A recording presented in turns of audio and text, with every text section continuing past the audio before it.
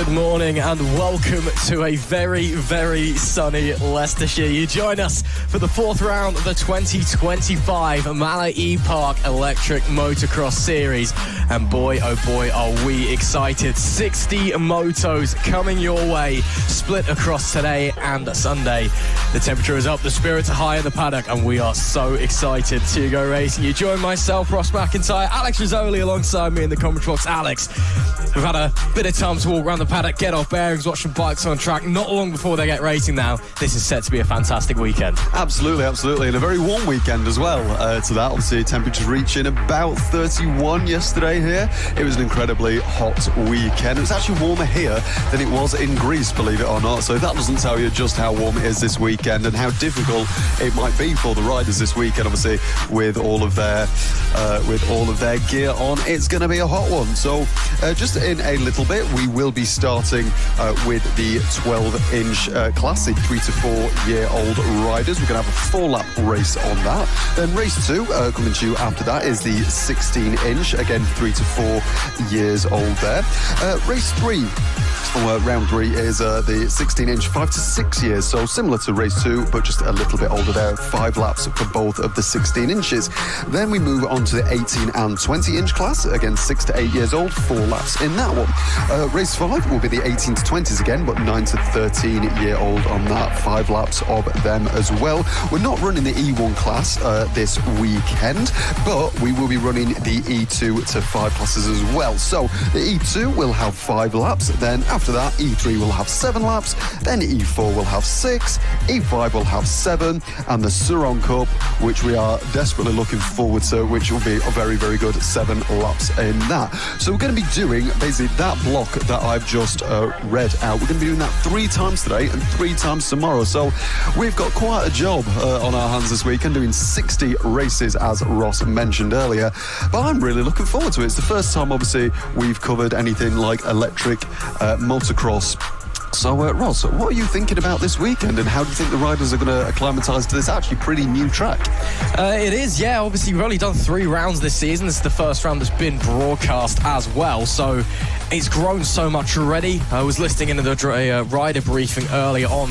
The first round at the start of the season, only 50 sign-ups. Today we've got nearly 120, so it's already exploded in size, over double the amount turning up to each round, and it'll continue to grow, I'm sure, as the season progresses. Already in the second half as well, only a 6-round championship, this being round 4, so we are over the halfway mark, and we will start to be keeping an eye on some championship tables as well. First race coming up very, very shortly, I'm sure, but it should be interesting to see. Obviously, the heat is something we absolutely have to factor in. Motocross is undoubtedly one of the most physical forms of motorsport in the world, and in temperatures like this, with the track so dry, it's a very hard-packed track surface as it is. It's been artificially watered down just to try and get some dust down, maybe add a bit more grip in some corners, but it's drying out so quickly. So I think grip might be a bit of an issue, and rider fatigue, especially towards the end of the weekend with those 6 races for each of the riders. I think it's something we're going to have to keep an eye on, but still should be very, very exciting racing. And some riders as young as 3 years old out there on the track. I don't know what I was doing at 3 years old. Certainly wasn't doing this. Yeah, absolutely, absolutely. We've got a fantastic weekend. As you can see there, beautiful, beautiful blue skies up above us here, as we say, at Mallor-E Park for the Mallor-E Championship this weekend. So the first championship that we're going to talk about is the riders, as you can see, who are just waiting to come out on track on this very, very dusty day. I can guarantee you that every single vehicle you can see on the right-hand side of your screen is going to be lathered with dust by the time today and tomorrow ends. But it's worth mentioning the championship order coming into this round. Blake Ford is actually tied for the win at the minute, tied for the lead with Freddie Mason. They are both on 230 points. In third, we have Riley Hickenbottom with 215, AJ Garwood in P4 with 202, and Creeracker Grant in 5th place as well. So those are sort of the top 5 there. We last round out at round 3, Theo Shears took a couple of wins. He took 4 wins and I believe 5 podiums as well last time out. Albie Clark as well had a very good weekend, quite a few podiums for them as well. As you can see on screen, we're looking at the lovely number 4 bike there, which is Freddie Fennell.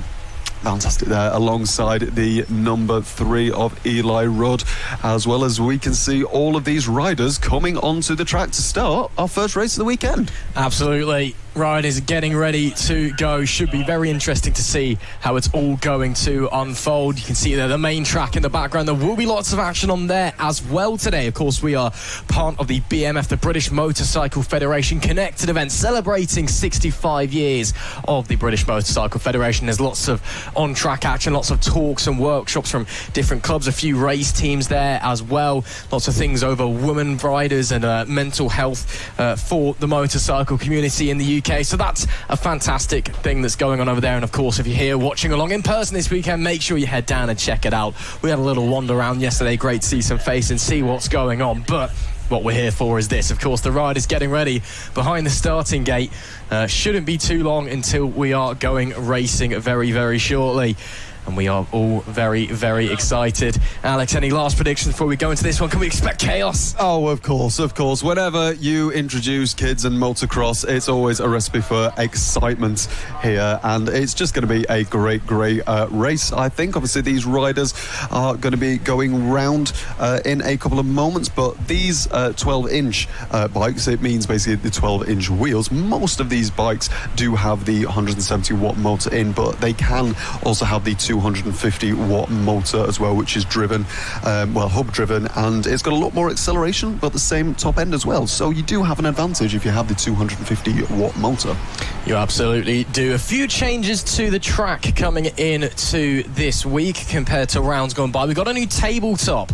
That's after turn number 3, so you'll be seeing these guys bombing over that for the first time. Some riders were able to get it done in practice yesterday. A few more riders only able to make it to the track this morning, but they did have a brief practice session earlier, so they hopefully have got a bit more use of that. Some of the corners just a little bit reprofiled as well, and the younger riders as well, they will be skipping out a few corners, so they won't be going up the second of the massive hill sections that we see. They'll be skipping that one out. They will still be going up the first one, that second massive section, Surrey Summit as it's been christened. They will be reserved for the older riders on the quicker, more powerful bikes. There we see Jack Ford, series organizer, just having a last few words with some of our marshals, some of our parents, and the riders, of course, there behind the start gates. They are all ready to get racing in a moment. We're just waiting to see if the 5-second board's going to pop out in a short moment time.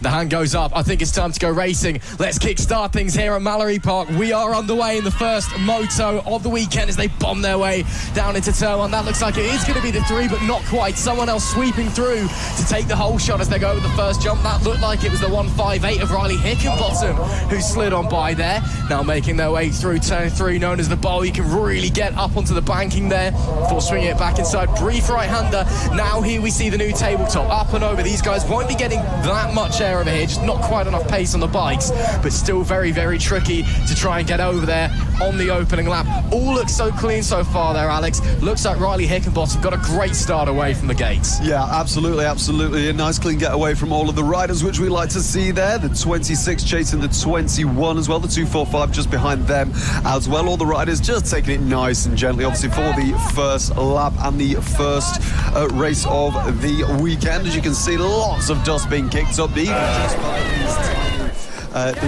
these tiny bikes compared to some of the other bikes that we're going to see as well. Going through the K-Tech curb there. Very, very nice as we come to finish our first lap over the triple hump here. Fantastic.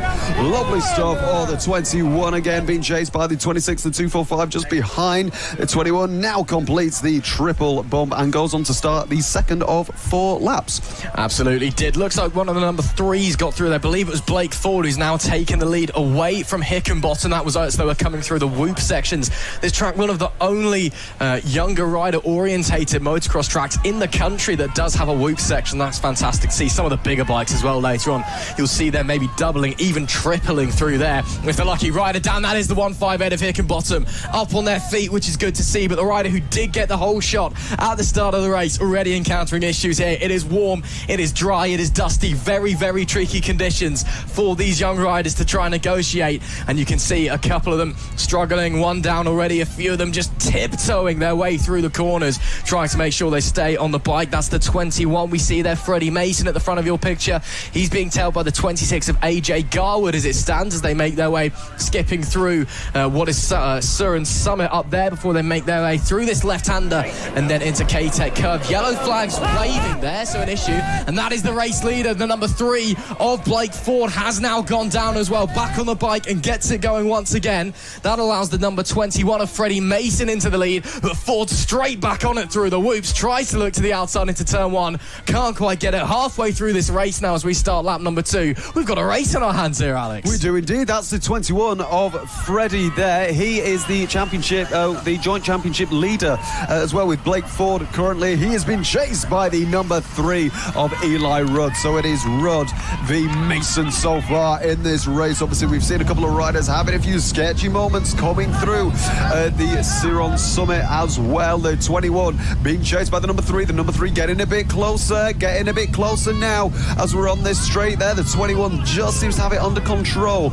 coming around this corner here at Ciron Summit, but the 21 gets a bit slower. Can the 3 get a better exit? It looks like the 21's just going to hold on to it for now, but as we go through the right-hander on the exit of Ciron Summit, number 3 takes a wider line. The 21 to the outside. Oh, he cuts to the inside of this corner. The number 3 has to take avoiding action there. He's pedaling his way around, well, metaphorically pedaling, I should say, going through the K-Tech curve right now. Oh, it is side by side. The number 3 has gone slightly into the back of the number 21 there as we go over this section here of the bumps. Number 1, number 2, number 3, and it is gonna be for one more lap around this track. The number 21, as I say, been chased by the number 3. It's a great race so far. We've seen a couple of riders a little bit down, but they're straight back on their bikes. We can see another one in the background there having a little bit of a moment, but they're okay. The number 3 still trying to chase. Oh, they're trying to give chase Eli Rudd on the back of Mason. Rudd trying to go left and right if he can. That is Blake Ford, sorry. Blake Ford as well on the number 3. The number 21, it looks like they are lapping one of the other riders there. All just getting a little bit stuck behind another bike there, Ross. Absolutely. Looks like it's been really, really mind game stuff from Freddie Mason, parking the bike coming into the corners to try and keep his co-championship leader behind him. Of course, that'll all change if they finish in this order. Opportunity, though, maybe for Ford as they come to lap. Traffic draws alongside. This could be a drag race right to the end. Mason has the inside, gets a little bit sideways into the corner. We've seen Ford already get unseated in this race. He went down earlier as he draws to the inside for K-Tech Curve. Can't quite make it work. Mason holds that inside once again, parks the bike. Lovely stuff as they bring it home. Only the whoops to go before the checkered flag. Can Ford get the run? I don't think he will. Checkered flag will wave. It will be Freddie Mason that wins the opening moto of the weekend in the 12-inch 3 to 4 year class. Blake Ford, a very, very close second, but in a chaotic 4 laps that saw riders down, riders struggling, and lap traffic causing contention. It is Mason that takes the early advantage here, takes moto number 1 on Saturday with a nice little win as well. So that is definitely something that we need to be keeping our eye on in this class, Alex. Just the chaos that's been causing. Yes, it's the first race. Yes, riders still maybe trying to get a gauge of things, how the bike is, how the track is. But there was lots of drama out on that track. Freddie Mason stands alone at the top. Absolutely. A great race there. We saw quite a bit of action between the number #3 and Freddie as well. A great race there for our first race of the day. A great race as we've seen. As you can see, Freddie there having a little bit of a celebration on his own, being congratulated by all of the parents. As we see a little grandstand there as well, provided by J&H Scaffolding this weekend. All the parents and brothers and sisters and all the family members there giving everyone a little wave as well.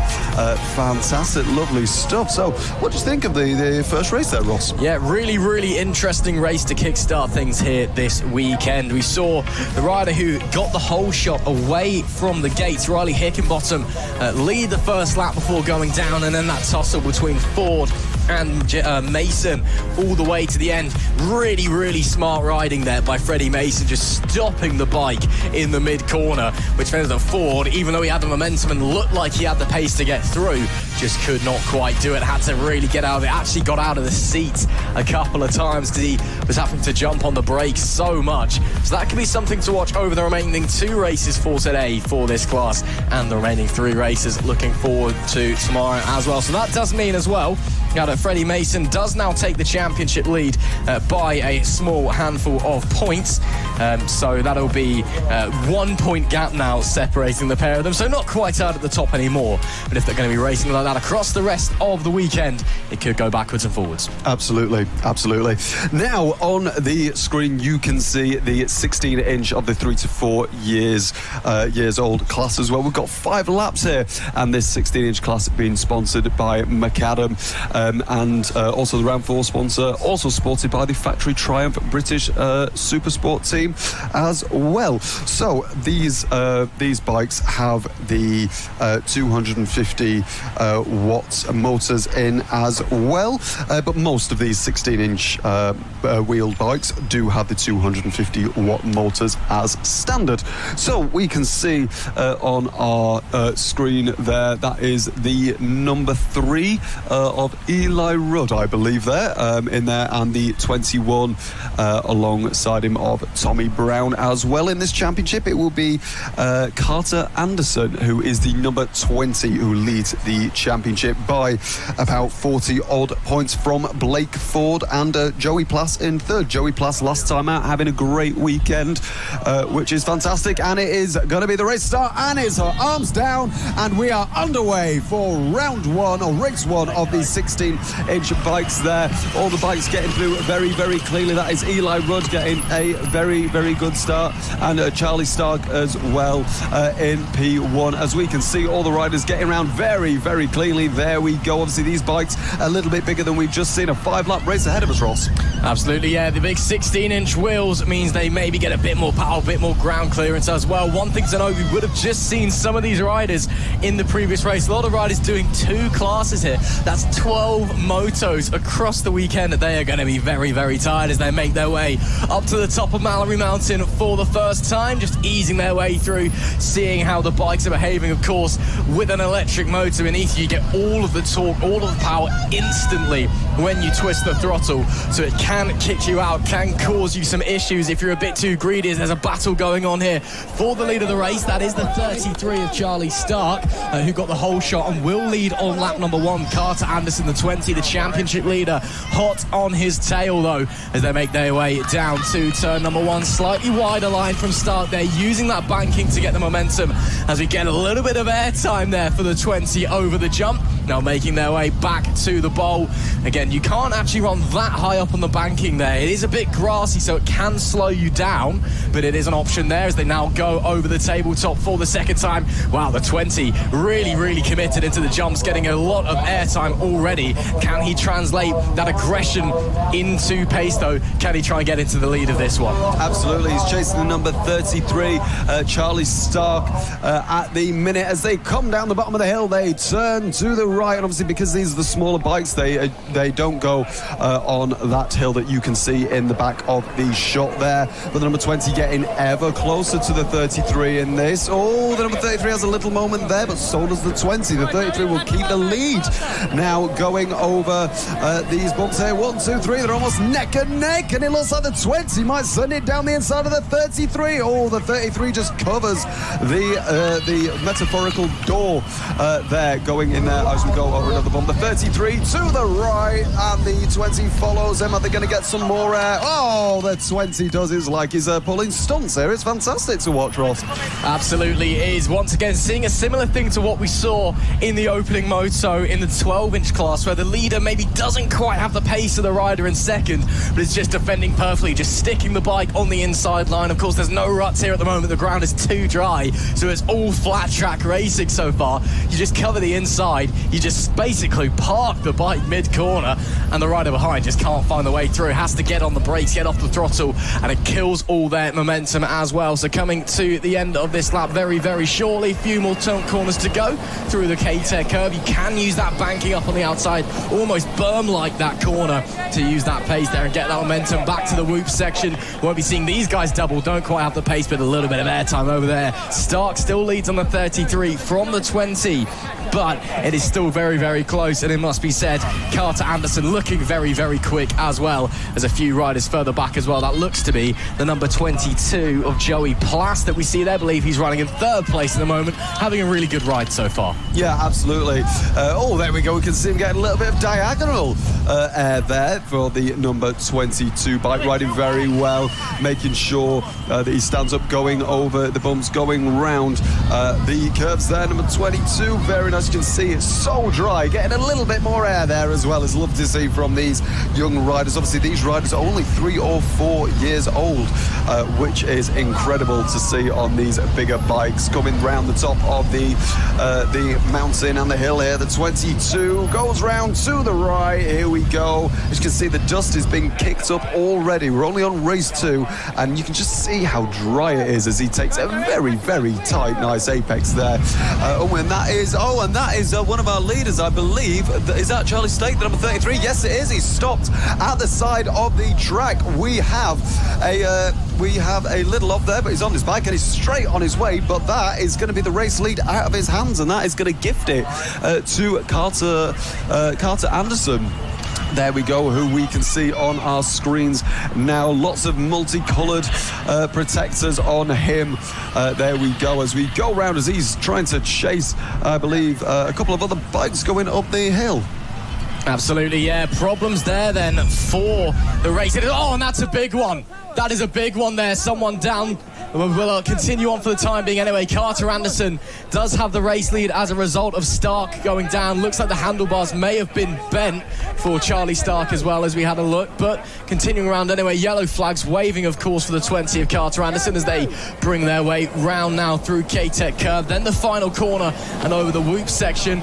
Final lap, and it is in fact the final lap. We're going to get the checkered flag waving, and Carter Anderson, a little bit of luck on his side as his competitor goes down, takes the race win in the opening moto of the weekend for the 16-inch 3 to 4 year class. A great race between himself and Charlie Stark. Stark unfortunately came a cropper, came off the bike. Looks like he may have bent the handlebar as well, but I believe he was able to continue the race as Eli Rodd there. I believe he finished a lap down in the end, but it is Carter Anderson that takes that victory. Hopefully the rider that went down is okay. We'll let you know as soon as we know. But once again, a very, very fascinating race. There is Stark coming across the line. I believe he would have finished in about P3 at the end of that one. So was able to recover. Bike looks okay from this angle as well. So hopefully not a lot of damage. Hopefully no bent handlebars, because they can be a nightmare to fix. But it is Carter Anderson that takes the victory in the opening moto for the 16-inch 3 to 4 year class. Of course, they'll be back out 5 more motos for these guys across this weekend, but a very, very fascinating race there, Alex. And again, track conditions, very, very tricky, seeing a fair few riders struggling, a fair few riders coming off. Absolutely, you can just see as the riders come over these, you can just see all the little rocks that keep flying off left and right. Just, not even going that quickly, but it is so dry here. If you go on the grass, if you go on obviously the dirt, if you hit a rock, it is so slippy, and that obviously comes with its own set of challenges compared to road racing. It's what makes motocross very interesting, is one single rock could ruin your race. Absolutely could. As we're getting ready for the 16-inch 5 to 6 year class now, these riders are a little bit over and older and already getting ready to go behind the gate, as we're just waiting for a few more moments. Once again, track conditions very, very dry here and very, very tricky. Not a lot of grip, no ruts to dig into out there on the circuit. So people struggling. Of course, these younger riders, most of this is just about getting them on the bike and experience, getting them track time, about learning your craft and improving and showing what you can do on a motocross bike in the first place. But at the same time, they want to put on a show. They want to try and have a strong race as well. So we're coming forward, just waiting to get going. There we see Jack Ford, the series organizer. He's the one in control of the start gate, so he'll be setting them underway, and shortly you can see his foot going to the pedal that sets it off. And we should be getting ready to go racing. 5-second board will be up. We'll see the hand go up from Jack to signal that he's ready to set them underway. And as soon as we have that confirmation, the start gates will go down, which it does. Now we get underway for the first moto of the day, the 16-inch 5 to 6 class. That is a great start there, and a very, very clear hole shot for one of the riders who rocketed away from the start gate. Brilliant stuff as they're all scrambling for position behind him, trying to negotiate there through not just the tricky conditions, but other bikes as well. You can see all the dust being kicked up there as there's the number 7 struggling. That's Boyce Clements having a bit of a fight there with the number 50 as they make their way up to the top of Mallor-E Mountain for the first time in this one, making their way around. The number 7 makes his way through as well. But yeah, very close racing early doors, but someone has rocketed away at the front of the pack. A very, very clear hole shot. You can see already as the 16 goes down there, problems there. But, man, oh man, what a start that was for our race leader. Yeah, absolutely. A great start. He just took the lead immediately. That's the number 16 that we've just been watching there. Obviously, commentators curse there. As soon as we talk about him, he goes down. But hopefully that rider is okay. Looks like we've got a yellow flag out on track at the minute, and that is the number 50 that we are looking, and that is Junior Garbutt there, having a great little race so far, trying to kick his way, trying to give himself more speed, coming around this, as we say, new track or sort of new layout for a couple or all of these riders, as we say every time they come here, whether it's weather conditions or anything. This is not the same track as they will have been on before. And that looks like the 313 of Theo Hancock there, rocketing away. Little GoPro in his helmet there. He's in P2 at the minute. Going to try and challenge that leader that just got an incredible hole shot, Ross. And he was just incredible off the lead there. Going over the bumps. There we go. Trying to get a little bit of air. That is the number 22 there of Harry Perkins, who rocketed away from the starters. Look at that. He doesn't even want to sit down. He just wants to try and get his race over and done as soon as possible, Ross. Yeah, it was a great start from Perkins. Maybe not quite the advantage that he had at the end of the first lap. Everyone scrambling for position a little bit, and we did see there, of course, closing up Theo Hancock, I believe it was, that got a little bit closer behind. But that is very, very strong stuff from Perkins at the start of this moto as he negotiates his way around Mallor-E Mountain. Big kick from the rear of the bike as he gets a little greedy on the throttle, but looks all in control for the moment as he brings it down now, sticking very hard to the inside. Don't think there's any grip at all on the outside through that corner. Now coming into K-Tech curve again, not seeing anyone willing to try and use that banking on the outside just yet. Everyone still's maybe just not quite confident through the whoops once again. Nice and easy, doesn't need to try and risk pushing it. There is second place, the 3-1-3 of Theo Hancock, also heading through the whoops now. Again, not a huge advantage, but it's still there. So maybe that's why we are seeing the race leader just not quite pushing to 100%. You can tell he's just bringing it back, reserving it a little bit. He doesn't want to have an incident go off and throw this motor away. Exactly. He's already got quite a lead on second place as well, but look at this rider, the skill. Oh, a big jump there. That was lovely to see there as he now comes up to the top of Mallor-E Mountain. He's going to take it nice and tight, and the obviously advantage with these electric bikes over normal petrol bikes is these don't have any points where you can bog down with them. Because they're electric, you have maximum torque all the time. So that is sensational. You can just see there a perfect example of it there. Usually on a petrol bike that would maybe bog down a little bit, you wouldn't be able to get a good exit, but here you just have maximum torque coming out of the corners. And we have one rider down there as well, but he's straight up on his feet as well, which is good to hear. So this is, as we say, our race leader as well of Junior Garbutt there. Coming over the bumps there. Number 22 as well, getting a great bit of air. Fantastic to see there. That is our race leader having a fantastic race so far. Coming up Mallor-E Mountain, taking it nice and steady. Doesn't need to push any limits at the minute, but he still will go at some paces. He's actually coming up with, behind some lap traffic on the outside as well. Lovely to see there, as we've now got another bike there on the outside as well of K-Tech curve. Either he's got something going on at home or maybe in the paddock waiting for him, because he really wants this win. Over the 3 bumps now, and it's the final lap, and he will take the win for the first race of the 16-inch 5 to 6 year class. A great result there. You know, Ross, as soon as the gate fell, he was just straight in the lead. Harry Perkins continuing his good form that we've seen so far this season. Swept round number 3, all 6 wins in this class. The 22 potentially unmatched. We saw some solid efforts as well. The 3-1-3 of Theo Hancock did get closer as the moto progressed. We also saw the 50 of Junior Garbett getting on as well, and I believe he finished in P3 at the end of that one. So lots of things to think about moving forward in the 16-inch 5 to 6-year-old class as we head onwards. So a very, very interesting race. Again, conditions still very, very tricky. The heat perhaps getting to some of the riders. The bone-dry track surface will definitely be catching a few of them out, as well as a few more riders still yet to finish the race. So we see one just banging over the whoop section for the final time to take the checkered flag. But it was another dominating performance there from Harry Perkins on the 22 to take the victory in the opening moto of the weekend in the 16-inch 5 to 6-year class. And now it is time to get ourselves ready for the 18 to 20-inch 6 to 8-year-old class. You can get 18 to 20-inch wheels, funnily enough. So keep your eye on this one. These guys a little bit older, even bigger and stronger bikes as well. Should be fascinating to see as the speeds continue to increase. The experience of the riders continues to increase as well, so they themselves a bit quicker on the bike, as we're almost ready to get the gate down and get underway in this one. Pretty big grid to look forward to in this class as well. Caden Weldock is the rider to keep your eye on, the number 29. Caden having a very, very strong weekend at round number 3. Let's see if we can continue that form forwards to round 4. Yeah, absolutely. So we're just going to wait for these bikes and wait for Mr. Ford, obviously the series organizer, getting ready to put his foot on the pedal to drop the gate.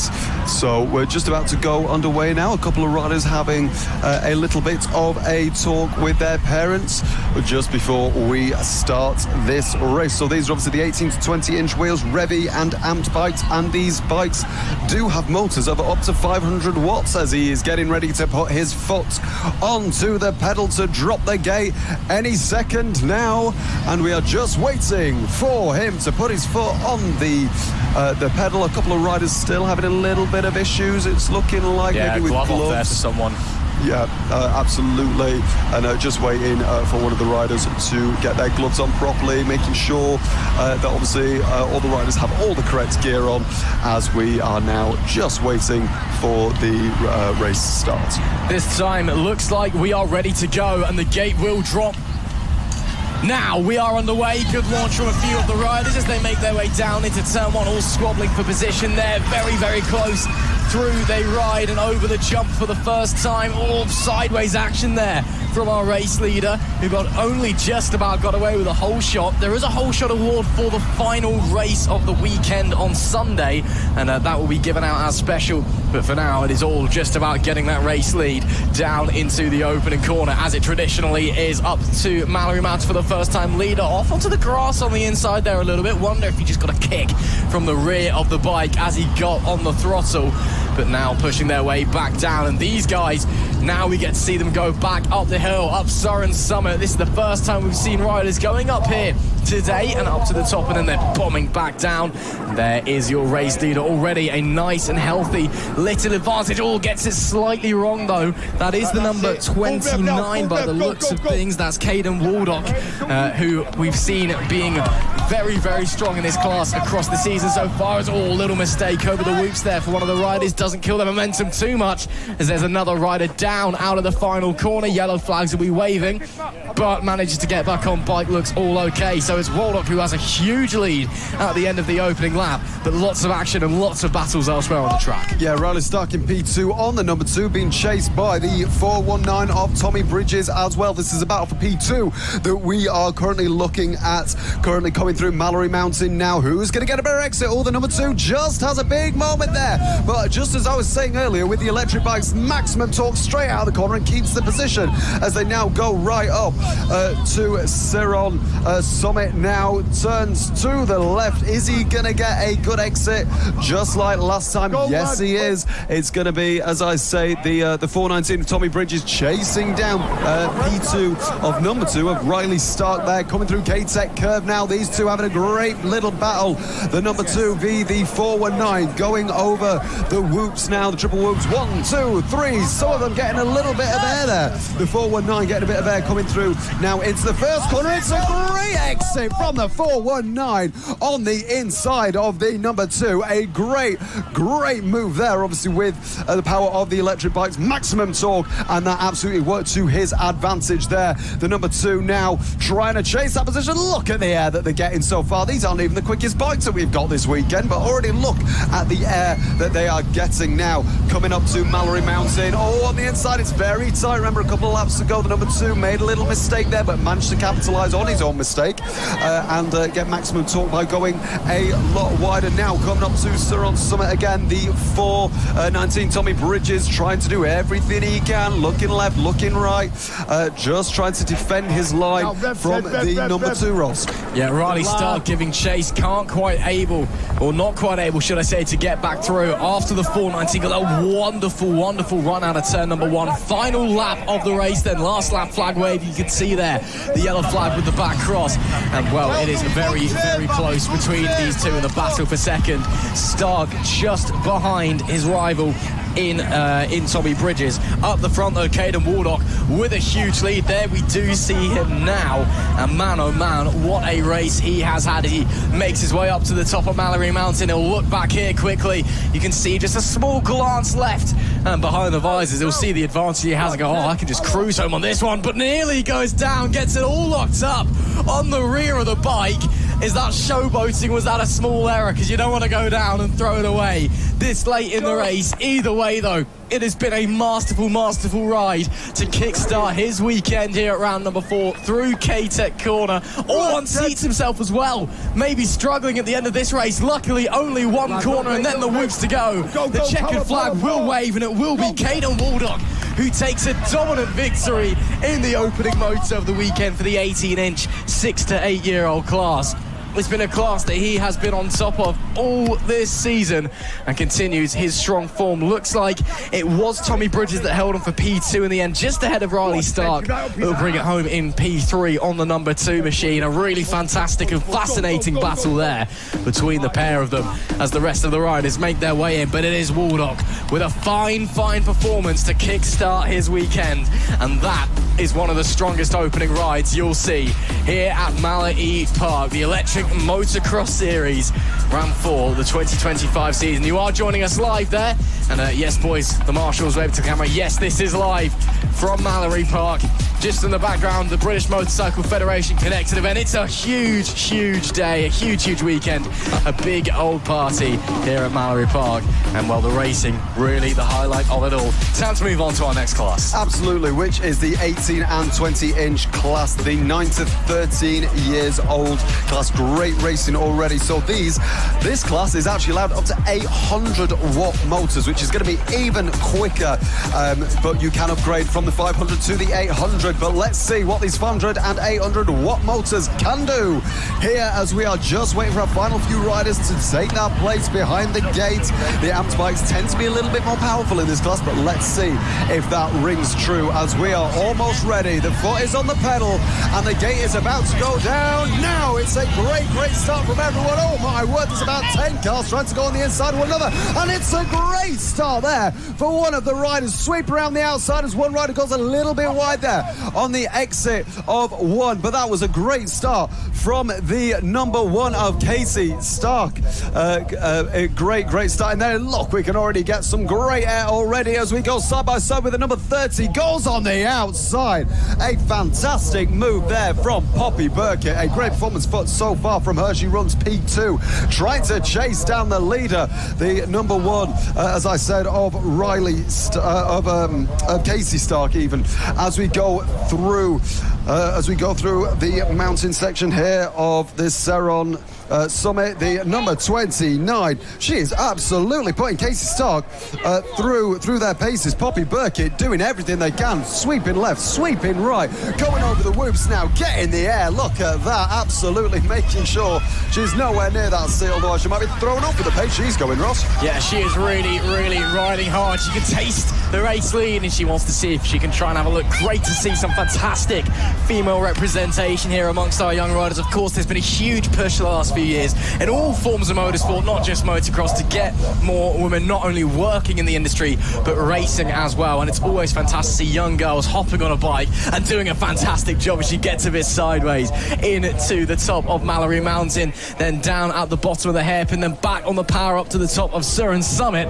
The number 1 still with a slim lead, but just behind them the number 30 keeping chase and keeping them moving as well. So Poppy Burkett with a lot of pace. Katie Stark just about holds the lead. A few more battles further back in the pack. That looks like the number 29, Caden Waldock, who's we just saw winning in the 18 to 20 in the younger class earlier on, doing a fantastic job here up with some older riders, a bit older than his age range, but just showing what he can do behind the handlebars, making their way into turn number 1. That's behind him, number 07, as that is a rider down the 213, Leighton Wickenden, having issues on the exit of K-Tech curve, but does manage to get out okay, gets back on the bike as well. So conditions still really causing havoc out there. Absolutely. You can just see just how dusty it is now as we start to move to these higher classes. We can see that the conditions do become quite a bit more dangerous. There's a lock up there on the rear. Is that going to give the other rider the advantage in this battle? Not on this occasion, as he absolutely sends the rear end out like he's driving a rear-wheel drive drifting car. At this point, it's fantastic to see. Great riding and great bike controls from these young riders so far, as we can see them going through the K-Tech curve now. Very nicely done. That is a couple of riders there. That is Sarah Johnson there going through turn 1 now. Oh, and we have a rider down there. That is the number 16 of Case LaSales, but it looks like they're about to get right back on the bike and get straight back into the race, which is great to see, Ross. Of course, the immediate problem when a motocross bike goes down, bending the handlebars. If you do that, that could be curtains for your race. It's what you see up in World Championship in British motocross, in AMA motocross over in the States. When a rider goes down, they just start smashing the handlebars, trying to get them straight so they can ride the things. Luckily, not had those issues here when riders have gone down. Of course, Mallor-E Park, no stranger to motocross, albeit electric. This is the first time that we're really seeing it around here. Of course, back in 2008 and 2009, hosted the British round of the Motocross World Championship. As we head on to the final lap, 2008 and 9. It's a lot longer ago than it seems. Put it in perspective, Antonio Cairoli was still an MX2 at that point, so wrap your head around that one. On to the final lap, though. It is still Casey Stark that is just ahead of Poppy Burkett, and this is getting very close. Burkett looks to the inside, does poke a front wheel, but the opening wasn't there. Onto the tabletop for the final time. Bit more air, bit more commitment there from Stark as they made their way over up to the top of Mallor-E Mountain. Inside isn't really open for Burkett, who gets bogged down as a result. Had to get off the throttle and with issues, and that could well be moto over, because now Stark has a pretty healthy lead. Absolutely, coming around the final few corners now. Few corners to go now, it seems, for the number 1 being chased down by, obviously, as we said, Poppy Burkett in the pink 30. But it looks like, and there's a bit of a moment here as we going round one of the back markers. Is that going to be curtains? Who's it going to be curtains for, though? Oh, it is going to be the number 1 with a great victory. Casey Stark wins just, and I mean just by a tyre from Poppy Burkett in P2 there. Stark absolutely elated with that performance there, giving himself a great well done there, a great ride there from the number 1 and the number 30 as well. Some great battles there, obviously, just showing again in bike racing just how dangerous maybe sometimes back markers can be for the race victory. You know, we've seen in plenty of other series on the last lap things can happen with back markers and cost some riders the lead, as we now see the final few bikes crossing the line point to end the first race of the 18 and 20-inch 9 to 13 years old.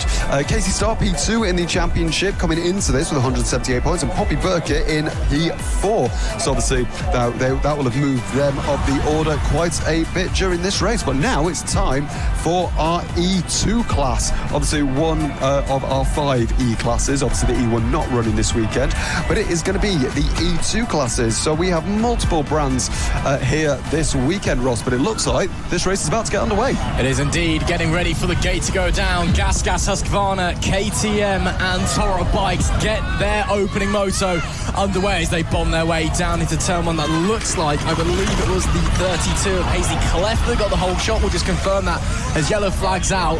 Is that a problem somewhere? Have we got a false start? Are we going to go again, or are we still moving? Oh, that's why. Few riders going down. That's the number 7 that we see there, who's had an issue. That's Tristan Bailey as well, the 533 of Oakley Berry, having issues on the opening lap. It is in fact the 21 of Freddie Mason that leads the way as they make their way up to the top of Mallor-E Mountain for the first time. In fact, few riders in front of him, should I say, so that could well be the battle for second. And I'm not sure if we're under yellow flag conditions, because Freddie seemingly thinks we are, because he's riding very, very slowly, and that lets the 4 by as well with Reggie Doyle as they make their way now up Surrey Summit and flying on by. That is the number 3 then that leads. That's Daisy Rudd, currently leading the moto then. Great to see her up the front doing a fantastic job so far in this opening moto.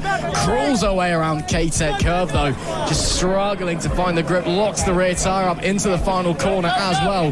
Whoop section for the first time, all looks pretty comfortable. Oh, gets very crossed up coming over the final hump. Nearly got thrown off the bike there. Great control to stay on and stay in the lead. Absolutely fantastic bike control there from the number 3 of Daisy Rudd. Currently P3 in the championship coming into this round. It's fantastic to see that she is doing so well so far this year, and hopefully she can extend her championship, or she can maybe even move ahead of Billy Cooper coming out of this weekend as well, who is just ahead of her in P2 at the championship.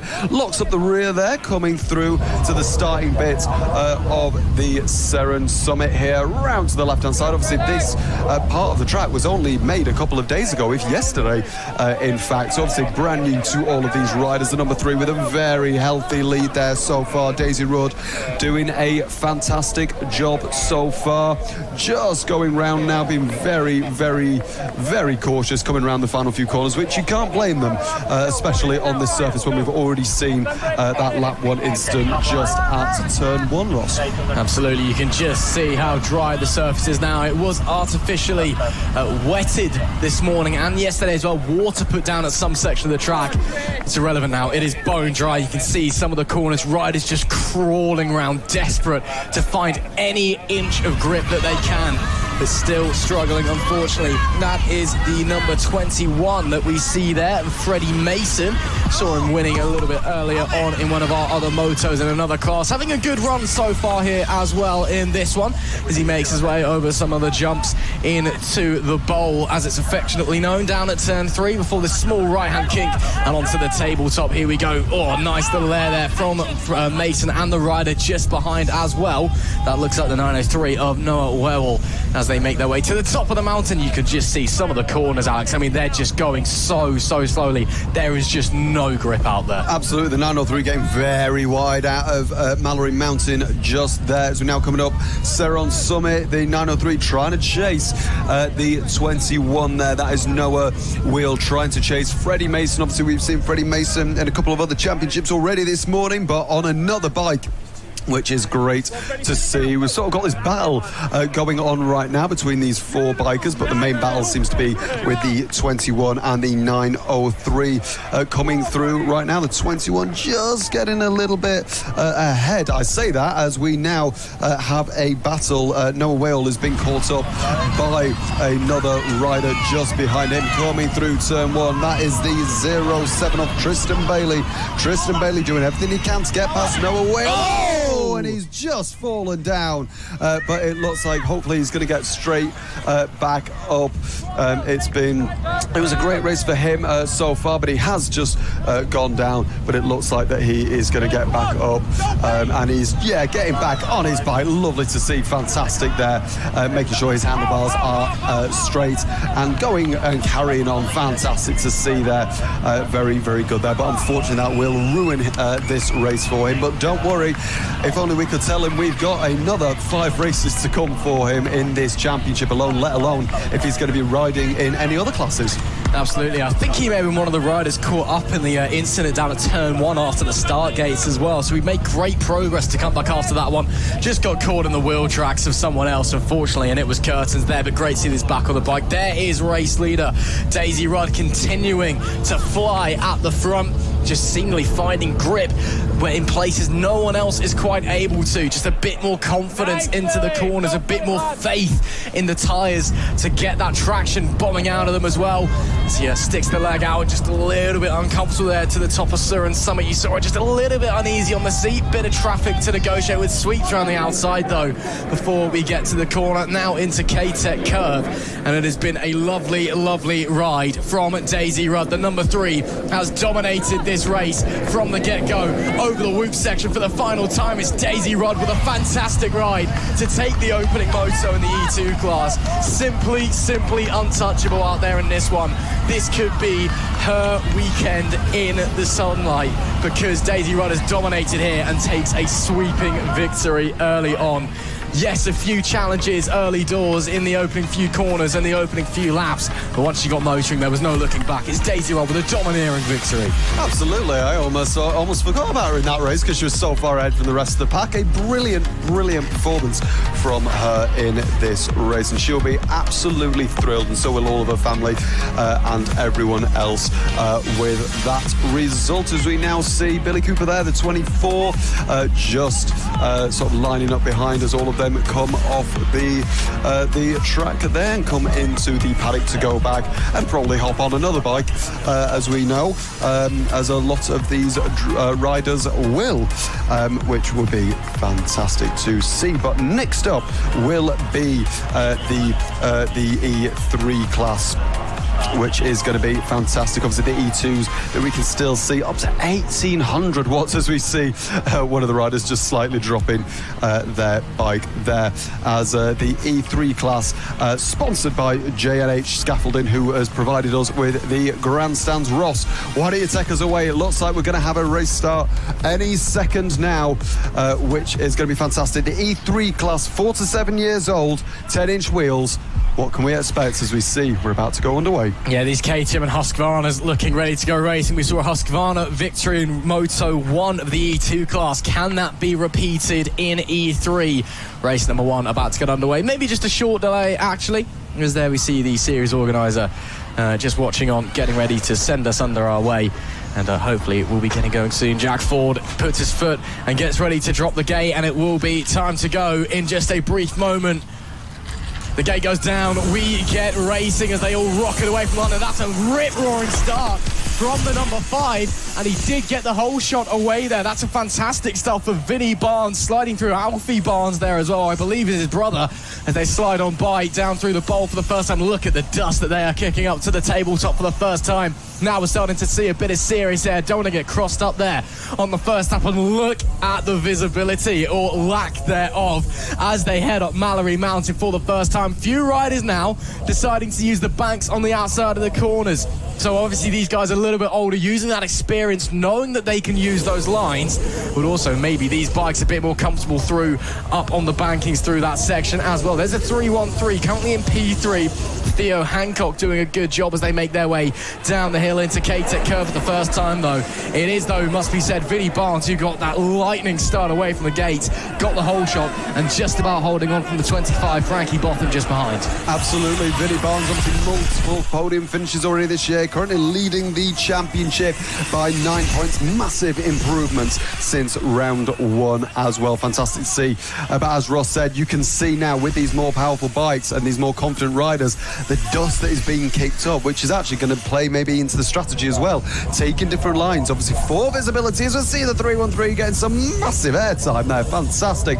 Now coming up to the top of Mallor-E Mountain, 313 all the way around the outside, trying to avoid all the dust, as we can see that is being kicked up by multiple riders. I feel every vehicle and every single bike and even the riders are going to get absolutely covered in dust by the end of this race, never mind the end of the weekend. As we see the 313 chasing the 25, so that's Theo Hancock chasing Frankie Botham there for position there, coming through now, going over the triple whoops there. Fantastic. The 25 going this way and that way, having a great bit of throttle there out of the exit of turn 1. A jump there now into the right hander of turn 2, left into turn 3 and a hairpin here. Lovely stuff as we're just gonna follow him coming through the right hander now, turn 4, over a bump up to the top of Mallor-E Mountain now, turn 5 and the hairpin. We're going to see a lot of riders. The 313 is so confident, one of the only riders I've seen this race to take that outside line at Mallor-E Mountain, but he's gone very wide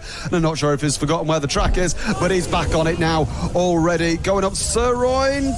And he's Sirroin Summit, and fantastic move on the inside of the number 25 there. So that is Theo Hancock now ahead of Frankie Botham already in this race. Theo Hancock proving that he is probably one of the only riders going on the outside line.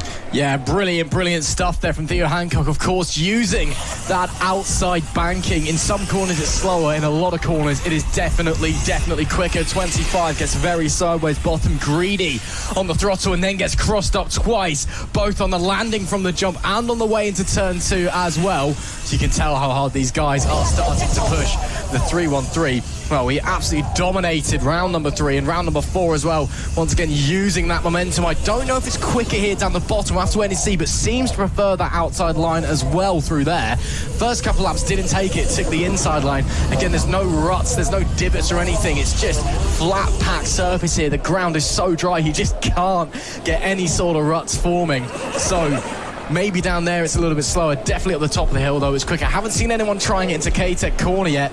Maybe just building the confidence for Theo Hancock as he starts to try and experiment with different lines. Doesn't quite get the double over the whoops, but doesn't hurt his momentum too much. Of course, all the suspension on these bikes, the big front forks and an independent rear suspension as well. These things can take it.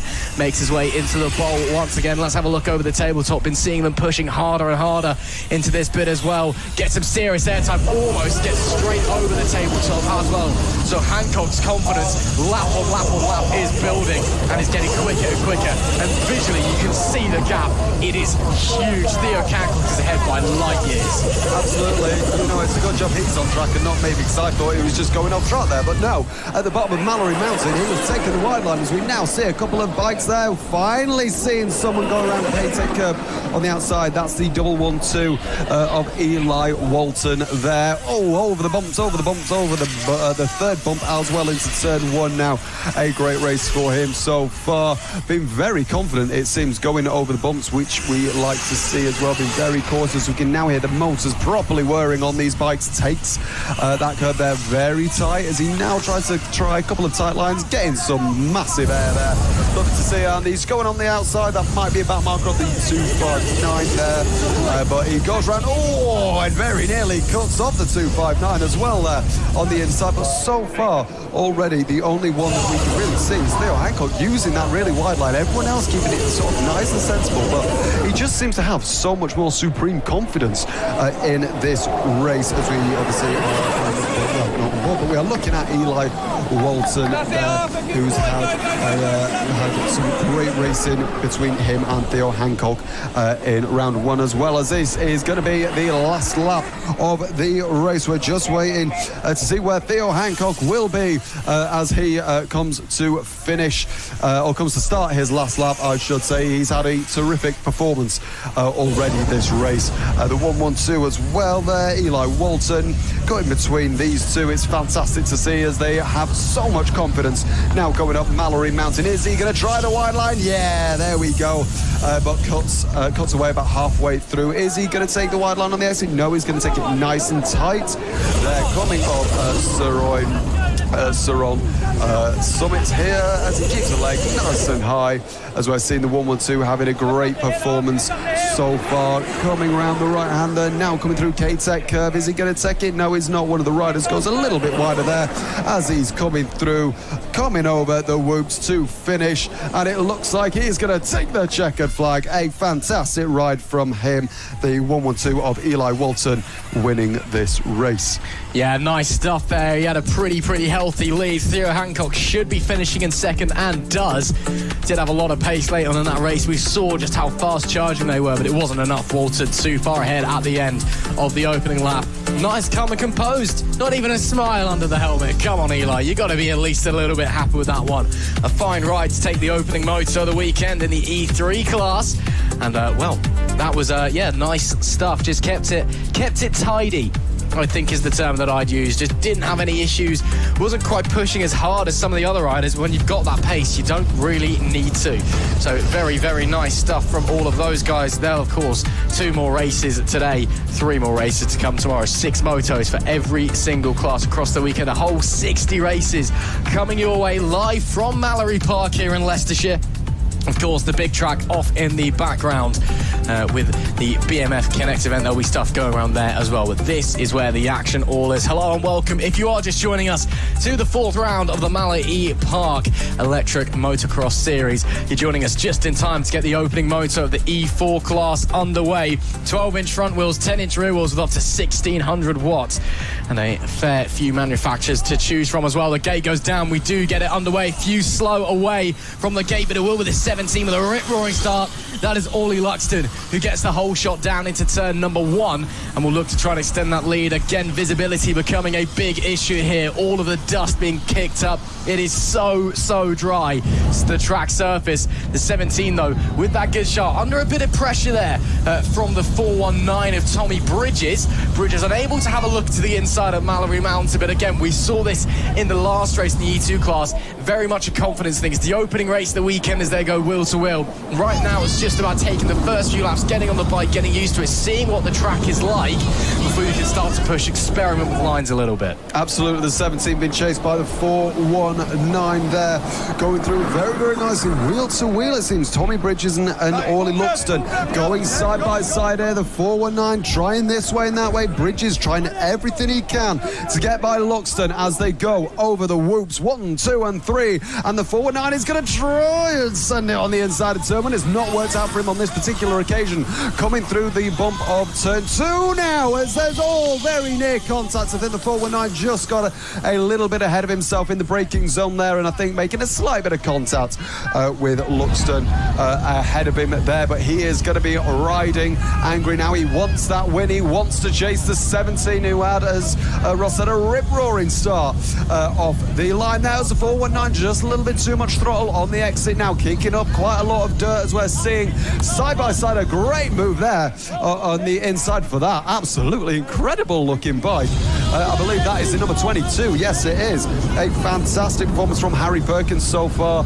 Very noticeable bike, so thank you from us in the commentary booth as well. Very recognisable bike as we see him chase a biker with a green helmet with a Mohican, it looks like, which is fantastic to see. Very recognisable. And this is the battle for the lead. The 419 on the back of the 17. The 419 has already made up that gap after making contact at this corner on the previous lap. He goes a little bit wider, learning his lesson this time. Is he going to be able to go on the inside? Gets quite a lot of rocks and dust sprayed up at him by Luxton there. Is he going to try on the outside? They go side by side over the bump. It's very close between these two riders. The 17 now, is he going to have to go tight? He's going to have to go defensive if he wants to keep the position, which he does. He holds off the line beautifully there from the 419. 419 going round now. He keeps it very, very tight there. The 419, as we say, Bridges trying everything he can. Is he going to be building bridges with the number 17, or is he going to be destroying them? Let's have a look as these two riders go left and right, wheel to wheel, going through K-Tech curve. There's a little bit of contact, and the 419 goes down after making contact with the back of the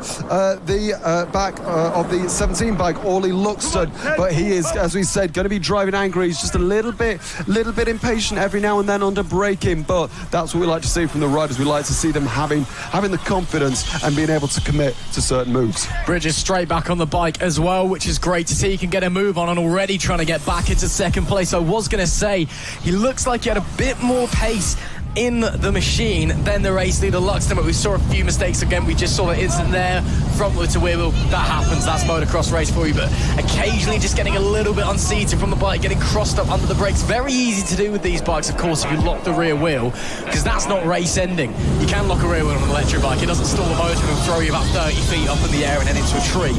So you can get away with that, but it does mean you get into corners on an angle, and that can be a bit of a problem. There is the 22, who's counts Harry Perkins just ahead, currently out in P2, and there is the 17R race leader of Orly Luxton. So it's getting close between the front three. We've seen Tommy Bridges go down and make a few mistakes, but we know he has the pace, and it looks like the 22 now gaining some confidence on the bike as well and starting to up the ante. So these three will now all be starting to push each other. As all looking to the inside goes the 22. Was there contact between them? There may have been, because the 22 had to get right out of it. So Harry Perkins, with an opportunity to get to the lead, didn't come into fruition. Over the tabletop they go. No one quite able to clear that just yet, and that allows Luxton a bit of breathing room up in front as well, but not too much, because the two behind him are absolutely on the ragged edge.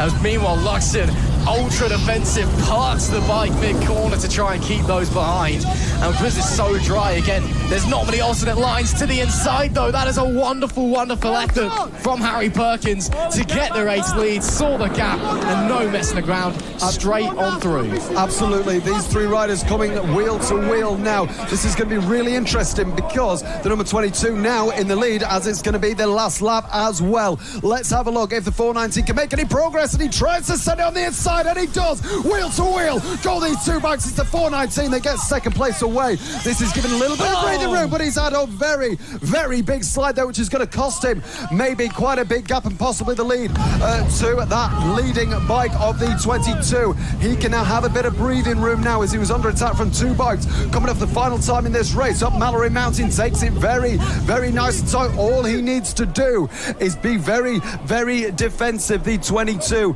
of Harry Perkins having a great performance. The 419 again getting a little bit wide there. He's just had quite a little bit of a messy race there, but it's going to be the 22 now coming down Suron Summit, now coming through K-Tech curve. It looks like, fingers crossed, this lovely, lovely looking bike will take his first win of the weekend.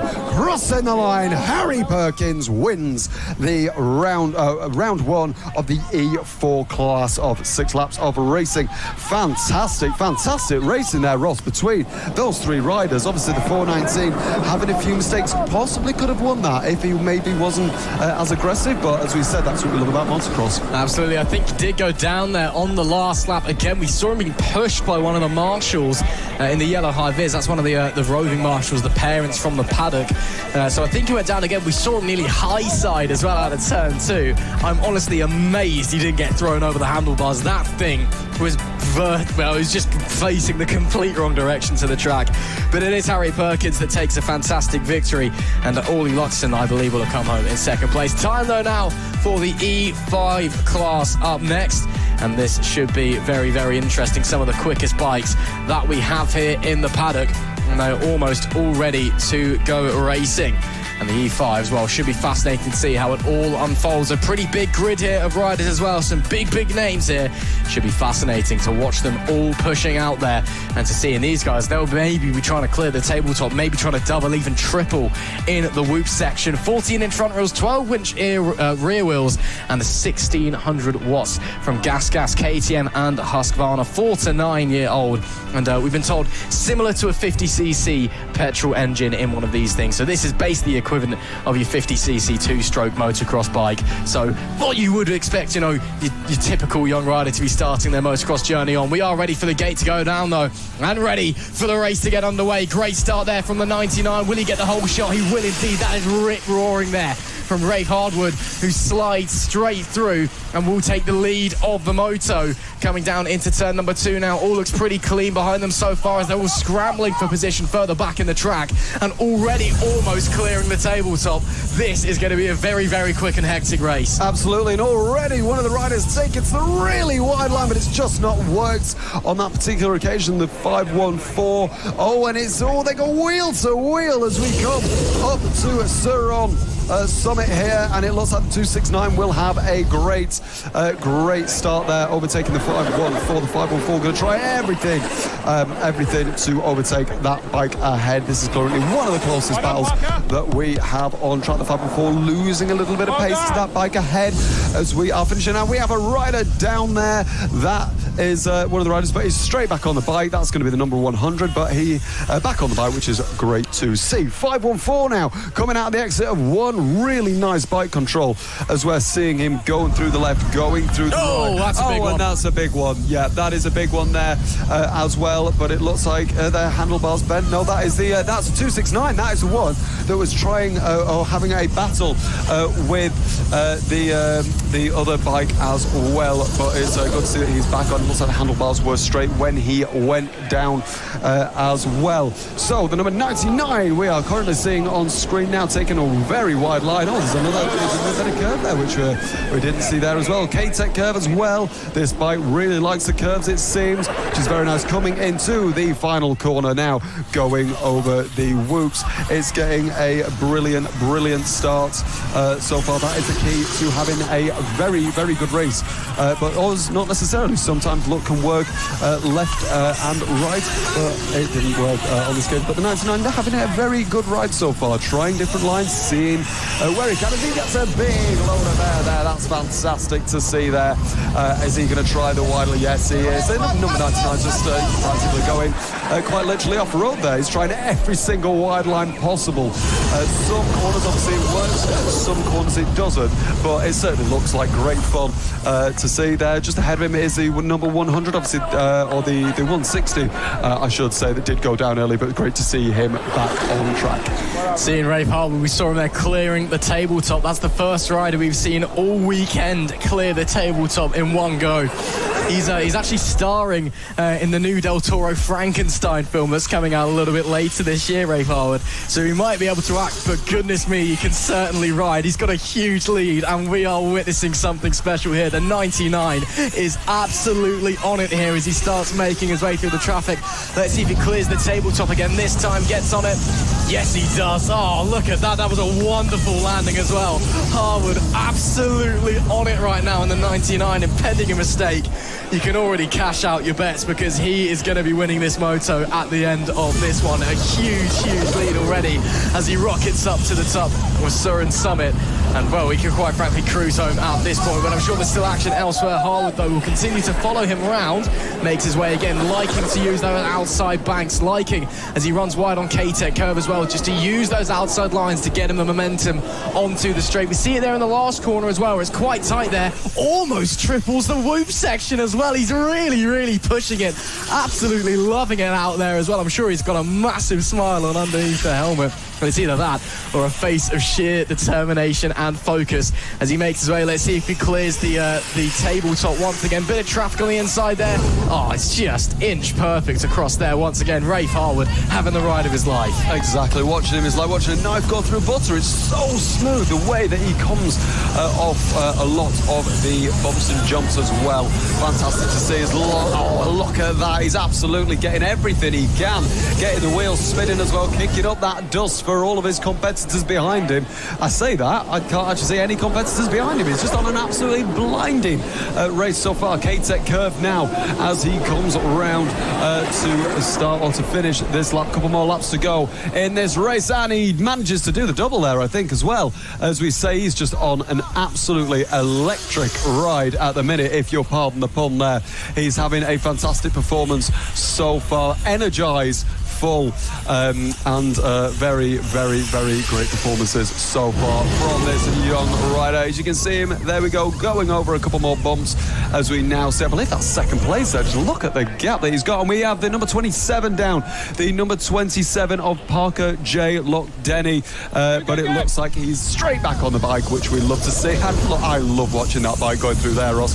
It's lovely just to see how the bike bounces, especially when he applies throttle as well. Look at him, he's just absolutely having a fantastic performance coming through K-Tech curve now on the outside, as we like to see, kicking up lots of dirt, lots of rocks, everything, and it's going to be the last lap so far. Oh, a little bit of a I think that's the first sort of I think below average landing we've seen from him all race, which is a very, very impressive feat indeed. But these electric bikes are very, very, very incredible. Obviously, as we said, very similar to the 50cc two-stroke bikes as well. Same performance. Look at the air he's getting on that, and obviously the dust kicked up as well all the way on the outside. There's about 3 bikes he can overtake here. It is indeed a double overtake as well for our race leader. A fantastic performance from Rafe Hardwood so far. We can see one of the other riders getting a little bit loosey-goosey out of that corner there, coming round now for the final time in this race. He's got a little bit of traffic behind him, but he's going to go around the outside and try and do what he did last time and try and go on the outside of about 3 different bikes here. But what a sensational performance for this young rider for the last time and the first time this week, and it's Rafe Hardwood who takes the win in the E5 class. What a sensational ride, so smooth and buttery over those jumps, and he is indeed going to be impressed with that. And I tell you what, if acting doesn't work out for him, certainly riding will. Tell you what, this kid is going places. That was unbelievable. Poetry in motion from Rafe Hardwood as he takes one of the most dominating moto wins you will see. The opening race in the E5 class. Who else would it be? But it is Rafe Hardwood on the number 99 who wins, and wins in fine style. Miles ahead of everyone else as the bike just looked absolutely phenomenal out there on the track. Man, oh man, he could be looking for a very, very good weekend. We just have to wait and see what he's got in the other 5 races. Absolutely. And we just see the final couple of bikes. Hello and welcome if you're just joining us this weekend. We're currently coming to our final race of our first block. 60 races coming to you this weekend live here from Mallor-E Park for the 2025 Electric Mini Motocross Championship this weekend. It is the new series that everyone is talking about, especially in electric riding. The riders that you can see in the background are part of our top class here, the Suron Cup. These are fantastic. These are the Hyper-B models. You can either have 10 and 12-inch wheels on the front and back, or 12 and 14 wheels as back. And it's going to be a fantastic race as we now have 3 on these 3 speed modes and 3 response modes, and all modes are allowed in this. So it's a fantastic bike. As we see them get a very good start there. The gate goes down and it's going to be a sensational start there for the number 28. I think that is a bright pink and the bright blue bike there. A great start by that young rider there. These are the quickest bikes that we have on track so far. As we can already see, a great battle emerging for the lead of this race between the number 32 of Paisley Cleft and another bike behind the 269 of Hunter Riley. We've seen Hunter Riley out already this weekend, but already halfway through the lap already of this 7-lap race. A great start there for the number 32. As I say, Paisley Cleft being hunted by the Hunter, quite literally, Hunter Riley in second place. Already coming to the end of our first lap of our 7-lap race.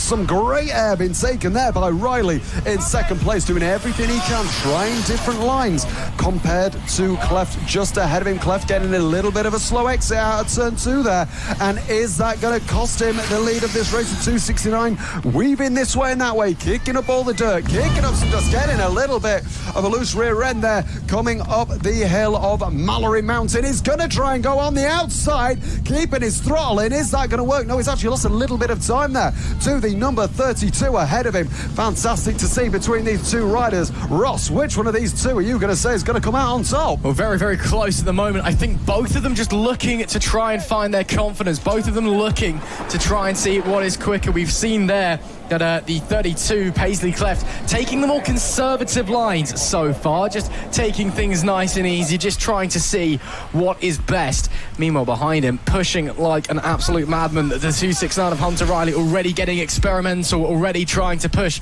take the wider lines through some of the corners. Didn't quite work on the previous tour. Let's have a look and see how they go to the tabletop in a short moment in time. There we can really gauge how hard they're pushing. Don't quite clear it. Cleft gets very, very close, but not quite clearing the tabletop just yet. And now the inside line for both of them. So the 269, Hunter Riley's decided it's not quite worth it going the long way around at this phase of the moto. And they're pushing their way back up to the corner. Oh, and down goes, oh, they're both down. Race leader goes down. Second place went down in consolidation. Nowhere to really go. It's either that or run into the back of them. I think they will still both be in first and second, because that was lap rider that went past. But yeah, just pushing a little bit too hard was Paisley Cleft. And then Hunter Riley came storming in, realised there was no one to go and put the bike down behind him as well. And actually, if anything, it's cost him more than it's cost the race leader. Absolutely. A great decision now, obviously, for the safety of his fellow competitor there.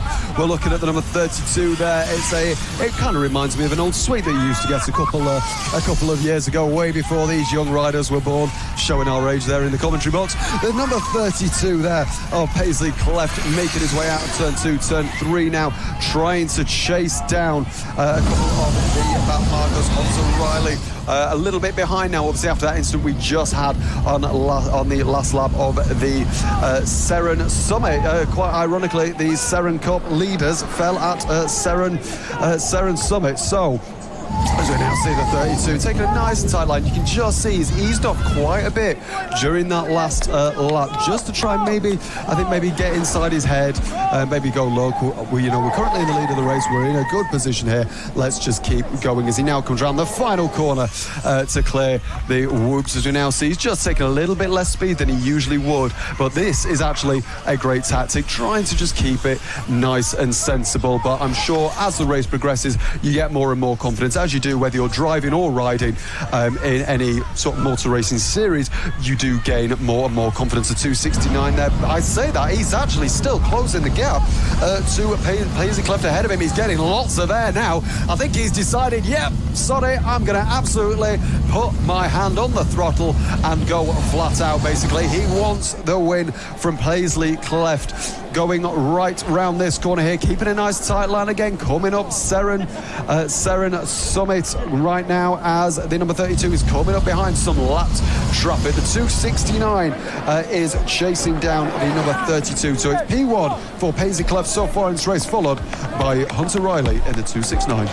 Yeah, the problem is, though, is that even if he is pushing, the 269 might be running out of time pretty soon, because these are only short, sharp and furious races. Only 7 laps for the Seren Cup in each of their motos this weekend. So if you do make a mistake or have a problem, if you leave it too long to really, really start to push, you just run out of time. Unfortunately, there we do see race leader, the 32, still holding on there at the front of the pack. Saw that mistake earlier that sent himself and Hunter Riley down, but since that, no issues, making their way through the traffic very nicely as well. Again, just still, I think, trying to find the grip, trying to find the confidence to go with it a little bit as well. But as they push on down the hill and coming through the left-hander, it is very, very comfortable right now for Paisley Cleft up the front of the pack. Very slow there through K-Tech curve. Again, just still trying to find those ease of confidence. Last lap flag is now waving as they make their way over the loop section. One tour to go for Paisley Cleft between themselves and victory. Absolutely. It's the last lap of this race. The number 32 having a great performance so far. These kids are going to be the kids of tomorrow. They're going to be very famous in future going by these performances. This is where you start if you want to get into cheap motocross. It's fantastic to see the number 32 having a little bit of a squat on the front there, quite sharp on the brakes. But I think the 269 is going to be running out of time, because it looks like the number 32 has put on a dominant performance. Obviously, him and the 269 getting tangled up earlier, but he has kept the lead of this race and just proved that he is an incredibly talented rider. Coming through K-Tech curve, the second to last now, coming through the final curve and the final corner to take the win for the first time this weekend. A fantastic performance from the 32 of Paisley Clef. In second place will be the 269 of Hunter Riley. The 32 and the 269 can both be very, very proud of their performances this week, and that was sensational riding from the two of them, and very sensible as well, obviously, with that incident up on the Seron summit. Fantastic, as we're just seeing a lot of the young riders as well as family members congratulate all of the riders. We're just waiting for Paisley Clef there just to receive some maybe some trophies or some more congratulations from their fellow riders. A great pat on the back there. Well, that was our first block of racing. We've had 10 races already today. They have flown by, and we've had some good racing already, haven't we, Ross? We certainly have, and one thing remains the same: conditions are so tricky. The ground is just so dry. It is a struggle to find grip. It's a struggle to find what lines are quick, and it's a struggle for a lot of the riders to stay on the bike as well. Yes, a lot of this is just about getting more experience and improving as a rider, but these guys want to race, and they're still pushing it like there is no tomorrow as well. So all of the first races done. So our first block out of the way. We'll get on with our second block in a short moment's time. Hello and welcome. If you are just joining us to the fourth round of the 2025 Mallor-E Park Electric Motocross Series, all of our race number ones are done. We're about to get underway with the second moto of the day for the 12-inch 3 to 4 year category. And a little bit of a step back in pace, shall we say, from the E5s and the Soren Cup with the bigger bikes, but these guys still going to go out there and put on a performance. It has been a fantastic day of motocross action so far. Of course, in the background as well, we have the BMF Connected event, which is going on here at Mallor-E Park. Let us know where in the world you're watching from. Let us know who you are supporting. Let us know who you think is going to win as well. It's been a fascinating race, day of racing so far. Should be interesting to see how it unfolds. Absolutely. So as we say, if you are just joining us and you have just caught the end of that race, we're basically going from the fastest to the, I would say, the slowest class. Obviously, the 12-inch bikes. Basically, if we say 12-inch, it basically means it's the wheel diameter, basically, as we are just waiting for the gate to go down for the 12-inch 3 to 4 year old riders here. Just waiting any second for the gate to drop, and it's go! A great start there from a couple of the riders of 21 slots into third place, or does he? Yes, a great start from the green and black bike there, being chased as they all sort of go 2 by 2 so far through, obviously. Oh, and we've already got down that second place there goes down through there, but it looks like, I think they'll be getting straight back.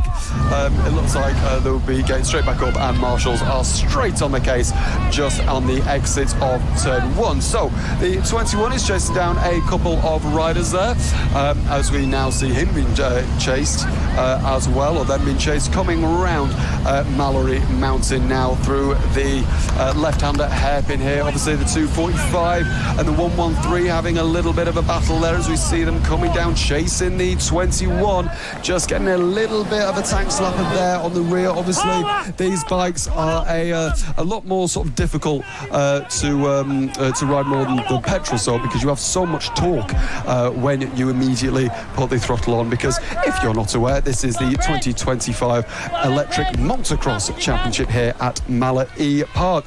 As we're seeing the great rider, the 158 here, which is Riley Hickenbottom. He is currently P3 coming into this weekend in the championship and having a great weekend so far. He has indeed got the whole shot in both Moto 1 and in Moto 2 as well. Cast your mind back to Moto number 1 earlier on this morning, and he did lead that race from the get-go. It then went down and it led to the rider currently in second, Freddie Mason, taking them in. I believe it was the number 3 of Blake Ford who went down at turn number 2 early doors, as we see issues there for the number 4 of Freddie Fennell. Hopefully all okay to try and continue.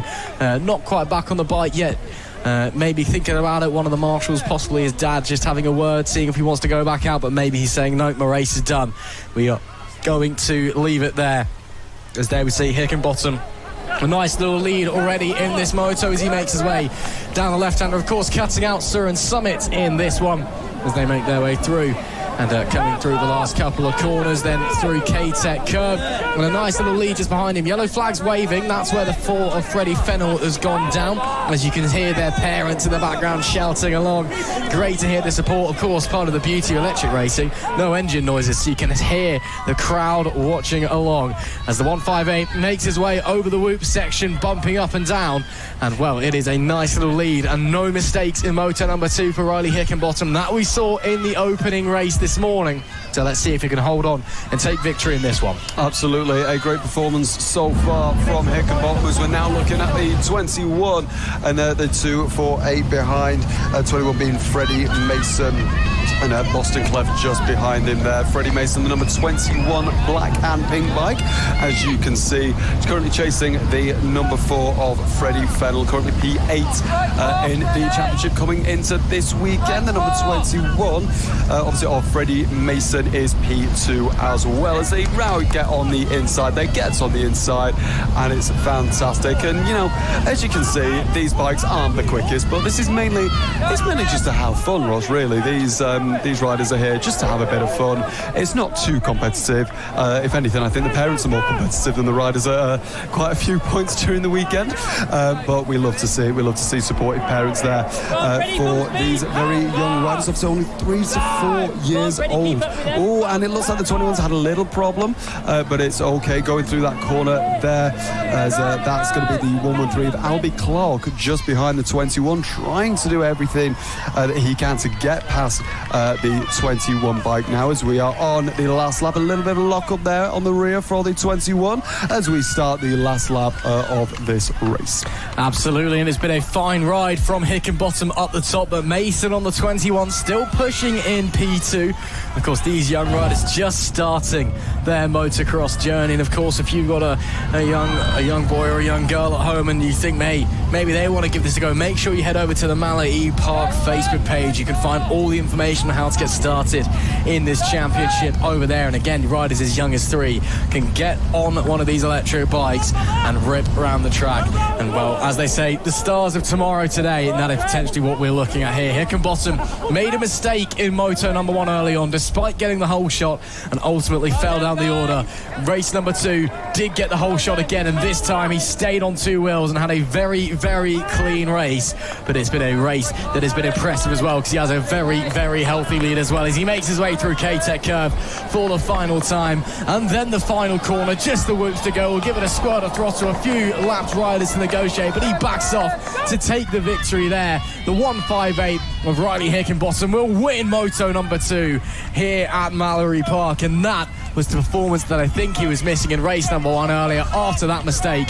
This time he comes on by, keeps it clean and tidy, and brings it home. And of course, Alex, that is half of the action. Yes, it's all good being very, very fast, but if you can't stay on the bike, you're not going to win anything. Consistency is key as well. Absolutely, absolutely. Consistency is key in racing, as we now see the final few riders just making their way past the finish flag. There we go.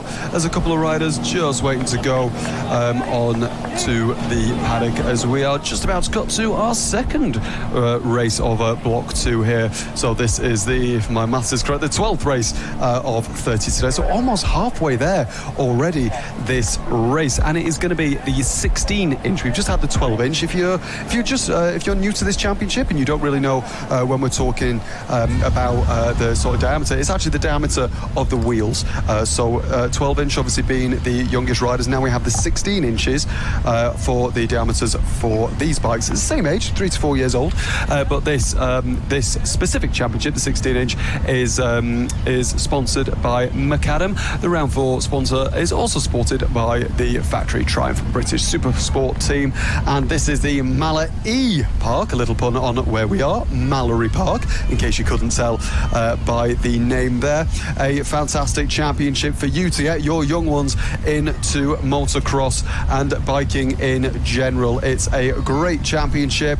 Some of the bikes are incredibly cheap for racing things. So if you want to come along, check on the website. There's 6 rounds to this year. We're only on round 4. So if you or your child want to come along and even just have a look and talk to everyone, we are all here to watch this brilliant racing. So, bigger bikes now, the same age. We're just waiting to go underway. Up to 250 watt motors on these, and most of these 16-inch bikes have the 250 as standard anyway. And don't worry, it's 250 watts, not 250 cc's. Otherwise, these bikers would go flying into turn 1, which wouldn't probably be the most entertaining thing to watch. Now, 250 watts in their batteries, which is going to be a great start. So, Ross, we're just about to go underway with this championship. Round 2 on these.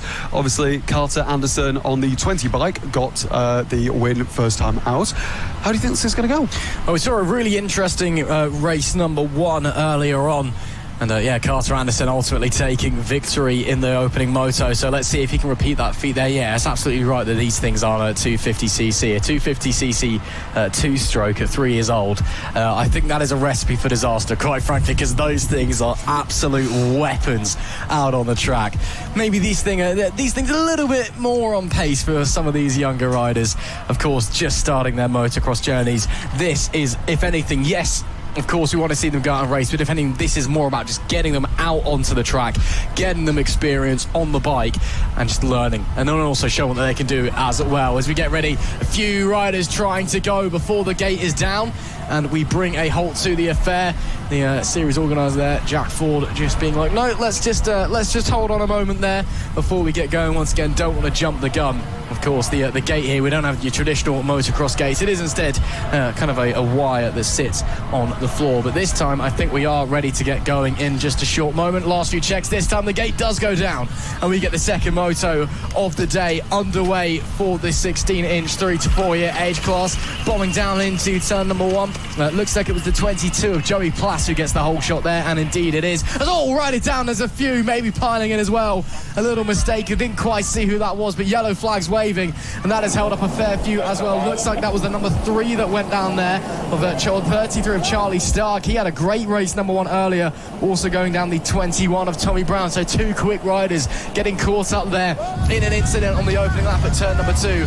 Up the front though, it is the 22 that still leads. Can he continue on with that good form? Absolutely, the 22 being chased down by the number 20. Lots of bikes in the 20s. We've got a 20, 21, 22, 24 and 26 in this race, just to add to our confusion here in the comms box. So the 22, as we now see, just trying to chase the 2020. As you might be able to hear, a little ice cream van, which, to be fair, I think everyone here is going to want today. It is scorching here at Mallor-E Park. If you're watching on the stream, let us know who you're supporting. Where are you watching from?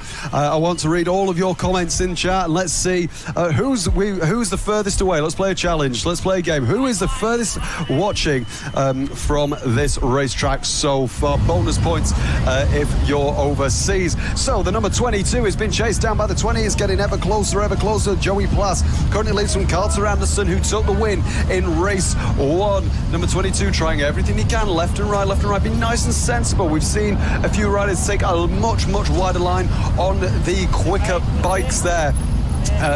But obviously in these younger series with the younger categories, we also don't have the second curve. As you can see, they go straight on instead of turning right and going up another hill that you can just see in the back of your shot there. Number 20 losing a little bit of pace now, going through the K-Tech curve on the number 22, as we see the lovely 16-inch bikes. You can just see they do look quite like BMX bikes, which is very interesting, but they are a fair bit quicker than BMX bikes, obviously having that 250 watt, or most of them having the 250 watt motor in them as well.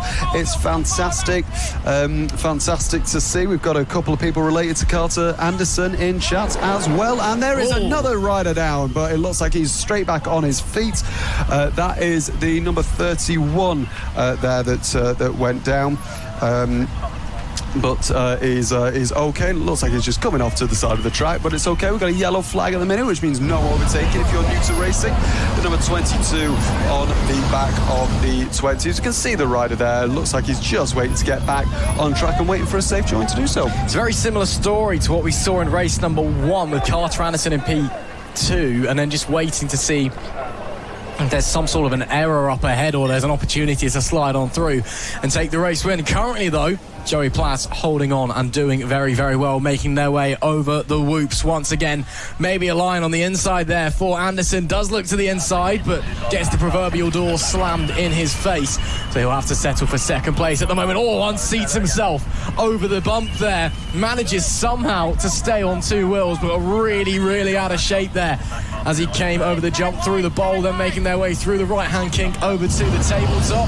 These guys, they won't be jumping very far over there. Still a little bit of air, but not jumping too far, of course. Not quite got the pace to clear that one just yet. Then climbing up Mallor-E Mountain. I love these corners here, and although they're not taking it, Surin Summit as well reminds me so much of Maggiore over in Italy, that amazing motocross track where you're flying up and down these steep hills. It is really a spectacle to see as Anderson now starting to push, gets crossed up on the brakes, stays on the bike though, all over the back of Joey Plass as they bring it through K-Tech Curve. Once again, looks like Anderson may have had a small mistake there as he's dropped back once again. But last lap flag waves, Plass leads ahead of Anderson. This one could be going down to the wire. Absolutely, the 22 now taking a very wide line. The 20 trying everything he can, coming through turn 1. Lovely long left-hander of turn 1. A little jump there, as we say. We're obviously not going to see many jumps in these smaller categories. But we'll see, and that's the number 33 down as well, straight back on his bike, making sure that the fronts are indeed the front tyres and the front wheels are aligned properly. There's another rider down as well. It looks like you can really see that these conditions are affecting these riders. We can feel here as well, it is getting quite warm as well now, so that's obviously going to be affecting these riders in the helmets as well. As this is the battle, I think, for the lead. Oh no, it's not, it's a back marker there. The 22 still trying to chase down the number 20, but I don't think it's going to be enough. The 22 is obviously in the lead, and there's a fall there, and that stops the number 20, but it looks like it will be a win for the number 22. The number 20 had the win in race 1, but it's race 2, which is gonna be Joey Plass. A great battle between these riders. We can already see in this race the number 3 as well go down. Lots and lots of riders fighting these conditions. So difficult. It's just getting to that point in the day now. It's midday now, so it's 10 past 12. So now through 2 o'clock is going to be the hottest part of the day. It's very, very hot, as we see quite a few riders making mistakes there, Ross, but luckily every single one of them was okay. Absolutely, a nice little win there for Joey Plass. Unlucky with Carter Anderson just having a rider go down in front of him late on, held him up big time. But it is a nice victory for the 22. Makes up for the errors in race number 1 earlier on. A real shame as well, it must be said, for the 33 of Charlie Stark. He had a great race 1 earlier on. In the second moto, though, got caught off on that incident on lap number 1, then went down again as well. Just couldn't get out of the wars and couldn't stay off of the dirt either. So a real shame for him. But Joey Plass, a lovely little performance in moto number 2. Of course, the second race out of 3 for today. Second race out of 6 across the weekend. Hello and welcome, if you are just joining us, to the 4th round of the 2025 Mallor-E Park Electric Motocross Series. You've just missed the second motos for our youngest riders on the 12-inch and the 16-inch class. Now moving up an age range, it'll be the second moto of the day for the 16-inch 5 to 6 year old class. A really, really interesting race earlier on in this one as well. We saw the number 22 Harry Perkins with a pretty dominant victory up the front, but lots of exciting riding to watch. And of course, these guys a little bit older now, a bit more experienced, more than happy to get the elbows out. Absolutely. We've got lots of fans all over. You just said Harry Perkins as well. We've got his nana as well watching from Salford up in Manchester as well.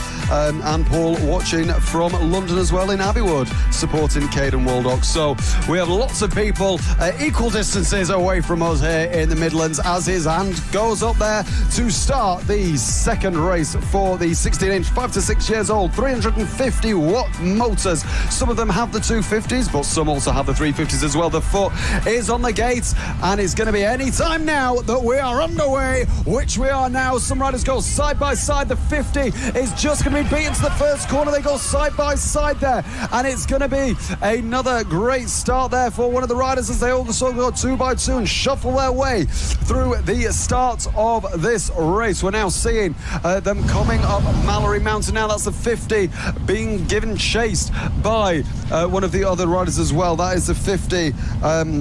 That is the 50 there as well of Junior Garber, having a great performance there, but he's just been overtaken by the 313 of Theo Hancock, a very competitive rider that we've seen so far this weekend as well. Very recognisable by the blue and purple sort of race suit and race garments, and the bright pink helmet as well with a GoPro attached on top. Absolutely. We saw once again the 22 there of Harry Perkins getting a very dominant hole shot.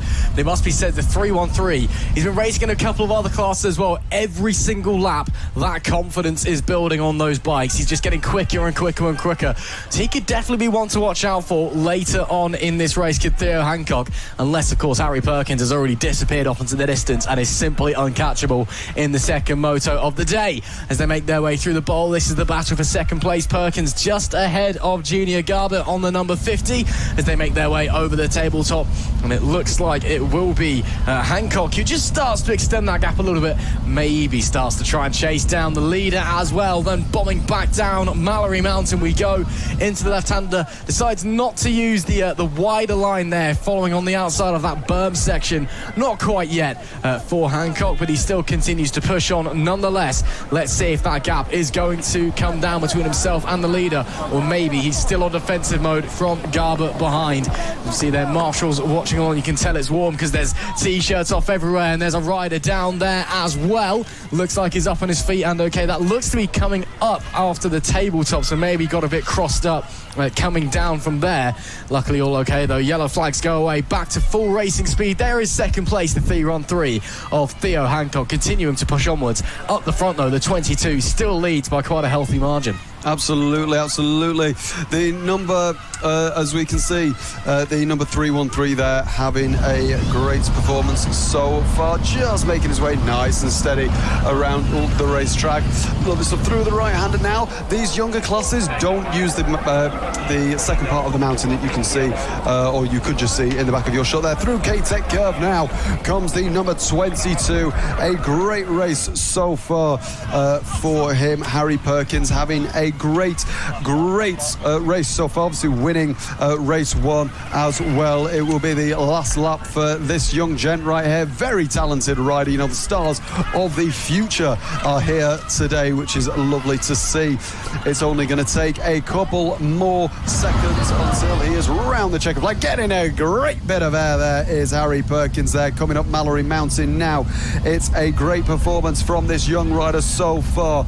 It's coming through the left-hander now. All of the riders taking it quite tight. A few of the other riders take the banking to go around, but it looks like we've only got a couple corners to go now. Has a little bit of a moment there, but he's got no challenge behind him now. He's okay through the K-Tech Curve, coming through the final corner, and for the second time today, I've got a feeling we're going to get sick of saying this, it's going to be another win for Harry Perkins, the number 22 rider in the fluorescent Rossi green. Fantastic performance from him, Ross. Lovely, lovely ride once again from the 22.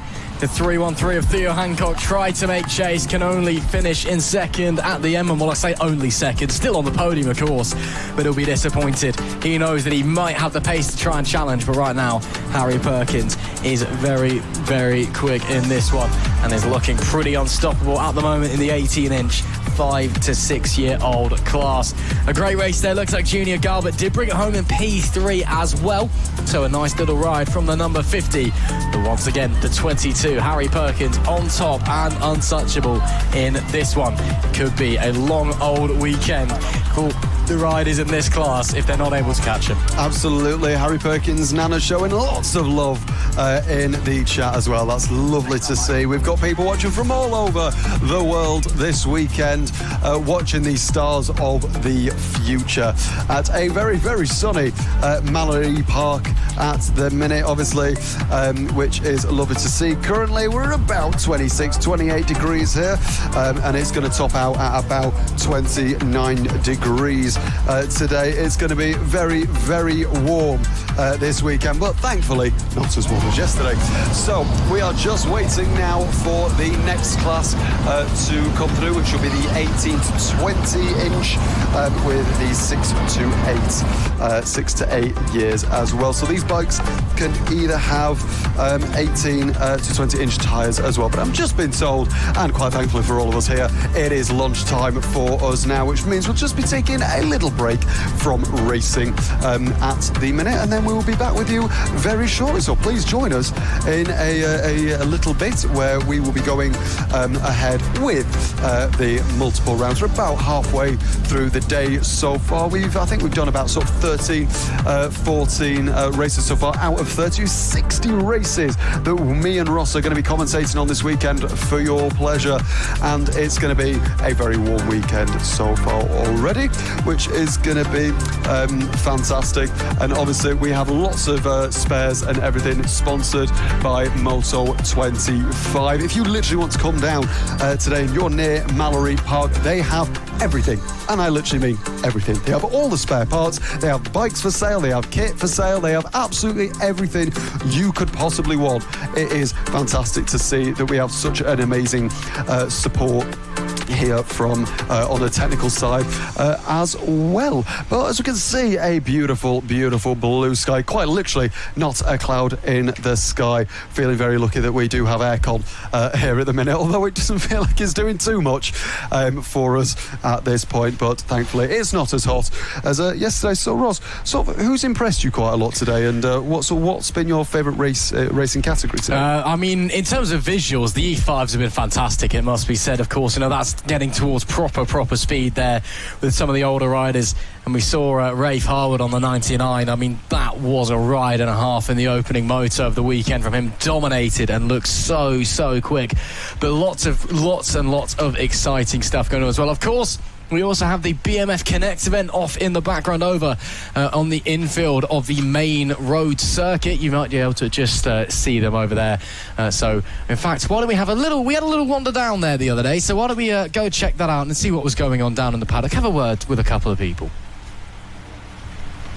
It's looking pretty quiet in the paddock here at Mallor-E Park at the moment. Not a lot going on. The track day here on Friday, all done and dusted, but come Saturday morning, it is going to be chock-a-block full of action as the BMF Connected event gets underway. We were hoping to come and speak to a few people. Unfortunately, there's only actually one stand that's been set up so far, but we are going to run in and speak to them anyway, and it is a very, very special stand as well. We are going to speak to Paul from Mental Health Motorbike. Thank you very much for coming along to speak to us again. We did kind of come and shout at you and tell us that we were going to speak to you because the only guys that are set up so far, but how's things going for you? So hi, my name is Paul. I'm part of the Mental Health Motorbike team.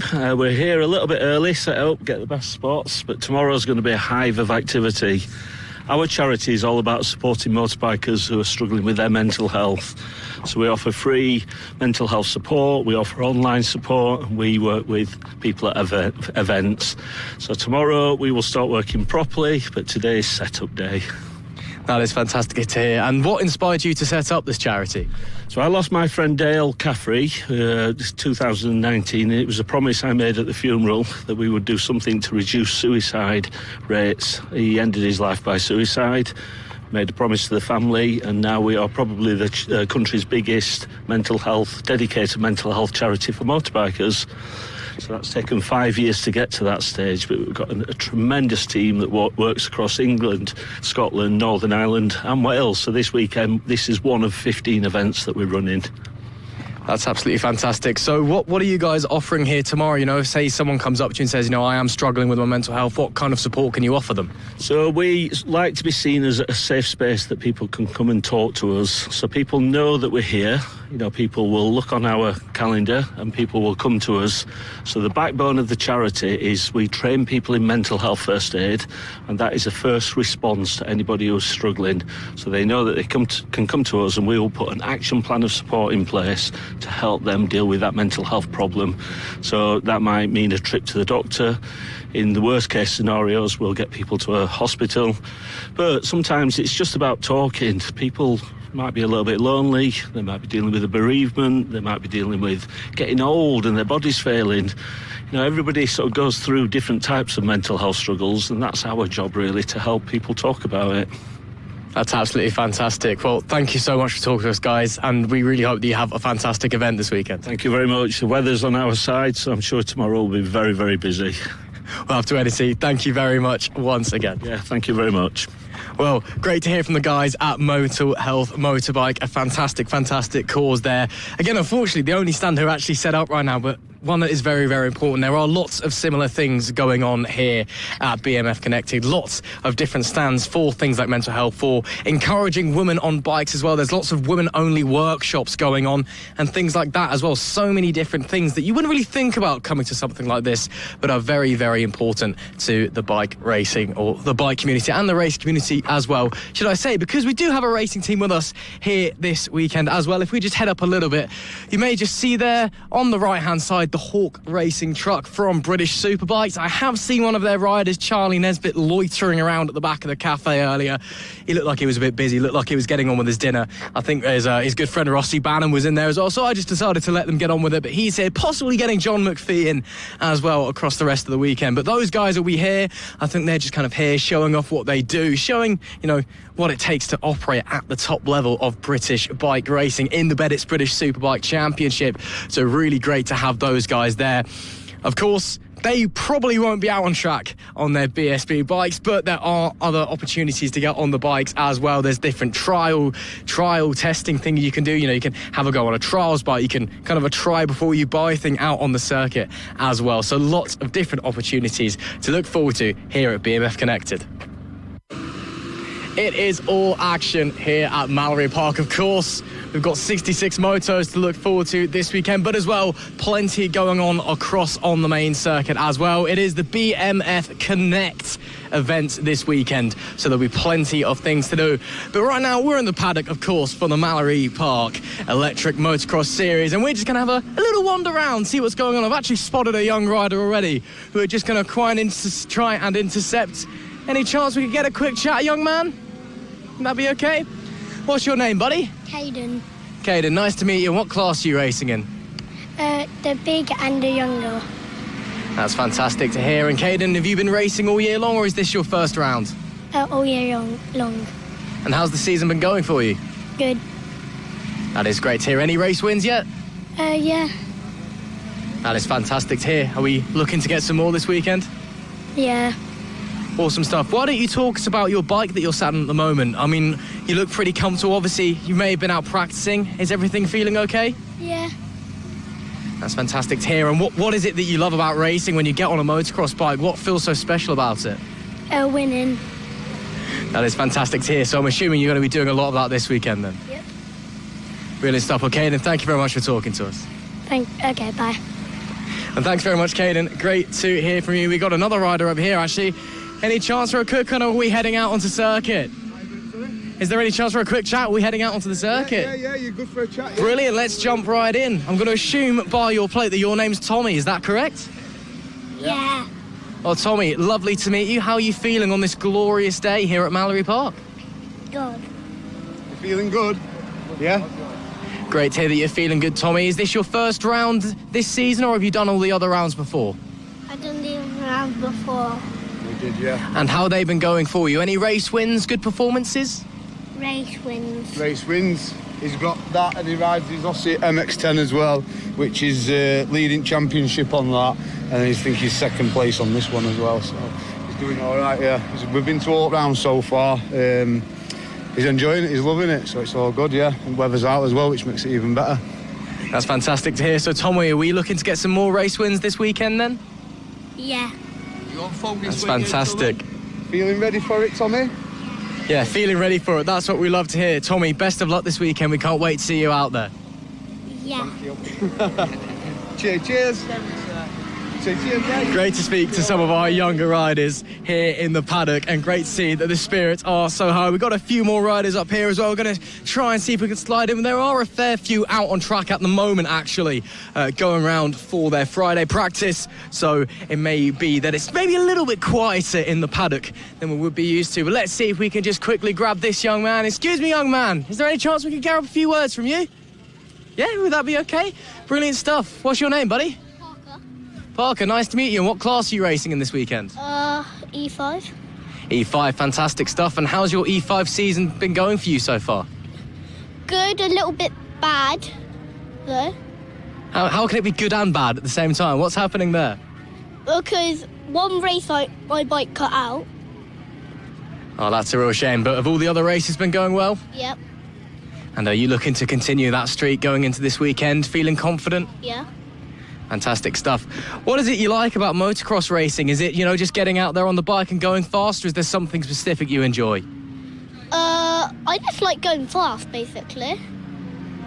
And, if you're going fast, you might be winning a lot. Is winning good as well? Yeah. That's great to hear. You looking to try and win this weekend? Maybe. Well, we'll have to wait and see. Parker, thanks very much for talking to us. Can't wait to see you out on track. Thanks. Great to speak to another one of our young riders there. Again, it is all action, as we can actually see there. This is coming up to the top of the circuit, actually. We'll just have a quick look over here. This is the first big hill that our riders are contested with. This is Mallor-E Mountain. In fact, I'm mistaken. This is not Mallor-E Mountain. Mallor-E Mountain, actually, just a bit further over to the left. This is Suron Summit, the second part. Some of the younger riders, they won't be taking this part of the circuit. They'll be darting right and just cutting this small section out, this huge, fantastic sweeping up and then back downhill. Really reminds me of Mallor-E in Italy, a fantastic track there. So you can see a lot of our riders out there practicing, and you'll see as well a lot of dust being kicked up. It is hot here in Leicestershire at the moment. The temperatures are up, the track is bone dry and rock solid as it stands. Some of the series organisers actually were running around earlier today, putting water down on some parts of the circuit just to try and keep that dust down. So it's going to be very, very tricky conditions for the riders. And of course, motocross, very, very physical in this heat, could be tricky as well. Let's see if we can grab a couple other riders. I can just see one heading this way, so we'll head on over, see if we can slide on by. Let's try and cut through some of the paddock here. Lots of space. Some riders also not here yet at the moment. Again, it's still early doors practice, only been going for around about an hour so far. So some riders yet to actually turn up to Mallor-E Park, yet some riders yet to go out. Some riders, they're just taking it easy, taking it chill. Some riders out there now, as we saw a moment ago. Getting a quick debrief. Let's try and see if we can just butt in and interrupt, not to be too rude. Excuse me, guys, is there any chance we could get a quick chat quickly? Yeah, of course, mate. That's no trouble. Thank you very much. And how are you guys doing this weekend? Warm. Yeah. Warm. Yeah, you could definitely say that one. And how are you doing, buddy? You okay? Yeah. And what's your name? I'm Albie. That's nice to meet you, Albie. And what class are you racing in this weekend? On my big bike. 3 to 4 year old 16-inch classes, then. Is that 3 to 4 year old 16-inch? Yeah. Thank you very much for that one. So, how old are you then, Albie? Are you 3 or 4? 4. So you're 4 years old and you're out there doing this. That's incredible. That must feel so amazing when you're on the bike. Yeah. You're certainly braver than I was when I was at that age. I'll tell you that much. How's things going so far this weekend? Are you enjoying yourself? Yeah. It's our first time here, isn't it, mates? Yeah. We've been away at other places, all the other meetings, haven't we? Yeah. So it's a new track for you. Yeah. But still, first time here. How's the camp finding things? Good. It's good. The track's good. The staff are good. So learning some new rules. We're enjoying it, aren't we, mates? We just need some aircon, don't we?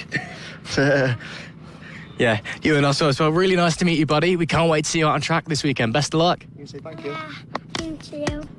Thank you very much, guys. Great to talk to you. Again, great to see riders, some of them as young as 3-4 years old. I'll be there, first time ever here this weekend, and getting out there, showing us what he can do. That is fantastic to see. Again, you can see down there the actual Mallor-E Park circuit, just coming into turn 1 down there. It's a bit quiet now. There was a track day going on earlier on. Those guys are all now leaving. But as I did mention earlier, it is the BMF Connect event this weekend, a huge industry event celebrating the 65th anniversary of the British Motorcycle Federation. There'll be plenty of action going on over there as well. We've got workshops, we've got trials riding, we've got, try riding a bike for the first time if you've never been on one before. So many different things over there. But of course, what we're interested in is down there. 66 motos awaiting us this weekend. 3 races a day for each one of our classes. It's going to be tough in this heat. It's going to be brutal conditions, but the riders feeling confident. Let's go and see what they can do. Right, before we get into racing today, let's go around the actual paddock around here and see if there is anyone willing for a chat. Let's have a look at anyone. Ideally, don't want to get anyone with a helmet on at the minute because they're not going to be able to talk so clearly.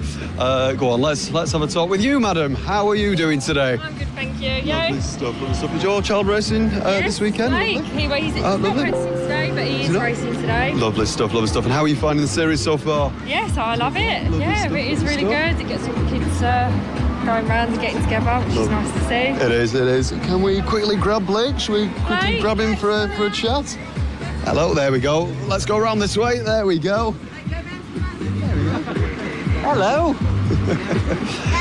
Oh, is it lovely? Very nice. So what's your name? Blake. And how are you finding the season so far this year? Good. Good. Are you enjoying riding? Do you like going very quick? Yeah. Lovely. And have you had many good results this year? Yeah. Lovely. Does that mean you got some race wins? Yeah. Lovely. I got A lot of trophies. Great answer. And are you looking to get some more wins this weekend? yeah.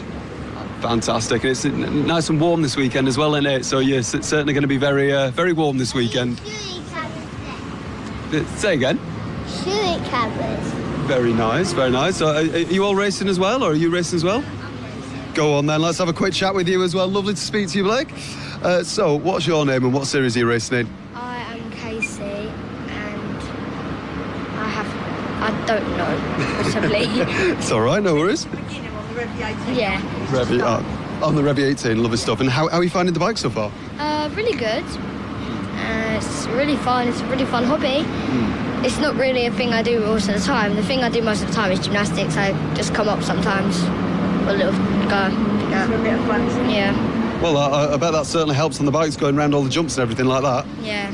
And is this your first weekend, or have you been racing all season? I come up and down, but I'm here for this whole weekend now, and I don't really know. I think I've done a full season. I'm not sure, but yeah. Are you hoping to get some good results this weekend? A couple of podiums and wins? Hopefully, because my windowsill's looking a bit empty. Is it? Yeah. Well, hopefully you can fix that this weekend. Lovely to talk to you. Thanks. Lovely stuff there. So, very nice to talk to some of the riders so far. Obviously, we can see on track it's getting very dusty already. It's currently 33 degrees here at Mallor-E Park. It is sweating. It's actually warmer than Greece at the minute here, which is certainly very warm for all of us working, and especially for the riders in their gear as well. So you can see the sort of start-finish straight here, and this sort of loops round this bit, and then they've actually just built that sort of middle section there. They've literally built that today, which is certainly going to be very interesting for the riders. The younger riders will basically cut that and not do that second loop, but the rest of them on the bigger bikes will be doing the larger bikes as well. And we're going to see if we can maybe nip in for a chat here. It looks like we might be able to get a quick word with a couple of people potentially. Maybe. How are you doing? What's your name? Arthur, very nice. And what class are you racing in this weekend? The 16s and I can't remember the other one. It's all right, yeah, the 16s. And how are you finding your bike? Your bike's looking very quick. Yeah. Lovely. And does it feel really nice to ride? And does it feel really nice going over the bumps? Yeah. Lovely. And is it great fun for you? Yeah. Lovely, lovely. That's what we like to hear. Well, we wish you the best of luck this weekend, and hopefully you can get some wins and podiums. Yeah. Lovely stuff. Obviously, he's quite in the zone there at the minute. You all right? How are you doing? Not too bad, not too bad. Lovely stuff, lovely stuff. Is that your son there, I take it? Yeah. Lovely. And what classes is he racing in as well? So That's it's the 16s? that's the E5. Oh, the E5, And very he's nice. in the Revy 16 as well. Very He's eager nice. to get out. He's annoyed that I've not let him out. Oh, yeah, I can imagine, yeah. Lovely stuff. So, we're just going to see if anyone else is nipping back here. I think everyone might be sort of either on track at the minute or just walking around. So this here is the Malta 25 Electro Bikes and Accessories. This guy behind there, you may have seen in the blue shirt. He has basically everything you could want, from spare parts to bikes to helmets to gear and everything. But we are going to now pan to here and have a look at these riders. And from now, let's go back to the track and see what's occurring. What's your name and what do you do around here? Yeah, so I'm Lee. I'm from Moto 25 Bikes. I began the company approximately sort of 4 years ago when my son got into the electric balance bike scene. Now a main dealer for the Revy balance bikes. Also, though, we do RFN, we do Suron, we do Stomp. Quite a range to satisfy all the classes that race here at MEP and other championships across the country. So you supply all the bikes then all this weekend and all the kit and everything like that as well? Yeah, we retail the bikes. A lot of the people who race here, they're our existing customers anyway. It's nice for them to buy from me because we do support the event. So if they have issues, we can look after them. It's not just bikes though. It's literally every spare part for a Revy I will have with me this weekend. So if someone breaks something, we can keep them running. That's obviously very important for them. Yeah. And did you say your son's racing as well this weekend? Yeah, so my little lad Ethan, he's just turned 6 years old. So he'll be racing at 16-inch Revy this weekend. Also a little RFN Warrior. May even get a run out on a Revy 18 because he's just moving up to that class, so he might do a few races on that, but also he's racing in the Suron Cup as well on the Suron Hyper B. Well, it's looking like it's going to be a fantastic event this weekend, so we wish you all the best of luck and hopefully speak to you soon. Okay, thank you. It's looking pretty quiet in the paddock here at Mallor-E Park at the moment. Not a lot going on the track day here on Friday, all done and dusted, but come Saturday morning, it is going to be chock-a-block full of action as the BMF Connected event gets underway. We were hoping to come and speak to a few people. Unfortunately, there's only actually one stand that's been set up so far, but we are going to run in and speak to them anyway, and it is a very, very special stand as well. We are going to speak to Paul from Mental Health Motorbike. Thank you very much for coming along to speak to us again. We did kind of come and shout at you and tell us that we were going to speak to you because the only guys that are set up so far, but how's things going for you? So hi, my name is Paul. I'm part of the Mental Health Motorbike team. We're here a little bit early, set up, get the best spots, but tomorrow's going to be a hive of activity. Our charity is all about supporting motorbikers who are struggling with their mental health. So we offer free mental health support, we offer online support, and we work with people at events. So tomorrow we will start working properly, but today is set-up day. That is fantastic to hear. And what inspired you to set up this charity? So I lost my friend Dale Caffrey, 2019. It was a promise I made at the funeral that we would do something to reduce suicide rates. He ended his life by suicide, made a promise to the family, and now we are probably the country's biggest dedicated mental health charity for motorbikers. So that's taken 5 years to get to that stage, but we've got a tremendous team that works across England, Scotland, Northern Ireland and Wales. So this weekend, this is one of 15 events that we're running. That's absolutely fantastic. So what are you guys offering here tomorrow? Say someone comes up to you and says, I am struggling with my mental health. What kind of support can you offer them? So we like to be seen as a safe space that people can come and talk to us. So people know that we're here. People will look on our calendar and people will come to us. So the backbone of the charity is we train people in mental health first aid, and that is a first response to anybody who's struggling.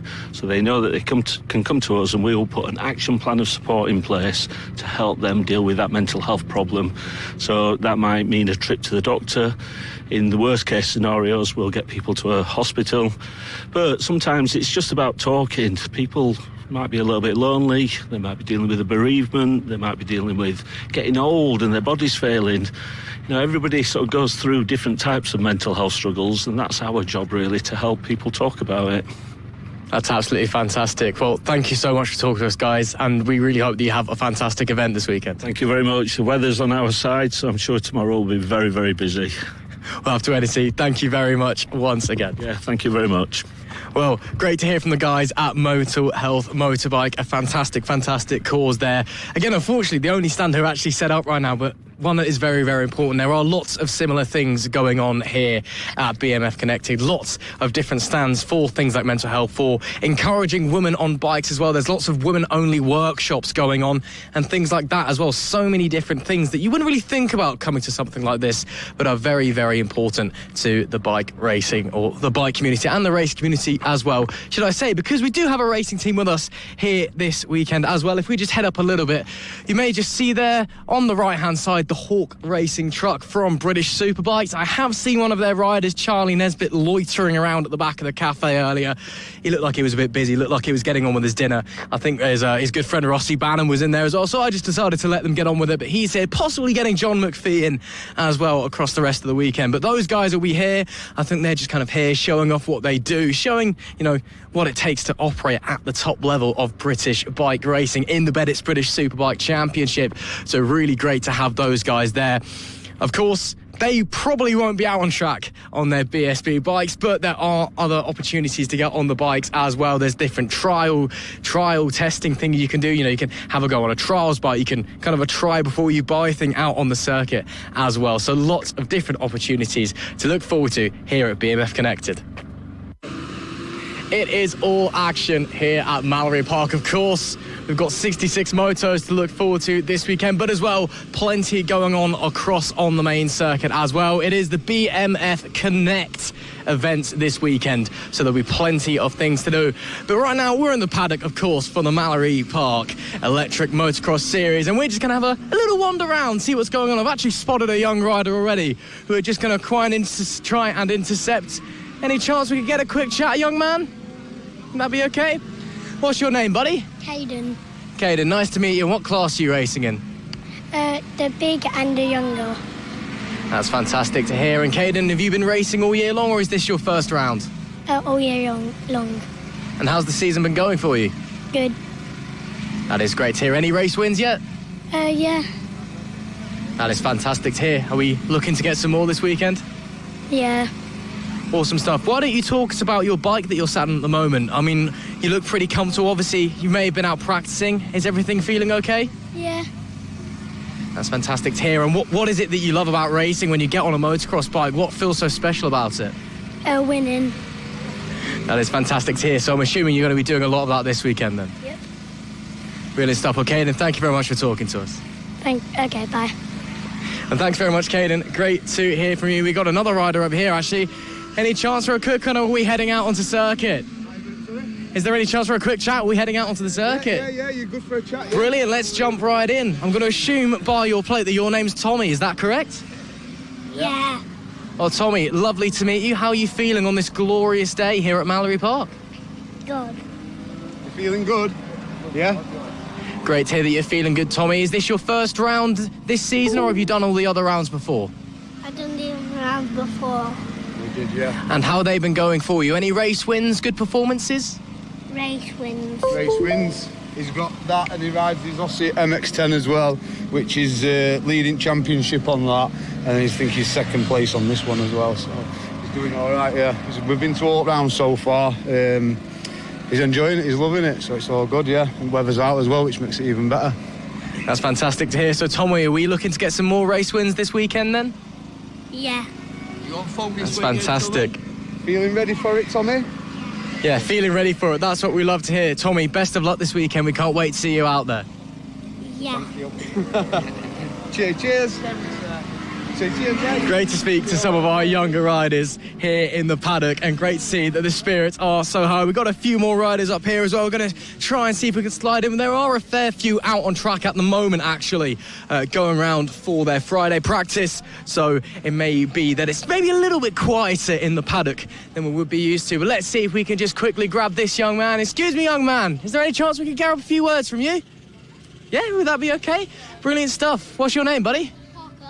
Parker, nice to meet you. And what class are you racing in this weekend? E5. E5, fantastic stuff. And how's your E5 season been going for you so far? Good, a little bit bad, though. How can it be good and bad at the same time? What's happening there? Because one race, my bike cut out. Oh, that's a real shame. But have all the other races been going well? Yep. And are you looking to continue that streak going into this weekend? Feeling confident? Yeah. Fantastic stuff. What is it you like about motocross racing? Is it, just getting out there on the bike and going fast, or is there something specific you enjoy? I just like going fast, basically. And, if you're going fast, you might be winning a lot. Is winning good as well? Yeah. That's great to hear. You looking to try and win this weekend? Maybe. Well, we'll have to wait and see. Parker, thanks very much for talking to us. Can't wait to see you out on track. Thanks. Great to speak to another one of our young riders there. Again, it is all action, as we can actually see there. This is coming up to the top of the circuit, actually. We'll just have a quick look over here. This is the first big hill that our riders are contested with. This is Mallor-E Mountain. In fact, I'm mistaken. This is not Mallor-E Mountain. Mallor-E Mountain, actually, just a bit further over to the left. This is Suron Summit, the second part. Some of the younger riders, they won't be taking this part of the circuit. They'll be darting right and just cutting this small section out, this huge, fantastic sweeping up and then back downhill. Really reminds me of Mallor-E in Italy, a fantastic track there. So you can see a lot of our riders out there practicing, and you'll see as well a lot of dust being kicked up. It is hot here in Leicestershire at the moment. The temperatures are up, the track is bone dry and rock solid as it stands. Some of the series organisers actually were running around earlier today, putting water down on some parts of the circuit just to try and keep that dust down. So it's going to be very, very tricky conditions for the riders. And of course, motocross, very, very physical in this heat, could be tricky as well. Let's see if we can grab a couple other riders. I can just see one heading this way, so we'll head on over, see if we can slide on by. Let's try and cut through some of the paddock here. Lots of space. Some riders also not here yet at the moment. Again, it's still early doors practice, only been going for around about an hour so far.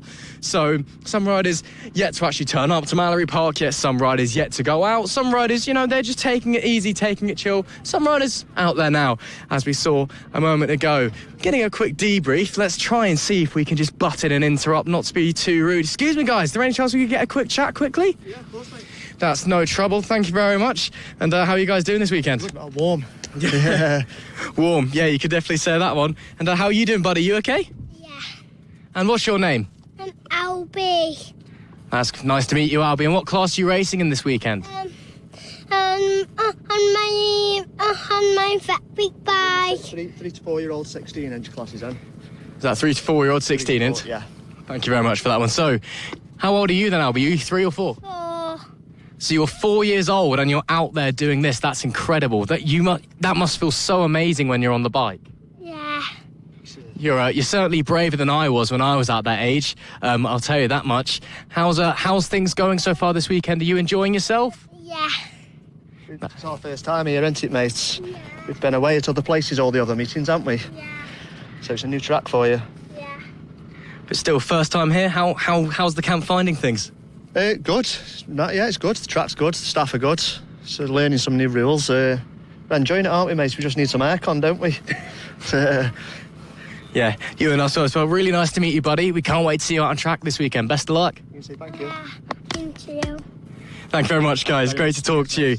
Again, great to see riders, some of them as young as 3, 4 years old. I'll be there, first time ever here this weekend and getting out there, showing us what he can do. That is fantastic to see. Again, you can see down there, the actual Mallor-E Park circuit, just coming into turn 1 down there. It's a bit quiet now. There was a track day going on earlier on. Those guys are all now leaving. But as I did mention earlier, it is the BMF Connect event this weekend, a huge industry event celebrating the 65th anniversary of the British Motorcycle Federation. There'll be plenty of action going on over there as well. We've got workshops, we've got trials riding, we've got, try riding a bike for the first time if you've never been on one before. So many different things over there. But of course, what we're interested in is down there. 66 motos awaiting us this weekend. 3 races a day for each one of our classes. It's going to be tough in this heat. It's going to be brutal conditions, but the riders feeling confident. Let's go and see what they can do.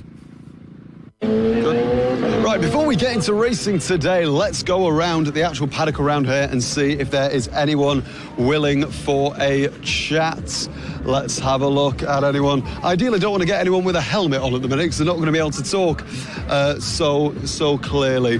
Go on, let's have a talk with you, madam. How are you doing today? I'm good, thank you. Lovely stuff. Is your child racing this weekend? Blake. He's not racing today, but he is racing today. Lovely stuff. And how are you finding the series so far? Yes, I love it. Stuff, it is really good. It gets all the kids going round and getting together, which is nice to see. It is. Can we quickly grab Blake? Should we quickly grab him for a chat?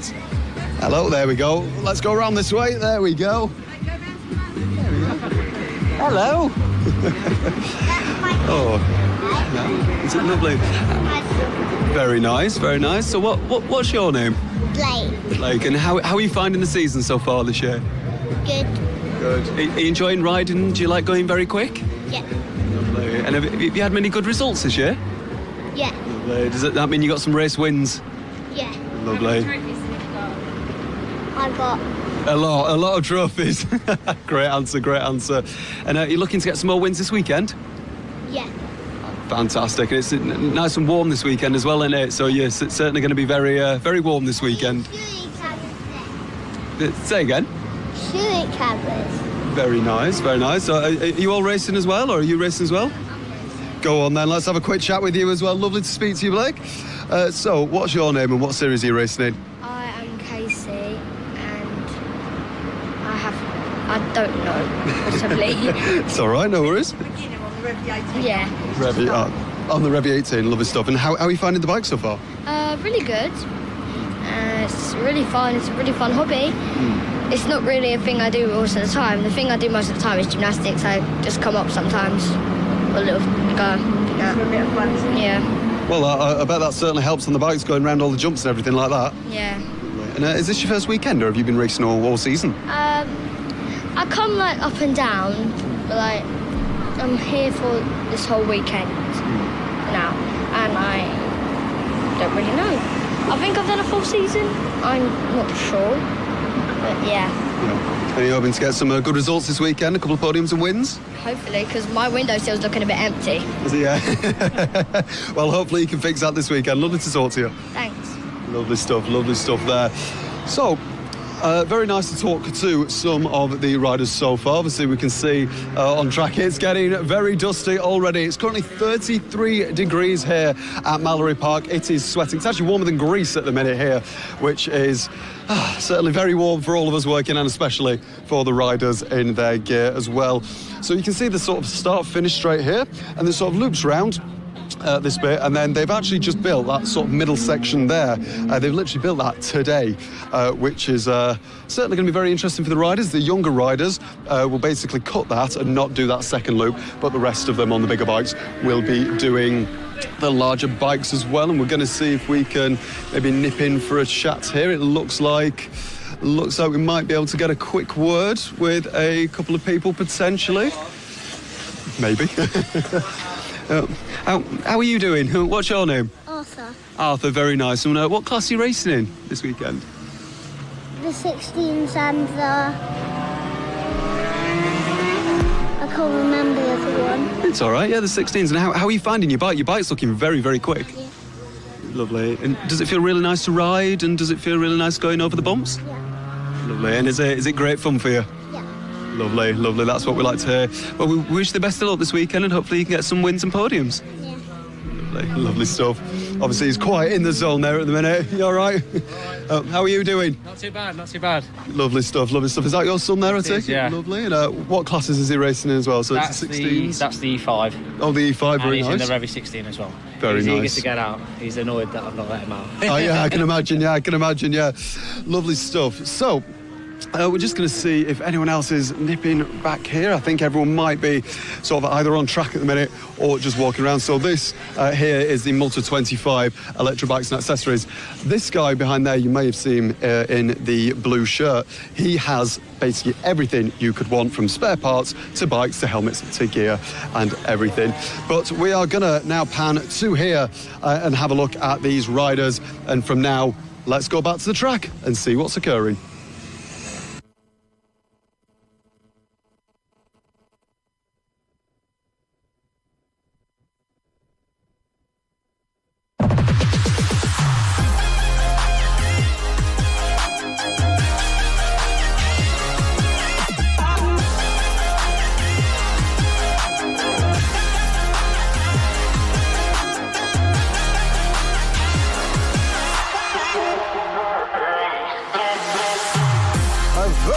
Welcome back to a very warm Mallor-E Park this afternoon. I hope you all had a very nice lunch break. We certainly all did, and we are getting ready to go back into the action this afternoon. We've had about 13 races so far this weekend, and we have about another 17 to go this afternoon. As you can see, it is lovely weather this afternoon, and to be fair, all weekend. This weekend, it's all looking fantastic to see. Now, we are here, as we say, for the round 4 of the 2025 Electric Motocross Championship here in the comms box. I'm Alex Rizzoli-Panos-Lambropoulos, joined by Ross McIntyre. We've had some great racing already today, haven't we, Ross? We have indeed, and we are looking forward to even more excitement this afternoon. And of course, another 30 motos set to come your way on Sunday as well. We got the 18 to 20 inch class up next, age range 6 to 8. We had the 5 to 6 guys out just before the lunch break. We should be getting ready to go with these guys. Hopefully it won't be too long, just the final few checks. And the guys just making their way over from the holding area as well. Still a few riders, I think, yet to make their way out to the starting gate before we get ready to go. But it has been a fantastic day of racing so far. So much excitement, so many different talking points. The one, though, that we can't escape from, Alex, it is the conditions. It is brutally warm here at Mallor-E Park this weekend. Of course, we've got this UK-wide heat wave. Everyone is boiling all over the country, but especially here in Leicestershire. And as a result as well, the track is bone dry. It is a very hard packed surface anyway, but it just means there's no ruts forming and there's not a lot of grip anywhere. Lots of dust up in the air. It's very tricky conditions for the riders, and physically it has to be exhausting for them as well. So that's something we need to keep our eye on. But as we're getting ready to get racing once again this afternoon, still been a very exciting day. Lots and lots of action all across the circuit. Absolutely. We've had some amazing racing already today in all categories as well. As Ross said, it is a very dry track, so when we start to move up to the more powerful bikes like we are doing, you'll see that there is a lot of dust and rocks being kicked up, but also lots of riders flying through the air, going over the bumps, and it is fantastic to watch. So it looks like we're just waiting for a couple of riders for our next race, which, as we say, is the 18 to 20 inch 6 to 8 years old as well. And there's lots of exciting energy, some could even say electric energy, if you'll pardon the pun, in the paddock, which has been absolutely electrifying. I'll stop with the puns now. And it's been a great weekend for everyone so far. Now, it looks like we might just be waiting for a couple of things, not too sure. We have our series organiser, Blake Ford's dad, John Ford, who is Jack Ford, who is our starter for the race. And it's a fantastic morning we've had already. As you can see, we thought we might have some action on actual track, as you can see at the back of the shop, but it actually turns out to be quite nice. Obviously, we're here for the BMF event as well, which is the British Motorcycle Federation event. 60 years of them, and if you come along, there is a whole heap of stands on the infield. But Ross, we've had some cracking racing today, and I've got a feeling we're going to get some more. We are indeed. Hopefully not too far away from getting the action underway once again. But yeah, been a fantastic morning, and we are really excited to get the rest of the day done and dusted, and then looking forward onto Sunday as well. Of course, unfortunately, we are without the E1 class this weekend, so only 60 motos instead of 66. Oh no, a whole 6 races out of 60 that were all out of 66 tells that we're not getting. Absolutely shocking stuff. But of course, you are more than welcome to come down and have a look. We do have a grandstand here this weekend, which is fantastic, supplied by J&H Scaffolding. A big thank you to them, and of course to all our other partners here at the Mallor-E Park Electric Motocross Series. And it should be very, very exciting. And again, this is the 4th round of the championship. You are more than welcome to head down this weekend and go and check out the BMF Connected event, which is happening down on the infield of the main circuit. This huge bike event celebrating, as you said, Alex, 65 years of the BMF. And lots of things going on, lots of different things to come and look at. There's different workshops for, things like mental health within the bike community in the UK, or women bikers as well. We've also got a race team here. We've got Hawk Racing, Charlie Nesbitt, their BSB riders down. I think John McPhee might be hanging around as well. So if you're into your road racing a bit more than your dirt racing, you can come on down and say hello to some of the best British riders in the country. And if you're interested in coming down and watching some more electric motocross, round 5 will be on the 31st of August. Of course, it's the same place. It's always the same place here at Mallor-E Park. And on the 26th and 27th of September, round 6, the final round of the season. As there you can see some of the stands here for the BMF Connected event. We had a little walk around yesterday before everyone had set up, but the spirits are very high and it looks pretty busy. Looks like there's lots of different things going on, and lots of opportunities, and some very nice bikes to have a look at as well. Looks like we're all ready to go racing then for the first moto of the afternoon session. This is the second moto, the 18 to 20 inches. That's the 6 to 8 year old category that we're getting ready for. And again, final few checks. That's Jack Thorne, our series organiser and starter, getting ready to send them on their way. All the riders now in position. The hand goes up. The gate will come down. And we're maybe a little jump start, but we're going to get underway anyway. Let's wait and see who gets the whole shot down into turn 1. Is there 3, almost 4 abreast? That was way too close for comfort, but they all managed to work their way through. Look at the dusty conditions already. No one's been running around for half an hour of the lunch break. It just means all the dust has just settled onto the racetrack. Visibility could be a little bit of an issue as they start to make their way over the tabletop for the first time. There's some of the riders a little bit further back in the pack as they negotiate their way around up Mallor-E Mountain for the first time in this moto.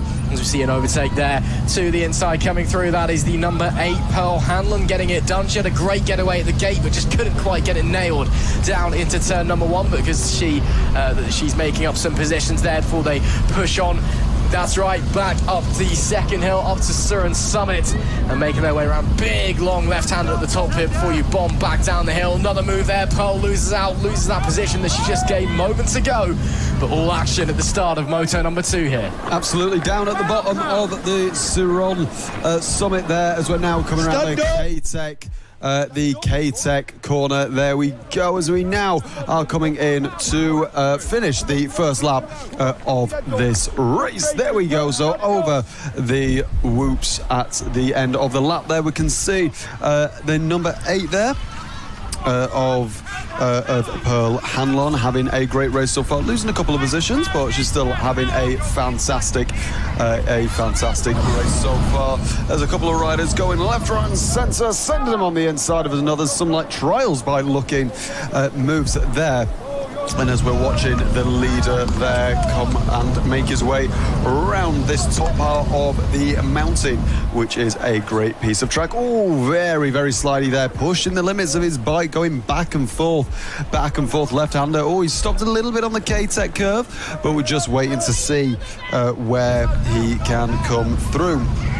Now, it's going to be a very interesting race for this young rider. Obviously, the number 29 there, Caden Waldock, having a fantastic race in race 1, taking the win away from Tommy Bridges on the forward 9 in second place. So, still waiting and watching a fantastic race so far. Absolutely, Waldock continuing where he left off in the opening moto and continuing to push away up the front as he rises Mallor-E Mountain before heading back down. These riders preferring the inside line through there. We saw some of the older riders on the quicker bikes, a few of them preferring to take the banked outside line through there. These guys all firmly sticking to the inside. They're very happy where they are for the time being. Looks like there's a rider with an issue there.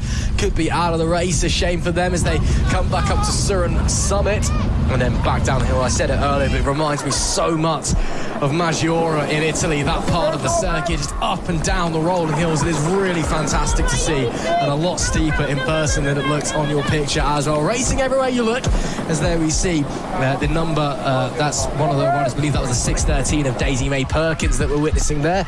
And in fact, no, it's not, it's the 419 that we're seeing go around there. That is Tommy Bridges as he makes his way through. So he'll continue to push on. Was trying to fight his way past the number 2 of Riley Stark, who's had a pretty good day so far, but maybe a little bit of bad luck hitting his way here or there. Let's see if he can get over that into this one. Yeah, absolutely. The number 2 there coming under pressure from the 419 now. It's going to be a very interesting finish to this race. Is the 419 going to be able to do anything? That's Tommy Bridges chasing Riley Stark.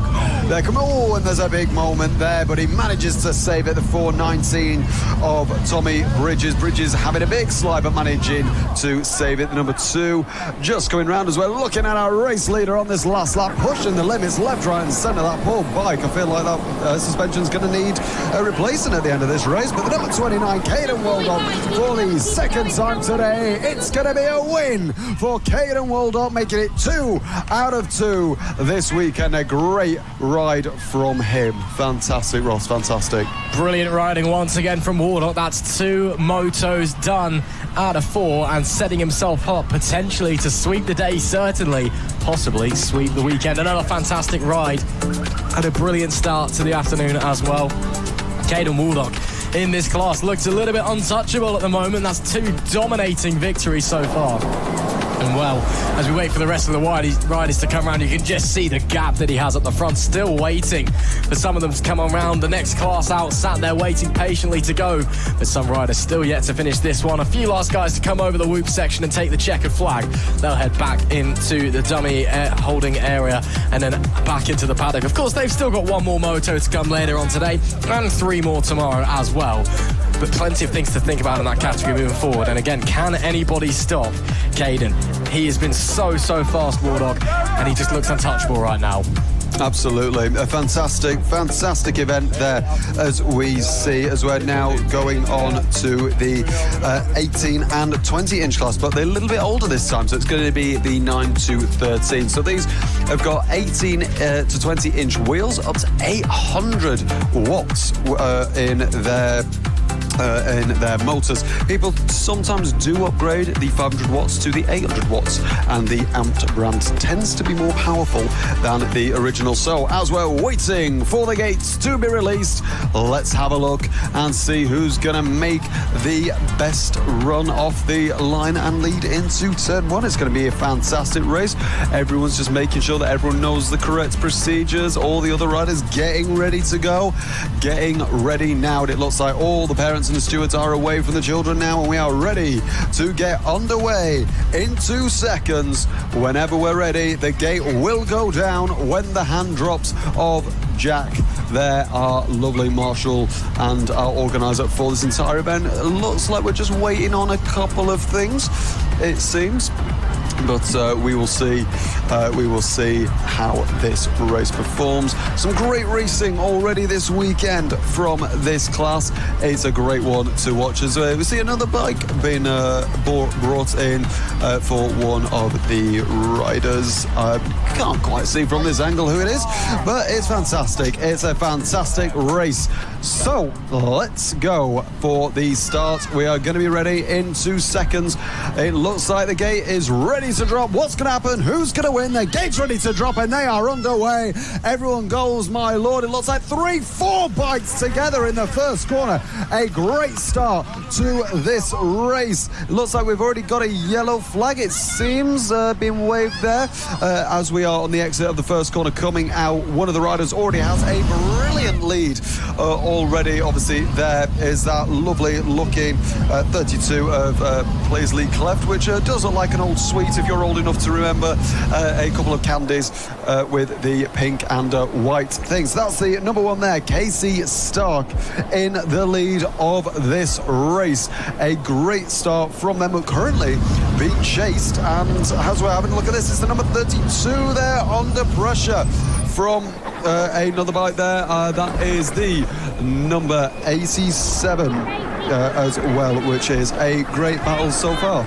Absolutely, as they make their way through K-Tech corner, sliding on by, very similar to what we saw in the opening motor, with these two breaking away side by side over the whoop section, sweeping around the outside. Surely will be the number 7 of Seth Johnson, and indeed he does, takes the lead of the race. Paisley Cleft just had to sit and watch, nothing that they could do on that occasion, but now the hunter becomes the hunted. Can Cleft try and catch back up, try and push onwards? We'll have to wait and see as they bounce their way over the tabletop. Not too much air, these guys won't be clearing that just yet. Have to wait for some of the faster riders as they now start to climb up Mallor-E Mountain. Well, heading back down, and a problem there for one of our riders. Was that potentially Caden Waldock on the 29 having issues? I believe it may have been, and indeed it was. Back on the bike, all okay. There is the number 30, Poppy Burkett, second place for the time being. She had a very strong ride in the opening moto of the weekend.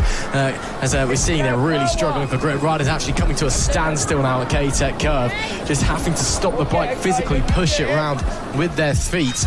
Up the front though, looks like it is still Casey Stark. Poppy Birkin though, continuing her good form, continuing her pace. She makes her way over the jumps, looks pretty comfortable, pretty confident on the bike. Little deep into turn 2 as I say that, but nothing that should be too troubling. Before, let's follow her down to the tabletop, see what she can do as she gets over the jump, gets a decent bit of air there, gets the rear wheel down quick as well. She can get back on power and push all the way up the hill before we get to Mallor-E Mountain. So it's been a tidy weekend so far for the number 30. Let's see if she can push onwards, maybe try and get into the race lead.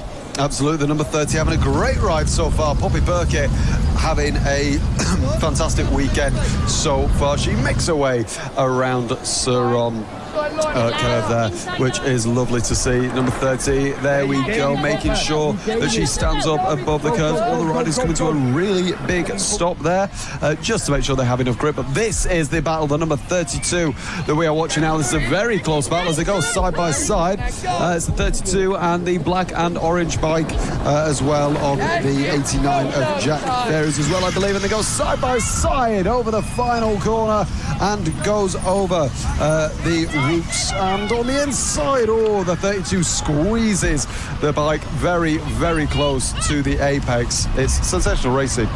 Yeah, it really is. Caden Walker struggling there. Nearly went off the racetrack, actually, as he got squeezed by the 32 as they pushed their way out of the bowl over the tabletop. Nice bit of air. Bit too much speed there from Walker. Front end really popped up there. Could have done with sitting the bike down just a little bit more as they came through. But again, still hot on the tail of the 32. So not the biggest problem for him. Making their way around the right-hander, then shooting back up the hill once again. Great run there from Caden on the 29. Can he sweep round the outside?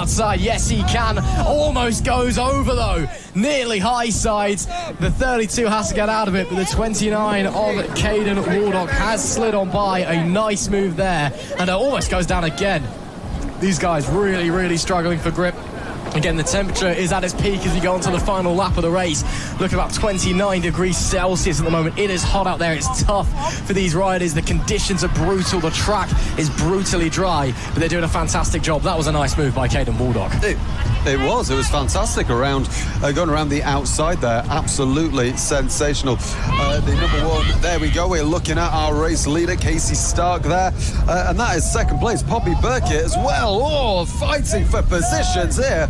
Poppy absolutely pushing the number one along. This is sensational racing from these two young riders here around the K-Tech curb. Everyone goes very, very, very quickly around there, and it's going to be the checkered flag for the number one of Casey Stark. Just behind is Poppy Burkett. A sensational effort from those two riders. There we go, Stark and Poppy both bring their bikes into the sort of Parc Fermé area, into that lovely little fist bumps and high fives and everything like that from the riders. A great race there so far. We're currently about halfway through our day so far. A sensational race there on our hands between Poppy and Casey Stark at the end there. As Ross, we can now see the E2 class as well, waiting to start racing. Absolutely, bikes getting quicker and quicker, and some big name manufacturers coming in as well. Of course, not quite factory support. We still got KTM's, Husqvarna's, gas bikes out there. Some really, really quick machinery, and they were fantastic to watch in the opening moto earlier on. Let's see how we go in moto number 2 in the E2 class. Should be fascinating to see. So we'll wait to see how it all goes as we're just waiting for the last few riders, and then of course waiting for the gate to drop as well before we get underway. But these guys, fantastic to watch earlier on. Big grid of riders as well. Just want to give a quick shout out to Tristan Bailey actually on the number 07. Got told over lunch break, apparently he's got 20 family members and friends crowded around the telly in South Africa watching along, so a big shout out to him. Hope his family is rooting for him and watching him do well. As actually that was the 22 there, Joey Plass, falling over at the start line there, because sometimes these guys very young, a little bit too short to reach the floor, but I think he just got a bit overzealous. He's had a great weekend so far. Let's see if he can continue. That hand goes up and the gate will come down. It is time to go racing in the second moto of the E2 class. Let's see who gets the whole shot. Plass got a good shot. Through comes the 21 of Freddie Mason though, will get the whole shot out of turn number 1, gets very, very deep into turn 2 though, as all scrambling for position. Was that the number 3 of Daisy Rudd sliding through? I believe it was. We've got a crash further back in the pack. Riders up on their feet and straight back on the bike. Great to see that KTM machine all in good nick. Let's see if they can keep going up the front though. There's the 21 of Freddie Mason. I believe he's down in P3 at the moment after getting the whole shot. Just ran way too deep into turn number 2 as they come to the top of Mallor-E Mountain. Indeed, it is the number 3 of Daisy Rudd who leads this moto as it stands, as they work their way down, then back up the hills once again. Again, just look at the lack of grip, struggling in the heat, struggling with the dry ground beneath them. Just got to look anywhere to try and get it. It's so much a confidence game here at Mallor-E Park. You've just got to be able to find the grip and then go with it. And often it's the riders who have that confidence earlier, Alex, that are able just to push on through at the start of a race. Absolutely. It's just in the 4 triangle on the outside of the 113, but it hasn't won. The 22 putting pressure on that bike. There's a battle here between the 21, the 113, the 4 and the 22. Imagine all saying that, which is a lot of riders as they're going side by side. 21 on the inside of the number 4. Yeah, as they continue to push onwards, round turn 1 they go. The 4 looking for a way through the 21. That's Reggie Doyle giving it a go on Freddie Mason. Just can't quite do it. They've got no grip, as that is Doyle actually sliding by on the exit of turn 2. There is no grip into turn 2 though whatsoever. You can see the riders hit the brakes and just go straight on. They're all really, really struggling. Over the tabletop they go. The 21 ahead of the 22 there. That is Freddie Mason just in front of Joey Plass. He's had a good weekend so far. Let's see if he can continue his form as they crawl around the top of Mallor-E Mountain, then bomb back down before another tight hairpin, then back up to Surin Summit. And up the inside. Nice opportunistic move there by Plass. Saw the gap that Mason left open and went, oh, thanks very much, don't need to tell me twice. Slid on straight by. That is Joey Plass moving up places there. Nice stuff from him. In front of him, the number 4 of Reggie Doyle. Absolute. The number 22, Joey Plass, trying everything he can do to chase our race leader, Daisy Rudd, as we're seeing a move here on the 21. That's Freddie Mason under attack by the 07 of Tristan Bailey as well. Around the outside, they're going to go side by side. Maybe I think the 21 just gets a better exit out of the final corner. And they come to start another lap here. And the number 07 goes very wide, but is he going to be able to get the power on early to get a better exit? Now, the 21 still remains ahead. It's worth mentioning as well, Daisy Rudd, who's currently leading this race, won the first race earlier on today and is P3 in the championship as well. As you say, the number 3 of Daisy Rudd is doing a fantastic job at the minute, but she is out in the middle of nowhere. So she is winning this race. There's a rider pulling off to the side of the track there, and we have another rider down as well. Not too sure who that is. That is 6:13, I think. There we go. But as I say, our race leader is trying everything that she can do to just keep extending her gap. The 21 there has had a fantastic run so far. The 22, Joey Plass chasing down the number 4, Reggie Doyle, left and right. Just can't quite find the way through though. Plass having good pace so far during this contest as they make their way over the whoop. Should be the penultimate lap of the race now. And the 22 gets the leg out on the inside, gets very squirrely, gets all crossed up at the midpoint of corner 1 though. Looks like he's okay to keep pushing on. You can hear the crowd cheering on in excitement as there is a rider down there. That Husqvarna machine looks okay, back on, ready to continue pushing onwards, and indeed they do. Feels like there's another rider down. That's the 21 of Freddie Mason. He was running up the front of the pack, struggling a little bit with grip. Now finds his way down though, and again, I think that fatigue just setting in the heat, really starting to wear away. There is race leader, number 3 of Daisy Rudd. Bit of traffic to contend with up in front, stops the bike in K-Tech curve just to try and get the thing slowed down and pivoted. Will be last lap of the race on this occasion as she heads over the whoops. What a ride and what a weekend this young lass is having though, as she goes on to the final lap. Dominated race 1, she's dominating race 2. Absolutely, there's a reason she's P3 in the championship and won the race earlier today. She's also, she nearly gets tangled up with a back marker there. She's trying everything she can to try and get by. I think she manages to do it on the inside there. The number 3 having a fantastic weekend so far, over the bumps and now up to Mallor-E Mountain for the last time, I believe, during this race through the left-hander. A lot of faster riders you'll see later will go around the banking, but not on these bikes. She has another little jump there. There we go. She takes a nice wide line and that almost comes to a stop there. In fact, as she comes up Seron Summit for the last time in this race. Through the right-hander now, the left-hander even all the way down the hill to hopefully win this race. But it's never over till it's over, but it's looking like she's having a fantastic performance so far. K-Tech curve now, pulling it to a stop and a nice gentle run to the line. And for the second time today, it's going to be Daisy Rudd that wins the E2 class. Sensational ride from her this afternoon. Once again, a fantastic performance from Daisy Rudd. She's doing really well this weekend. Let's see if she can continue that form into the final moto of the day and to mark the halfway point of the weekend. Of course, 6 races in every single category, 60 motos in total.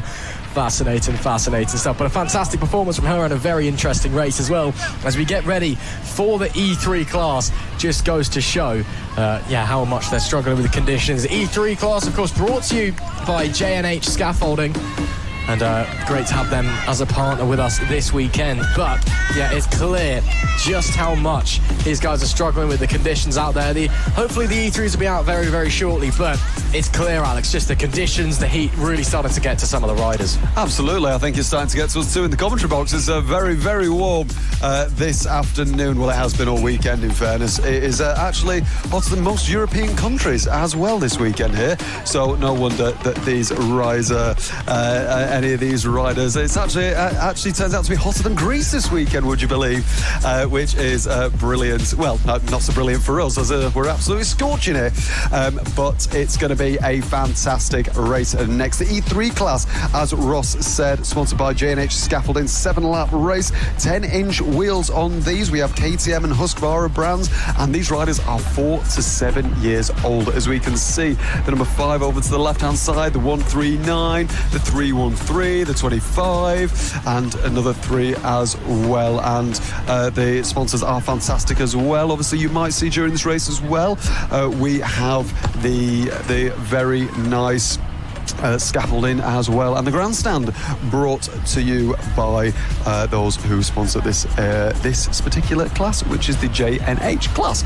So we are about to get underway. The wire is about to be dropped, the gate is about to be unleashed, and so are these electric riders. Well, the bikes are electric, the riders like that are not.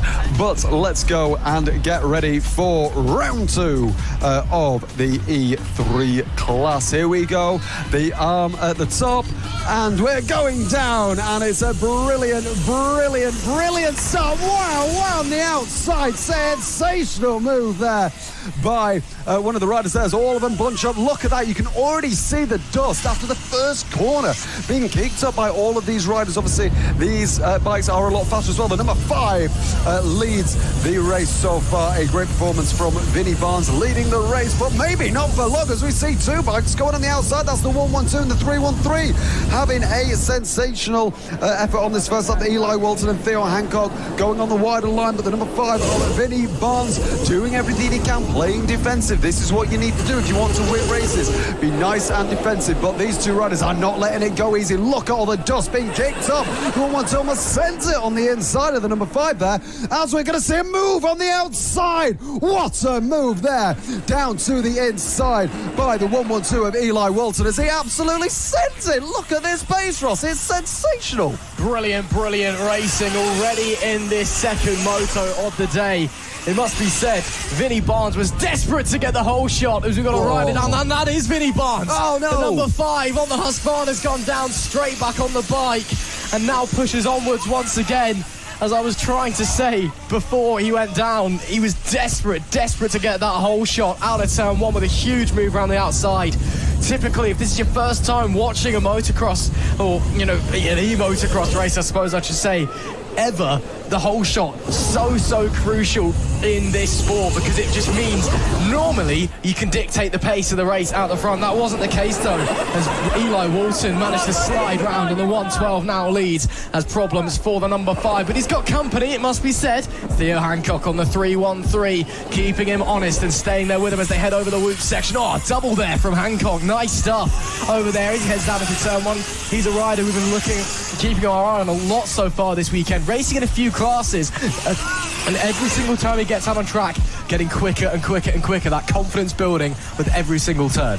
Yeah, Theo Hancock having a great weekend so far, trying to chase the leader of Eli Walton, the 112 bike. There we go, as we see him go really wide and then sort of come back in. Look at that, as he applies the power, jumps a little bit there and almost power slides the bike, which I can't say I've seen that often. You can hear the motors whirring, begging for him to stop, abusing him, but he is not going to stop until he has got this race win under his belt. The 112 winning the race earlier today with Theo Hancock in second place. So far we're running the same as race 1, but that brought a lot of drama as well. Oh, he gets a very careful, dearie me. He's starting to get a little bit reckless now, which he just needs to maybe rein it in a little bit, which is fantastic. We're looking at the number 25 now, Frankie Botham for P3, just coming over the start-finish line now as he takes it into the first corner. A nice wide line. He doesn't really have anyone around him. He's just sort of enjoying his podium position at the minute, which is lovely to see. Obviously the 25 very recognisable by the blue and white bike, black helmet and black overalls, which looks brilliant as we can see him coming over the bumps. Wow, a lot of air there.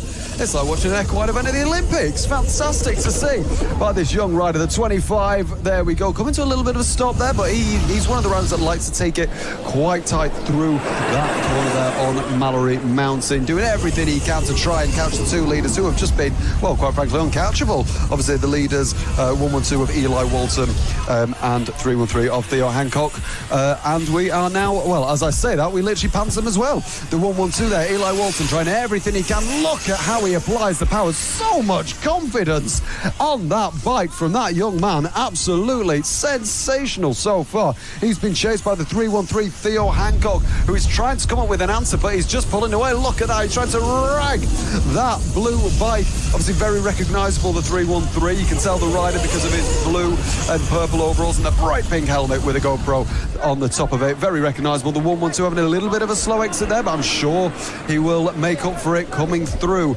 the top of Siron here. There we go, coming down here and through this left-hander here, nice and tight, gets his leg out nice and wide as he comes to start another lap though. The K-Tech curve there and coming through over the start finish line. A couple of races to go as he does the double there, does the 112. Great performance so far. Eli proving absolutely just what he's capable of, but this is now where it's going to get really tricky, because as I say, he's coming up to the back of back markers.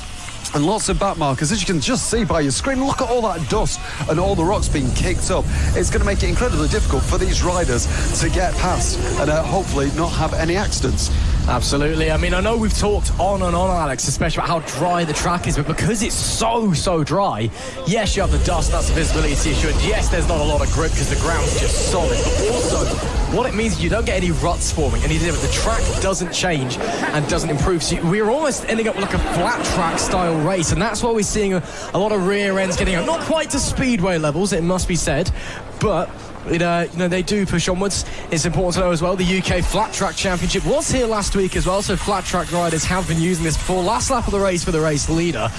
But it just means that, we were expecting a more motocross style race, but you're just getting riders riding it like it almost is flat track style, just because of how the surface of the track is, as Eli continues to push his way around. But another fantastic ride from Walton. That 112 once again looking unstoppable. The 313 of Hancock still not far away though, so needs to make sure this final lap has no mistakes whatsoever as he comes down Mallor-E Mountain, then down the right and up Surren Summit. Again, a little bit of traffic ahead. He may back off or he may try and work his way around them. We'll wait and see. You can hear the tyres squealing, the motors protesting as they struggle to get traction. That's the 32 just in front of him, Reggie Herring, who we going around the outside of. Yellow flags waving as Herring cuts in front of Walton and holds him up, loses the momentum. But around the final corner, just the whoops to go. It is another fantastic performance from the 112. He takes moto number 2. It's 2 from 2 for Eli Walton. A fantastic ride. Theo Hancock will bring it home in second place on the 313, but it must be said, Walton, once he got to the lead, once he got through the number 5 of Vinnie Barnes, who got the whole shot, he was pretty much untouchable. Superb confidence on that bike, a superb ride as well.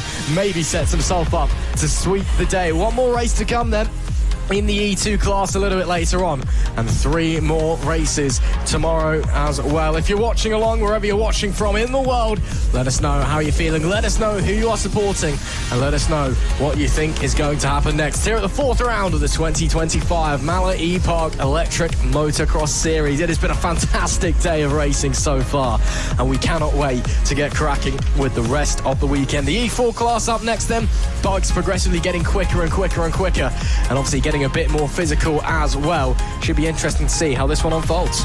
Absolutely. It's also worth noting as well, in the E3 class that we've just watched, Theo Hancock and Eli Walton coming into this round are just 1 point separate in the championship as well. Eli and Theo having some great battles across this championship year so far. Fantastic for them.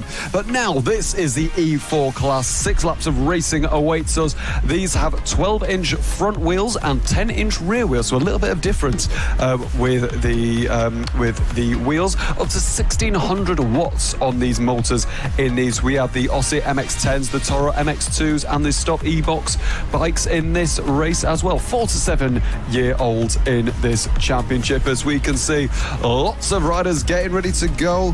On your screen there, you can see the 419 Tommy Bridges on the left. Is he going to get a good start? 251 Teddy Williams alongside him. Let's see who gets the whole shot award. It's going to be a great start for one of the riders on the outside there, but he has a huge moment coming over the top of that. I have no idea how he saved that. That was sensational, that save. But nevertheless, he still leads this race. Going up, all the riders getting lots of air. Fantastic to see. So we are currently led by the number 50, which is, of course, Junior Garbutt, having a great race so far. But the 419 manages to overtake him. That's Tommy Bridges having a great start so far. The number 22 of Harry Perkins, who we've seen many times this week and already trying to attack, trying to do what he can do. But luckily, he manages to go on the inside and take 3rd place away from the number 50, Junior Garbutt. Brilliant there. P2, fantastic, trying to chase the leader, coming out of the 419 of Tommy Bridges. Coming out of this first corner, we're looking at this battle here between the 251 and another bike for, I believe this is 4th position. Oh, he bogs down a little bit there, and one of the other bikers goes around the outside, and that looks electric there, Ross.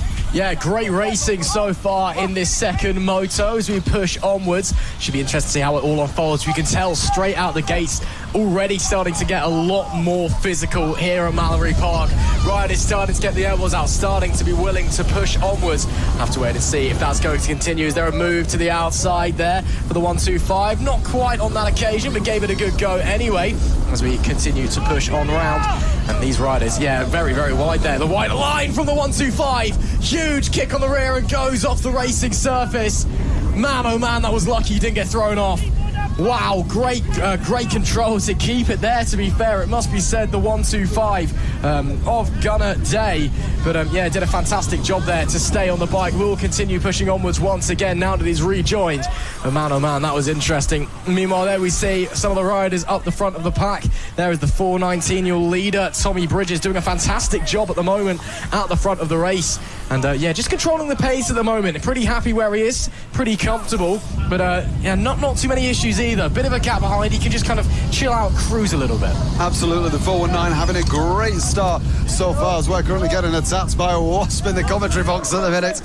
Lovely. The 419 leads from the 22 as well. That 22 of Harry Perkins won the race earlier today. 419 takes it very nice and steady, but that absolutely really nice. I'm not too sure what you call that paint scheme, but the number 22 has got absolute pace behind that 419 to Tommy Bridges. Oh, and it looks like the 419 gets ahead of him there at the KT curve cap. Fantastic move there, but it looks like the 419 stays ahead at this point. The number 22, a great effort there, but he is trying everything he can to get by Tommy Bridges for that position. Perkins going this way and that way, trying to get Bridges. But is he going to be able to cross the bridge and go into first place, Ross? Have to wait and see. Really tight between the pair of them as they make their way up Mallor-E Mountain. We'll have to wait and see if they can continue this pace, continue this fine racing that we are witness to currently. Inside for the 419, 22 on the outside as they continue on round. And let's see if they can hold those positions. Harry Perkins looking very quick at the moment, but a small mistake there. He's the 419. Can just pull away a little bit more. Tommy Bridges happy to sit and continue to control this race up the front as it stands. But still very close between them as they come round out of the final corner. Oh, small mistake there for the 22. Looks like Perkins encountering an issue at the final corner. Gives more breathing room to Tommy Bridges, and he continues to try and pull away at the front of the pack as he makes his way through turn number 2. Now to turn 3, the bowl, and turns in. Little glance back as he makes his way through. Let's just see what the gap is as he comes round then to the tabletop. Nice jump there. Doesn't quite complete it. Some of the guys in E5 are able to complete that jump as one, but these guys just not quite the pace on the bike, unfortunately. Another check back from the 419. He has a pretty healthy lead over the 22.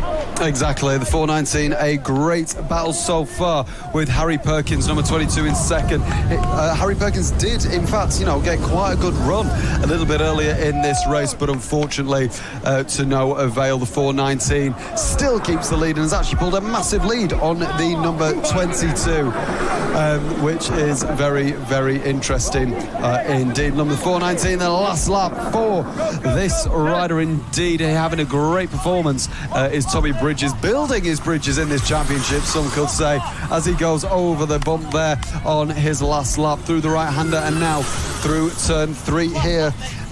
It's very interesting to watch how this rider controls the bike, controls the bumps. Very interesting indeed.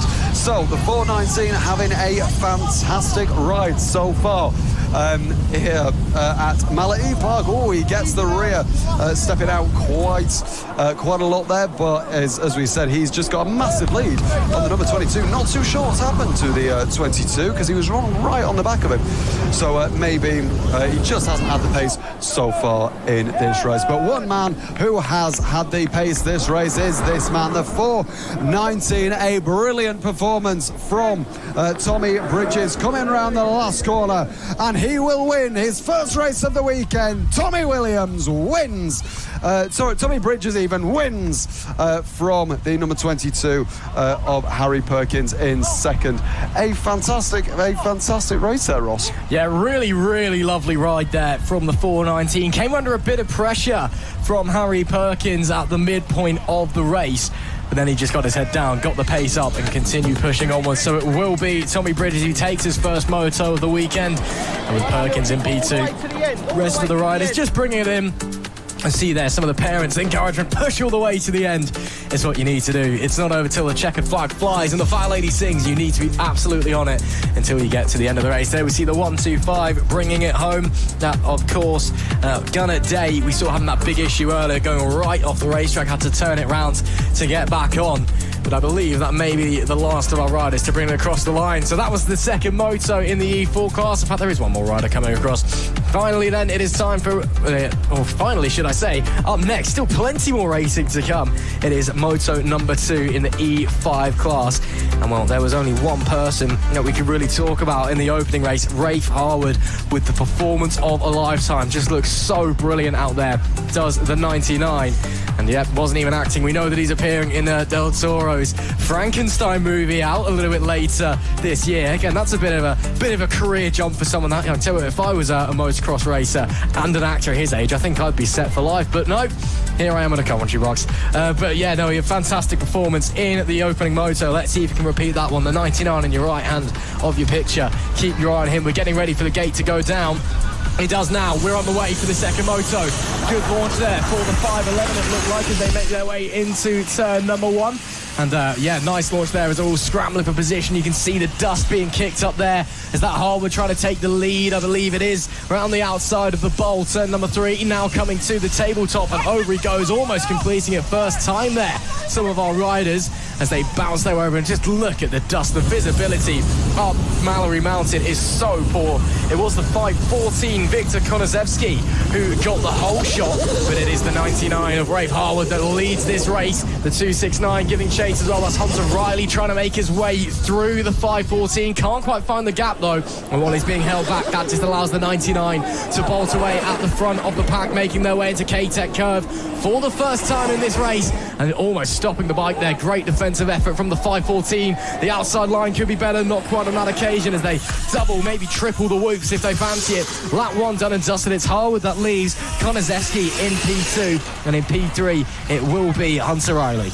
Absolutely great start so far from these riders as well. Looking at a battle here, going left and going right. The 5:14 doing everything he can to try and defend from the 269. Just behind him with Hunter Riley. Again, we've seen Hunter Riley send it around the outside. Who's going to have a better exit here? One's going to have the side line, one's going to have the wide line. And it's a great defensive effort from the 5:14, who just has a massive, massive slide there, but manages to save it brilliantly. But that means that the 264 does have to go very wide. These two tooth and nail together in this race. The 514 actually rides very differently in this race, taking the very, very sort of maybe slower but tighter lines, but the 269 is obviously going a lot faster in there. You can see there it takes the really, really wide line, but they're still tooth and nail. It's very, very interesting to see how these riders race together, and just to see the difference of lines and just how much similar pace that they have together in this race. 269 is right on the back of the 5:14 now. Coming up to Mallor-E Mountain next. We've got a little jump here and then up Mallor-E Mountain. Now the left-hander, 269 will go very wide all the way on the outside. Oh, he doesn't actually this time. He's actually followed the 5:14's lead and gone very, very tight line there. But is he going to go wide here? He's going to go a bit wider than the 5:14, but still to no avail so far. Obviously, the number 99, Rafe Harwood, he's gone, long gone in the distance. He's gone so far you can't even see his dust trail. But the 5:14 still defending, going. He just needs to be a bit more gentle on the throttle, because right now he's just going very, very, maybe he's obviously under pressure from the 269 who goes around the outside. Who's going to lead over the line? It's going to be tight is what it is. So the 269 tries to send it on the inside, but the 5:14 shuts the metaphorical door. There is our leader, the number 99, Rafe Harwood, who is just incredibly quick, absolutely incredibly quick. But these are the two that have the closest battle on track, the 5:14 and the 269 going left and right. Oh, it's a great battle. The 99 just doing everything he needs to do, overtaking some back markers there, going up Suron Hill. Here we go, round and down, and it's a great race so far for our race leader. Yeah, fantastic stuff from Harwood. Looks like to me that Riley just can't get through Konaszewski, which is why he's trying these alternate lines. At some corners, the wide line really works. K-Tech corner, it seems to be if you take that back line, it can get you so much momentum. But some corners, it is actually a detriment to use those outside bank lines. The 99, though, gets through the traffic, continues to cruise on into turn 2, then up to the bowl at turn 3. This kid is pretty special, isn't he? I mean, he's just dominated everything so far this weekend and looks set to dominate in the second moto as well. Isn't quite clearing the tabletop in this one, so maybe the heat just getting to him a little bit, maybe just taking it a bit slower. He knows he doesn't need to push. He's got a huge lead. I mean, there's second and third place there. Looks like Riley has actually got through Konaszewski. I think I just saw there in the background of the picture. So maybe they have swapped places up the front of the 99. I mean, maybe they should take some of his acting money and send him to compete with European competition, because he really is in a class of his own at the moment.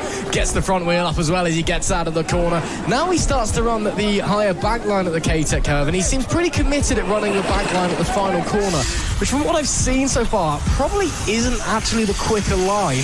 But a few of the riders seem to prefer it, so, and you know what, I'm not riding right now, so I'll give them the benefit of the doubt. They probably know more than I do.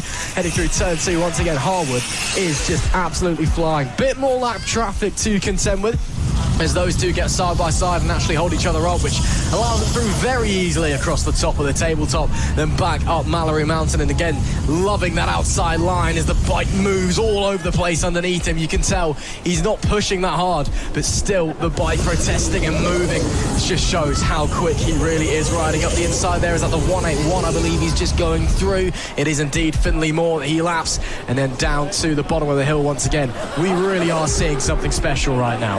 Absolutely. It's also worth noting that last time out at round 3, this man on your screen, Rafe Harwood, won every single race.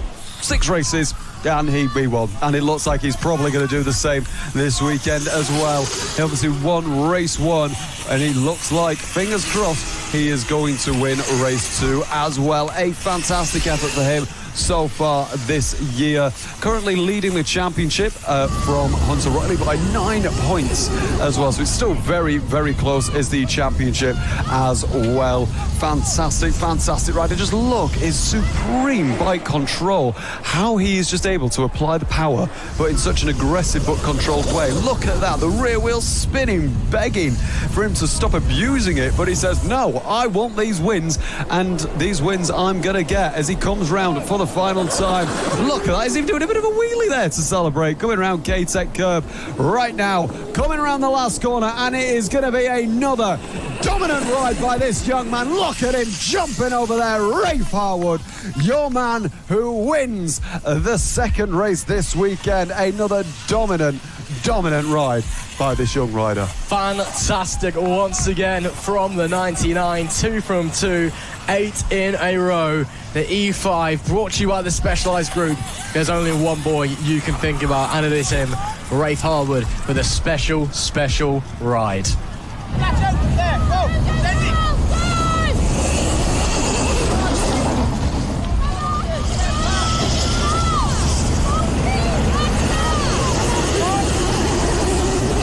Getting ready for the Surin Cup up next. Their second moto of the day, second of the weekend as well. Should be a very, very exciting race. We've got a brilliant day of action so far. We are really, really looking forward to this one. The remainder of the E5 class pulling in now. Let's get it going.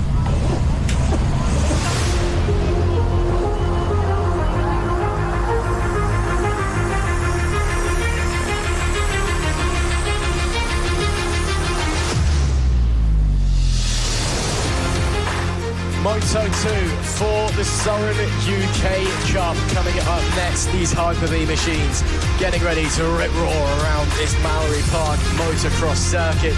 Conditions so brutal. The heat is up. It is humid. There is not a lot of breeze, and the track is bone dry. Tough as you like. But these young riders still going to go out there and show us what they can do. We're just waiting for the last few riders, I think, to make their way to the starting gate before we get ready to go racing. Race number 1, a really, really interesting affair.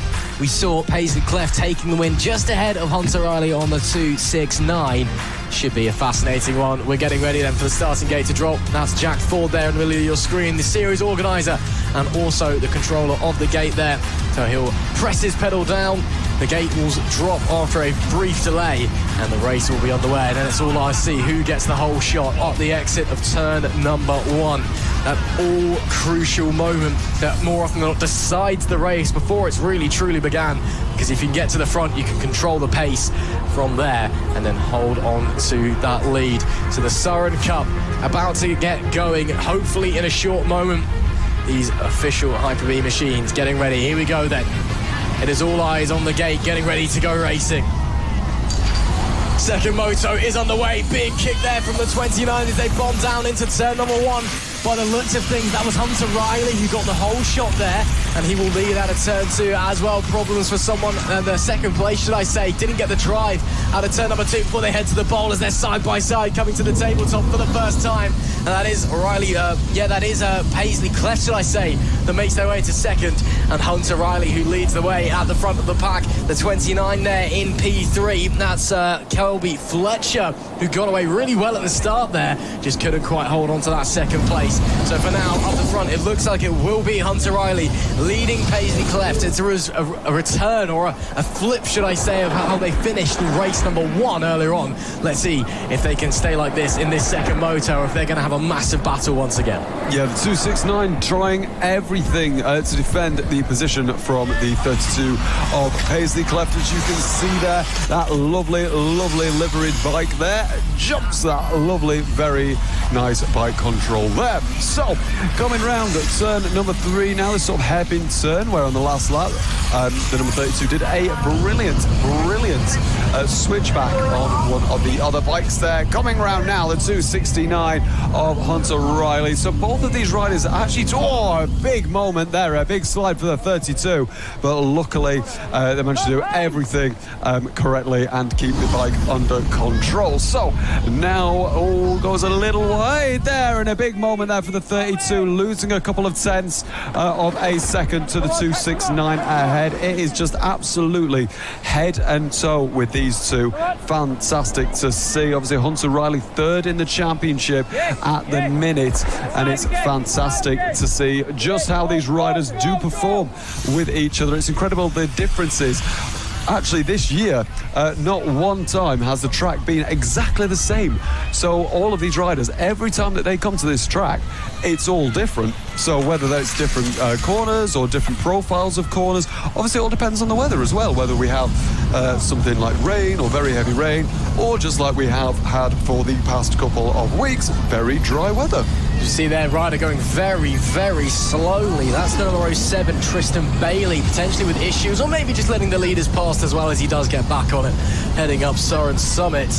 So Tristan Bailey getting out of the way of the leading battle as he comes down the hill once again. And of course, this is all about learning racecraft. Yes, of course, these young riders, we want to see them out there performing at the highest level and showing us what they can do. But it's also about just getting experience on a bike, on the track, and just learning your craft, and then you can progress your career, move forward. Obviously, the competition in Europe a little bit higher than it is in the UK. They've got the benefit of different regulations over age and better weather over the winter. That means they can just go round and round and round all year long. Here in the UK as well, nice there from Hunter Riley as he clears the tabletop and doing a great job up the front, it must be said. These two really, really tense racing going on right now. Looks like Riley very happy to control the pace. Cleft is pushing but making a couple more mistakes, so the gap fluctuating quite a bit across the course of the lap as Cleft now getting onto the back of the race leader as they make their way down to the bottom of Soren Summit and then into K-Tech Curve. Both of them preferring to use the inside line on that one as that's Riley going defensive there on the anchors before they come into the whoop section. Looks like it was Riley who was able to get a much cleaner run through there on that lap. Cleft though right on their tails, still pushing really hard, looks to the inside, doesn't find anything, but now Cleft is really pushing, really wants to go through and make it 2 wins out of 2. Yeah, I don't know what they've found in this race as they sort of get held up by back markers. Oh, what a shame. Having a fantastic run there was the 32. Couldn't believe it. Just every corner, just sending it so much later. Oh, there's a big moment there for the 32, but it looks like the 269 is getting held up as well by traffic. Who's going to go on the inside? Oh, fantastic there. The 269 and the number 32 still side by side together. It's absolutely brilliant racing. So both of them getting held up by lap traffic there and having a couple of moments, but both of them still wheel to wheel as the number 32 pays as she tries to send it. Doesn't work out there, but she, at this point in the race, is looking so much faster than the 269. The way that she can ride these bumps, going into turns, especially getting more air as well. The number 32, fantastic bike there. My word, that was a near high side. She is absolutely pushing the limits of that bike now. She wants the win. She wants the win like she had, and she's got to go around the outside of the 269. Lap traffic. Oh, sensational there. Absolutely taking advantage of back marker traffic there. But now the 269 is really going to want that position back.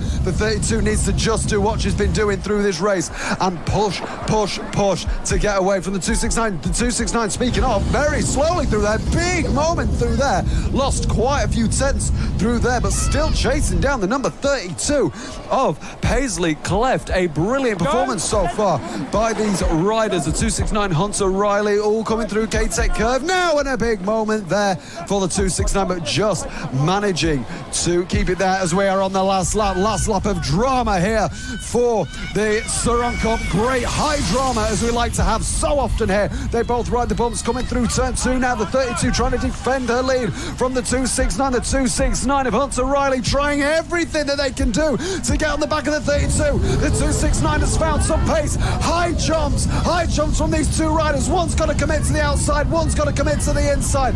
Who's going to do who? Oh, it's fantastic. The 32 comes out of the Mallor-E mounting ahead. Both of them having a slower exit coming out of there. Coming up to the Surron rising. Fantastic. Coming through the left hander now. The 32 looks like she's got the race under control, but anything can happen in motocross, and so often does the 269. Tries to cut to the outside, to the inside. Can they get the switch back? Coming round the final corner. The 32 is slow. It's a drag race to the line. The 32, a fantastic win, just like in race 1. A fantastic performance by Paisley there. She'll be absolutely ecstatic that we saw the 269 of Hunter Riley absolutely smacking his knee in disappointment there, but both of them have nothing to be ashamed of there. That was fantastic racing. A brilliant race, but I hate to say that Hunter Riley, I think frustration got the better of him in that one. We saw how disappointed he was at the end there, thrashing his arms around, clearly upset. But when he got done after that incident with the traffic, and when Cleft got through, there was a couple of errors immediately afterwards that cost him time. I think just frustration bubbling over, taking his eye off the ball for a brief moment. If he'd have kept on it, if he'd have kept his focus, kept it cool and collected, he may well have won this second moto. So it will be 2 out of 2 then for Paisley Cleft here. And, well, lots to play for going into the third moto of the day a little bit later on in the Surron Cup. A fantastic affair, though, it must be said, and a really interesting battle between the leaders. Looks like we got some issues there. That's the number 26, Hunter Kirk. I think he may have got down, actually, on the final lap, but manages to get going once again. He'll head through the whoop section. Fantastic action once again from the Surron Cup. They'll be back out later on for their third race of the day in a little while. So this time we are back for our final race of today of these championships. We're going to have 3 runs of all of these championships today, and this is starting the third run of another 10 races. 20 races in so far, another 10 to go. These are the 12 inch basically referring to the diameter of the wheel, and these are 3 to 4 year olds. So obviously we've just been watching the Surron Cup. That is going to be a lot faster than these, but these still provide fantastic racing as well. The arm is up in the air, the gate is about to be dropped, and the gate is dropped, and it's a great start for multiple riders. I believe that's 169 getting a fantastic start and leading into the first corner. A great start there for the 158 of Riley Hickenbottom in the green and black machine there. All of them struggling with the dust. We can actually see the dust is a lot more prevalent this time of day. A lot of bikes have been using it. It's takes a brilliant couple of laps to come before us. So there we go, coming up the hill, the 158 been chased by almost also Spider-Man there in second place. A great outfit choice and helmet there, coming around the 158 leads from the 245 so far, which is Boston Cleft. Both of these riders very racy against each other all of today. As we see the number 20 coming through the shot through there, we can see all the advice coming from the parents left, right and centre. Obviously in these younger classes we don't basically allow them to use the second bit of the mountain, they just sort of cut straight across, but that is the first lap and it is going to be the 158 that leads.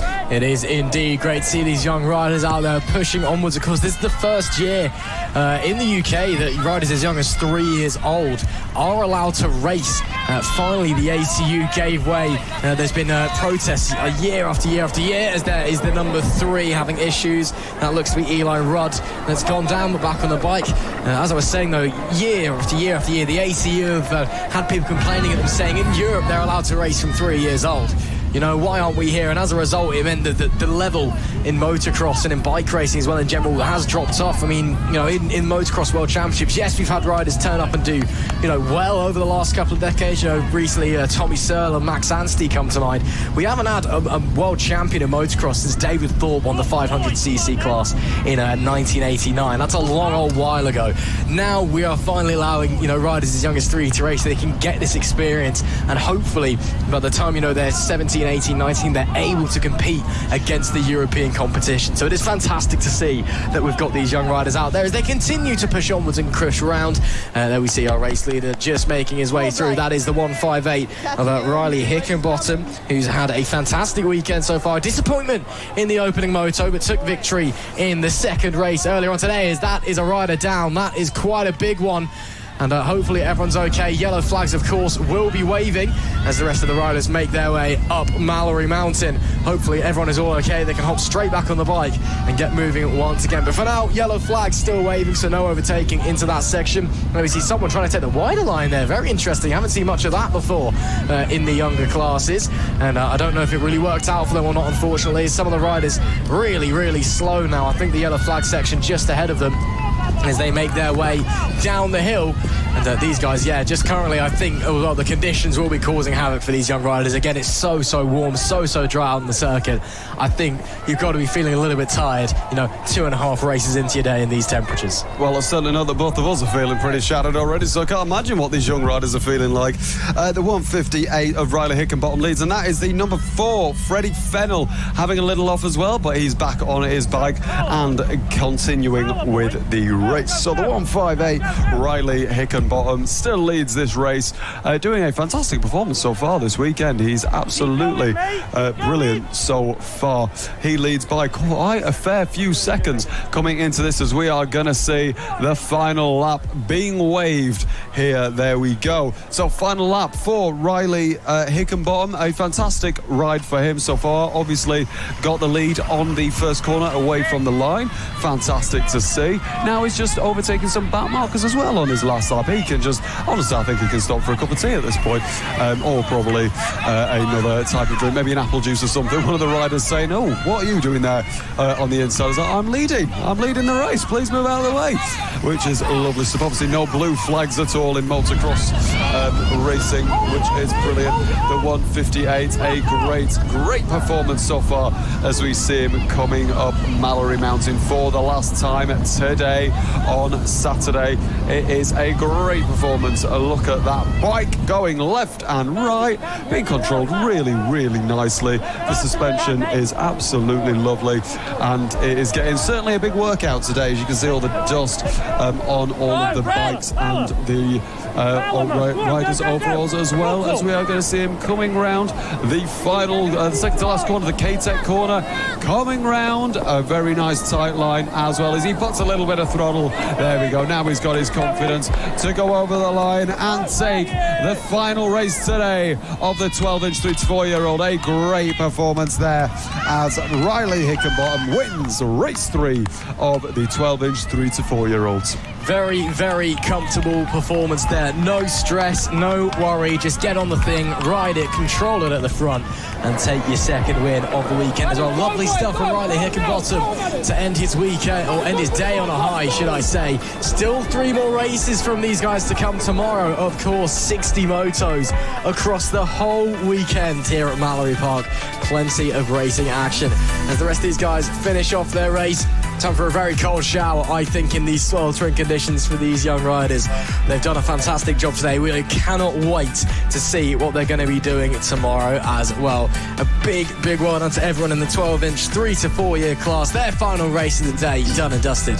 They, of course, will be back out tomorrow for another 3 motos. As there we see Eli Rudd crossing the line. He had a little fall earlier on in the race. Great to see him get back on and finish it.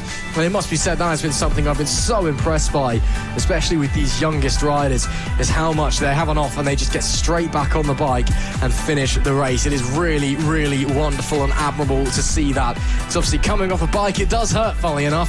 And, the bravery and the commitment to get back on and finish off a race, it is so, so impressive. So if you're watching along online, we are all done with the 12-inch 3 to 4 year old class. Make sure you subscribe, share, all of the above. Help get these young riders' names out there. Help get British electric motocross out there, and to show what we can do here. We hope you are enjoying the action wherever you're watching around the world. Myself, Ross McIntyre, Alex Rizzoli alongside me in the commentary box, bringing you all of the action for all 60 races this weekend. And we've only got 9 more left today, unfortunately. So the day already drawing to a close, as silly as that may seem, given how quickly it has all flown by. And now getting ready for the next class, getting ready for them to head out onto track. Yes, that is right. It is time for the final motor of the day for the 16-inch 3 to 4 year old class, brought to you by Macadam.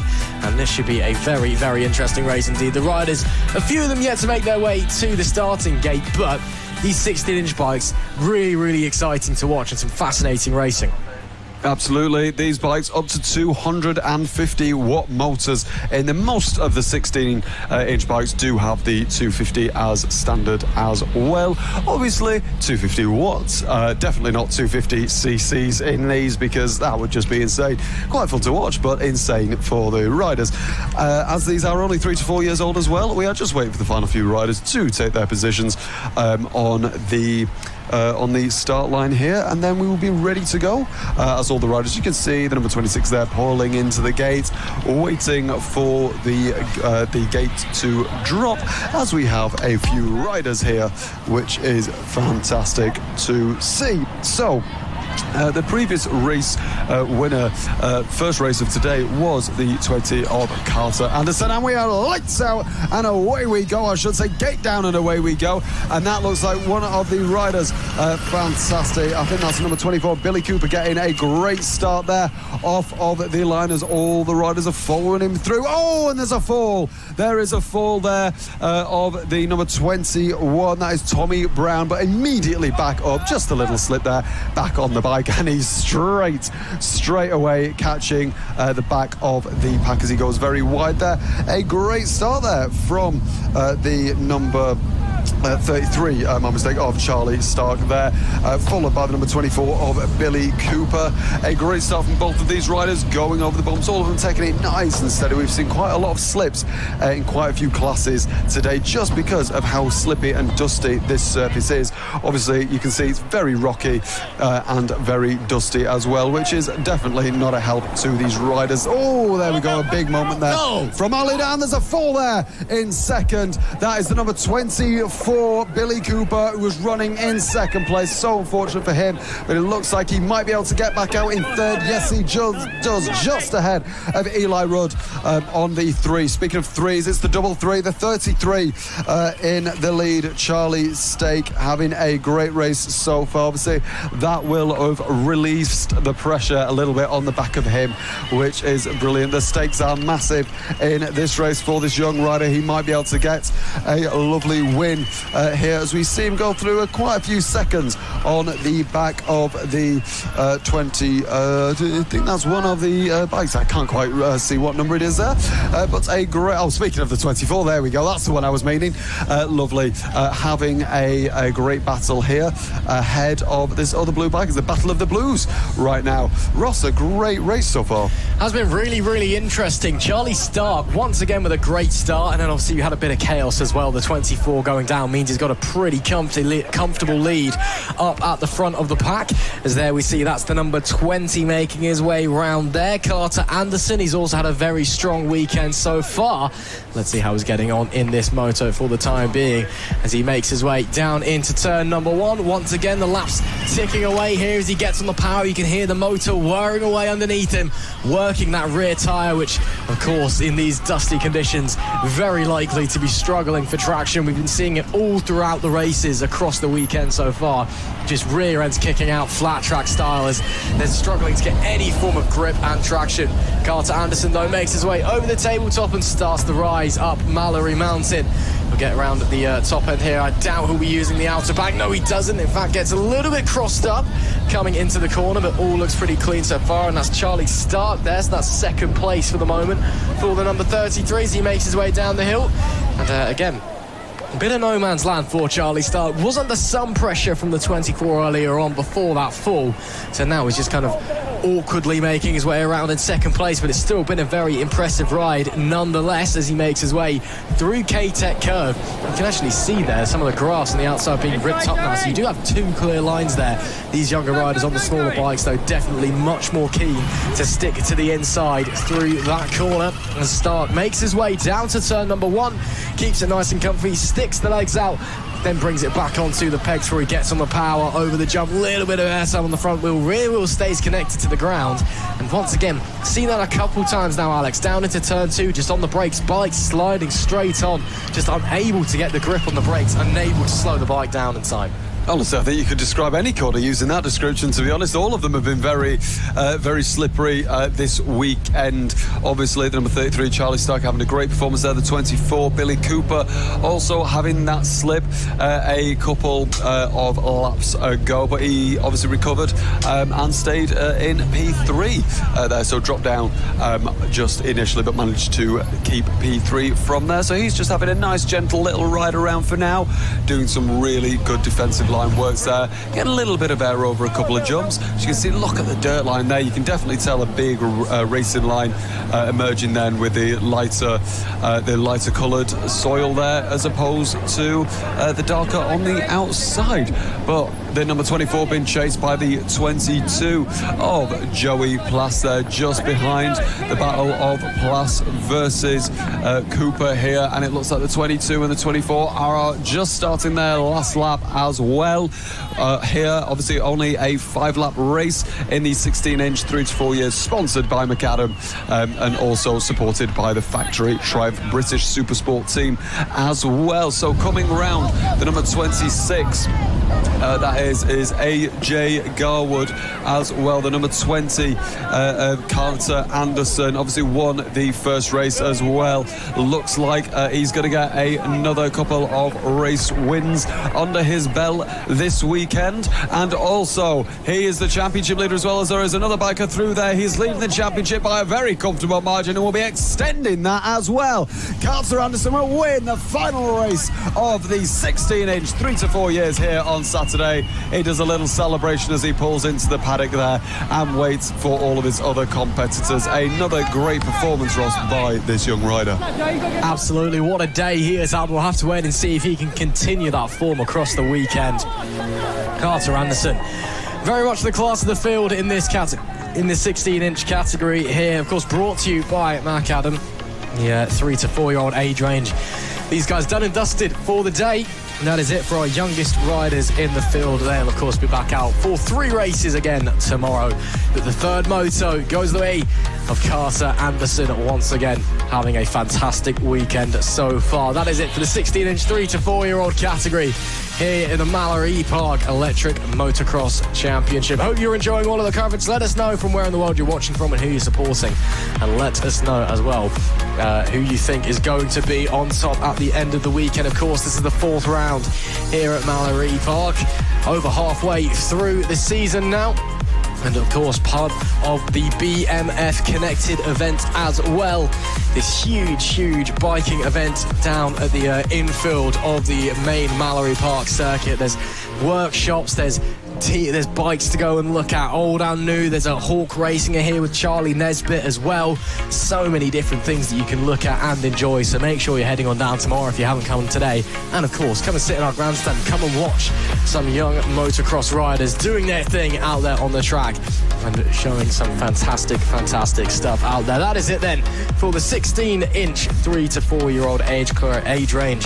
The 5 to 6-year-old riders, they'll be out in a short moment for the final race of their day. Of course, once again, they'll all be back out for 3 more motos tomorrow. 6 races for each class across the entire weekend. Fantastic stuff from all of them. Just a small delay here.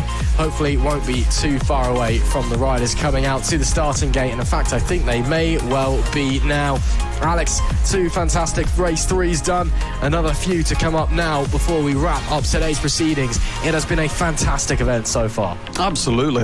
Some brilliant racing this weekend. Obviously, we've still got a lot more to come. The next round will be the 16-inch 5 to 6-year-olds as well. So 16-inch wheels, up to 350-watt motors as well. But a lot of people do upgrade from the 250 to the 350 as well. So it just means a little bit more power and a little more torque coming out of the corners. Obviously, the big advantage with these bikes is that, unlike petrol, you don't bog down like the other sort of petrol bikes do. So the moment you put your throttle down, you've got maximum torque, which is very good for getting out of corners. Either that or having a little drift around them as well, as we've seen so far this year. It's been a brilliant sort of weekend so far. A very warm weekend as well to a lot of people, but we can't complain because we've seen some people in chat from South Africa as well, so we definitely can't complain about the heat from here. But it's going to be a great race coming up. The number 22 of Harry Perkins has won both of the races so far today, which is, you can just see on your right hand side, that sort of bluey, very shiny looking bike as well. So let us know on the chat who are you supporting. As we say, we've got people from all over the globe supporting this championship this weekend. Race 3 of 3 this race 3 of 6 this weekend, but it's the final race for this category today, as it looks like we are getting ready to go. The gate will go down with the hand drops, and the gate is down. Who's going to get the good start? It looks like maybe the 58. Their leg is going wild there, which has just helped them to get the lead of this race. A great start there for one of the riders. Oh, and it's already switched round immediately as well, as they all go 2 by 2 by 2. It's like Noah's Ark here. Fantastic to see, as all these riders are sort of split up a little bit now. The 2 leaders getting a very good run away from these on your screen there. That is the number 7, Boyce Clements, followed by one of the other riders. There's the number 7 coming through. It's going to be the 33 alongside him of Arthur Brailsford, just trying to get that position from Clements. Is he going to be able to get a quicker inside loop? No, he's not. Obviously, these riders, if you have been with us all day, you'll know by now they don't use the full track. They use the sort of half track as well. But it's going to be a great start for one of the riders who's already over the whoops already. A great start. Yeah, fantastic stuff. They didn't quite get the whole shot at the start of the moto. That went the way of the number 50, Junior Garbett, but got back through at turn number 2 and then has immediately shot off into the distance, and I'm presuming it is probably the 22 of Harry Perkins who has dominated this weekend so far. Garbett under some big pressure now from the 313 of Theo Hancock, who goes up the outside, which will soon be the inside into Mallor-E Mountain, and that is second place for Theo there. Nice stuff from him. He's been really racy all weekend long, looking very comfortable, very quick, no matter what bike he's stepping on, be it this 16-inch bike or where he's been racing elsewhere on the E3 bike in those races as well. Also been very, very quick. So this battle for the podium now starts to dissipate. Can Hancock push onwards and catch up to the back of Harry Perkins? Similar story to what we've seen in the other motos so far today as well, is that for whatever reason Hancock just can't quite get the starts that Harry Perkins is. And Perkins, as a result, by the time that Hancock finds his rhythm, the bike comes to him from underneath him and it all starts clicking. The gap's just a bit too big for him to catch in these very, very short races. This one only 4 laps long, so really not long at all. 5 laps, should I say. So, yeah, it's as there we see, that's P4 and P5 making their way round now. That's the 32 that we see of Reggie Herring. Just behind him, another rider as they come over the top of the tabletop. Just behind him, Arthur Brailsford on the number 33 machine. Not really close enough to make a move into Mallor-E Mountain, but close enough certainly to put some pressure on. Maybe try and force a mistake from the 32. We'll have to wait and see as they bomb back down the hill before into the right-hander, and then this left-hand hairpin making their way now into K-Tech curve. Oh, very, very wide there from the 33 in the background. That's going to cost him a little bit of time. Once again, track conditions are so brutal. It's so dry. Everybody's struggling for grip. Everyone's struggling in the temperature. It's, well, it's very much a war of attrition out there, it would seem, as it stands. Absolutely. The 32 defending everything for now obviously the battle between the 32 and the 33 as well. The 32, a fantastic start at the minute, and obviously this race as well, a great race as well. For here, we've got a yellow flag as well. We've got a rider down there, it seems. That is the number 8 there, which is Pearl Hanlon. No, it's not the number 8. I'm not too sure which that rider is, but the good news is that they are up and walking away from that, so they might rejoin the race as well. The number 22 then is Harry Perkins there, our race leader. A great race for him as well, hoping to take a clean sweep on this Saturday. Obviously, he's had a fantastic run of form last round as well. Obviously, the last round, guess how many races out of 6 he won?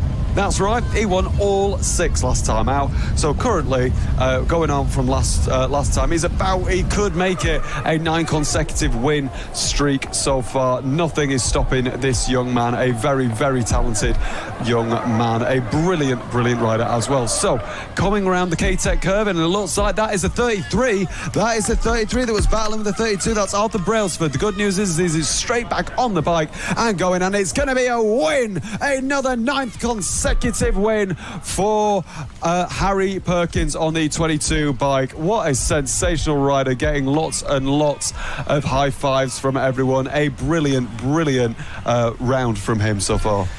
Well, as it currently stands, that 22 plate is gearing up to be swapped out for a number 1 plate at the end of this season. Harry Perkins with once again a fantastic ride and takes a 9th consecutive moto victory. Unbelievable stuff from him. Once again, we saw Theo Hancock, should I say, with a fantastic performance as well. He comes home, wraps it up in 2nd place.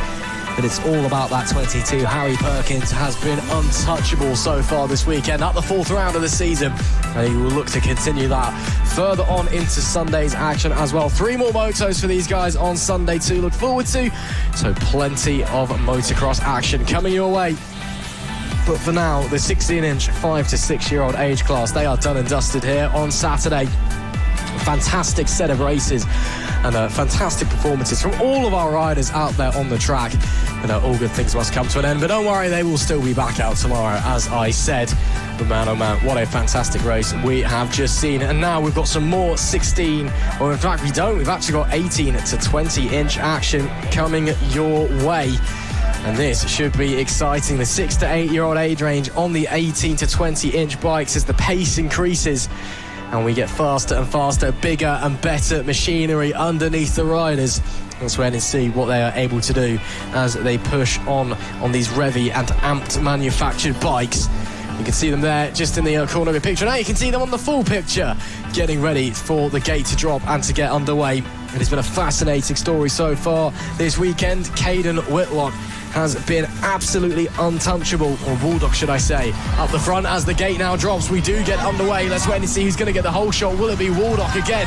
Flying down into turn 1, indeed it will be. A wonderful start for the man who's won 2 out of 2 so far this weekend, as the riders negotiate their way around turn number 2, now into the bowl for the first time, and on the run into the tabletop. You'll see them pop up before slamming down. These riders, these bikes should I say, not quite quick enough to clear it first time. And you can see once again the dust coming up, the bike struggling for traction, struggling to get grip in these dry and dusty conditions. But it is Caden Waldock who's opened up race number 3, as he did in the first 2 motos, with a very, very quick start. Yeah, absolutely. A great start as well. It's also worth mentioning as well that Caden also won, well, basically all 6 rounds last time out at round 3 as well. So he's having another great run of form as well. A fantastic round, as well as we're seeing a little battle occur here coming into the K-Tech curve, and one of them gets away very well. They go side by side into the last corner. That's the 251 getting overtaken there, but I say that they go side by side. Who's going to have the metaphorical inside, or who's going to shut the door on who? It's going to be the 419 and the 251 having a great battle as well. 251 late entry Teddy Williams into this series this weekend against Tommy Bridges, who's we've seen quite a few times already this weekend. Well, we've seen all these riders a lot of times this weekend starting to lose who's who. As the 251 having a great battle with the 419 of Tommy Bridges as well. Obviously our leader, no surprise, the number 29 of Caden Waldock. A brilliant step, as we can see and hear some support for Bailey there as well. Lovely to hear from the other kids and the other family members as well. Absolutely, bombing their way down Surrey Summit and into K-Tech corner. They now go. It is still Caden Waldock that leads this moto, but it's not as easy as it has been so far, because he has some fierce competition just behind him. The 2 of Riley Stark not far away at all. And if there's a mistake from the leader, or Stark is able to get into the groove, it could well be that we have a true race for the lead on our hands. As Stark a little bit crossed up there into turn 2. Nothing that I don't think is going to worry him, but again, just showing how tricky these conditions are. The bike's moving all underneath the riders, really no traction whatsoever, no grip out there.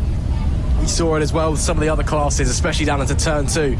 Really tough through that part of the racetrack. There's just no grip, especially on the brakes, and a lot of riders running very deep, because they get on the brakes and the bike just isn't slowing. It's not stopping at all as they climb Surrey Summit.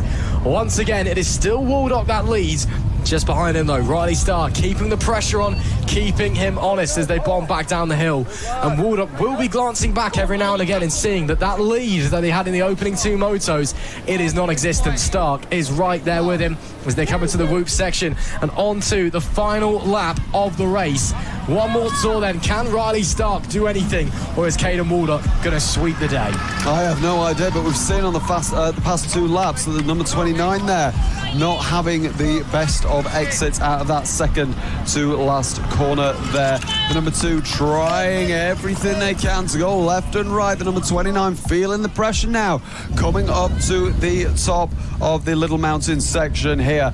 A great section here. Oh, number 29 again, he keeps doing that. He keeps taking it very tight. I think if he takes a wider line, he won't be under threat. He locks the rears there. He's making a couple of mistakes now, but only half a lap to go now before he continues his streak of winning races. Fantastic to see, but the number 2 is going to want to break that very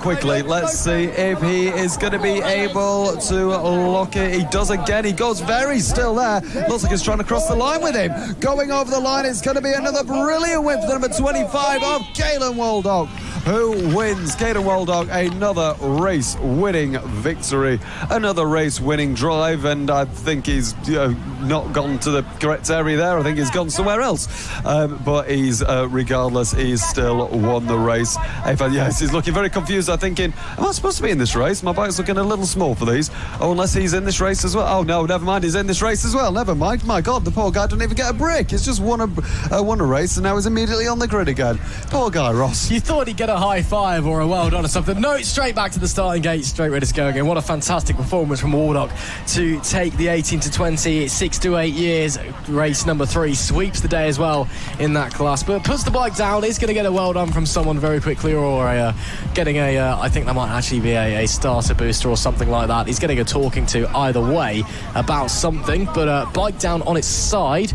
Waldock standing there rather gormlessly looking onwards. Hopefully everything is okay. Meanwhile, in that one we did of course see Riley Stark finishing second once again. Another good performance, but just not quite able to catch that number 29. Is there a problem with Waldock's bike potentially? We do have, of course, the final race of the day for the 18 to 20 inch 9 to 13 age class. And was that maybe a change of battery? I think that may have what it might have been. It may have been a change of battery for Waldock perhaps, because he's back on the bike now and looks ready to rock and roll. So a great race there to finish off the 6 to 8 year old age range action. Now it is time for the final motor of the day for the 18 to 20 inch 9 to 13 age range. Before, of course, we then get on to our E2s, E3s, E4s, E5s, and the final race of the day, the final moto for the Surin Cup. And then, of course, we do it all again tomorrow. Another 3 blocks of races, 30 motos to look forward to. And, of course, all of the other action that's happening at the track this weekend. We've got all of the BMF event that's there in the background. Is it time to get this final moto underway for these guys? I believe it is, as we're waiting for the start gate to drop, and now it does. We are underway for the final time today, and it is the number 1 who gets a roaring start.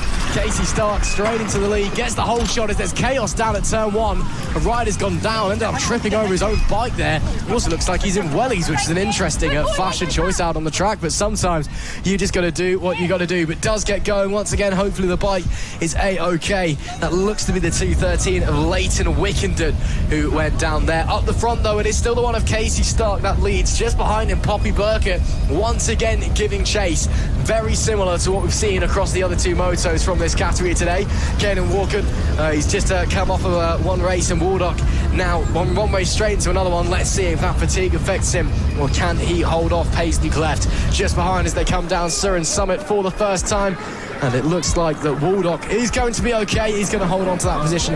Cleft not too much of a threat at the moment, just in front of them, the 07 of Seth Johnson as well.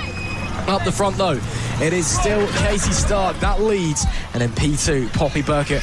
Very similar, Alex, to what we've seen from the 2 motos today already. Yeah, absolutely. The 29 looking strangely familiar. It's almost like it was in the last race that we've just watched only a couple of minutes ago. And of course it is as well the number 32 trying everything that they can do to catch the number 29 ahead. It's a great battle. This is the battle for the lead here. The number 1 goes a little wide. They actually touch wheels there. Does the number 30 and the number 1 as well. A fantastic Poppy Burkett and Casey Stark having a great little ding-dong battle here.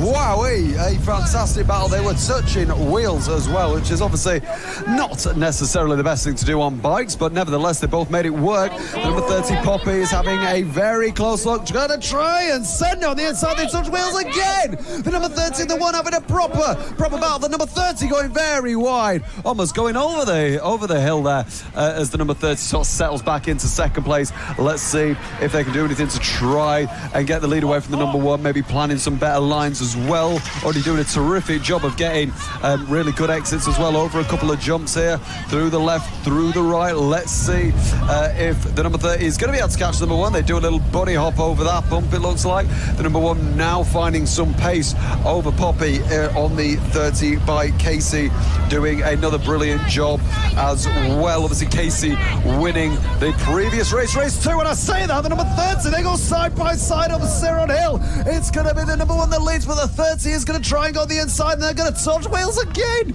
This is absolutely a sensational race. So the number 1 through to the left, the number 30 making pace as well, going to send it to the inside once again. Poppy makes contact with the rear wheel of that number 1. They go side by side over the hill. This is a thrilling race so far, but the door's open, but the number 1 closes it. Poppy now on the inside though. Oh, that is close. That was close there. The number 1 and the 30 doing a great battle They touch wheels once again. I've never seen so many bikes or two bikes touch wheels so many times. The number one still defending from Poppy, putting up a brilliant attack so far, but it looks like she's lost a couple of tenths there. But let's see if she can make it on the entry and exit. Oh, it's going to be very tight. The number 30 loses the rear, but it's okay. The number one has a bit of drama as well. They're both pushing each other tooth and nail, literally pushing each other around. The number 30 takes the lead. A brilliant move there. Well, the number one makes a mistake. The number one just makes a mistake, and the 30 as well, with a brilliant run of form there, Ross. Man, oh man, oh man, this is physical, aggressive racing, but it's brilliant to watch. The 30 takes the lead after getting the elbows out. 1 lap to go. Both of these riders have had moments where they've been unseated on the bikes. Can Stark do anything? Or is Poppy Burkett got this moto in the bag? Coming down turn 2 for the final time, almost stopping the bike again, no grip, down into that corner.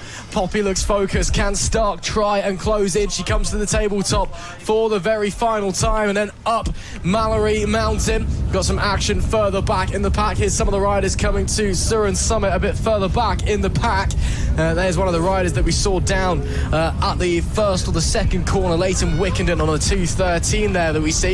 There we see the bottom of the screen, the race leader on the final lap just going by as we're watching these back markers go around, and there is the race leader, number 30. Looks like she's got a very, very healthy gap behind her. Checks behind, sees she's in the clear.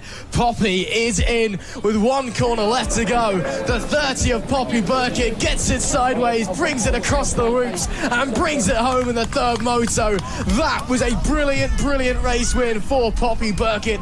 Elbows out, physical, aggressive racing, and one that she has come home on top of. Brilliant stuff from the 30 to bring it home on top of that one. Casey Stark will bring it home in 2nd place as a result.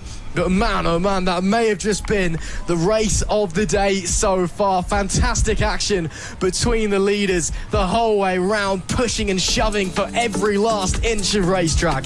But it's Poppy Burkett that brings it home on top in the final moto of the day for the 18 to 20 inch class in the 9 to 13 age range.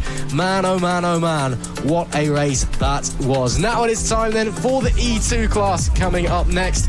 And this should be really interesting to see how it unfolds. Once again, KTM, Husqvarna, Gas, just some of the brands that are making these bikes. Big name manufacturers out there lending their funds and their money, or KTM, I say funds, maybe not, but lending, their support to these young riders with these machines. And it's been a fantastic day of racing so far in these E-classes. Should be interesting to see how we get on in this one. Absolutely, 4 to 6 years old. We are looking at on the screen as well in the E2 class. It's a fantastic, fantastic championship. 5 laps of action awaits us for race 3 of the E2 class. We're just waiting just to see what these riders are doing. A couple of them maybe just not ready to take the start just yet, but let's have a look. We have a lot of the riders. If you're just joining us, you've joined quite late in the day, but still early enough to watch some great racing and great action between these drivers. Let us know where you are watching from. We've got some people watching from South Africa as well. Double points if you can beat them for how far they are away from the UK. So let's have a look. We've got the number 4 on the right hand side of your screen, one to watch as well. All of these riders are incredible. The number 3 as well, that is Daisy Rudd. She's already won a race today. Let's see if she can have any more race wins. Certainly possible. And as we see, the gate drops, and it's the number 22 that gets a terrific start in the E2 class. A couple of bikes go a little bit wider. It's a great start so far. So Joey Plass leads the pack away with about a couple of seconds of a gap already.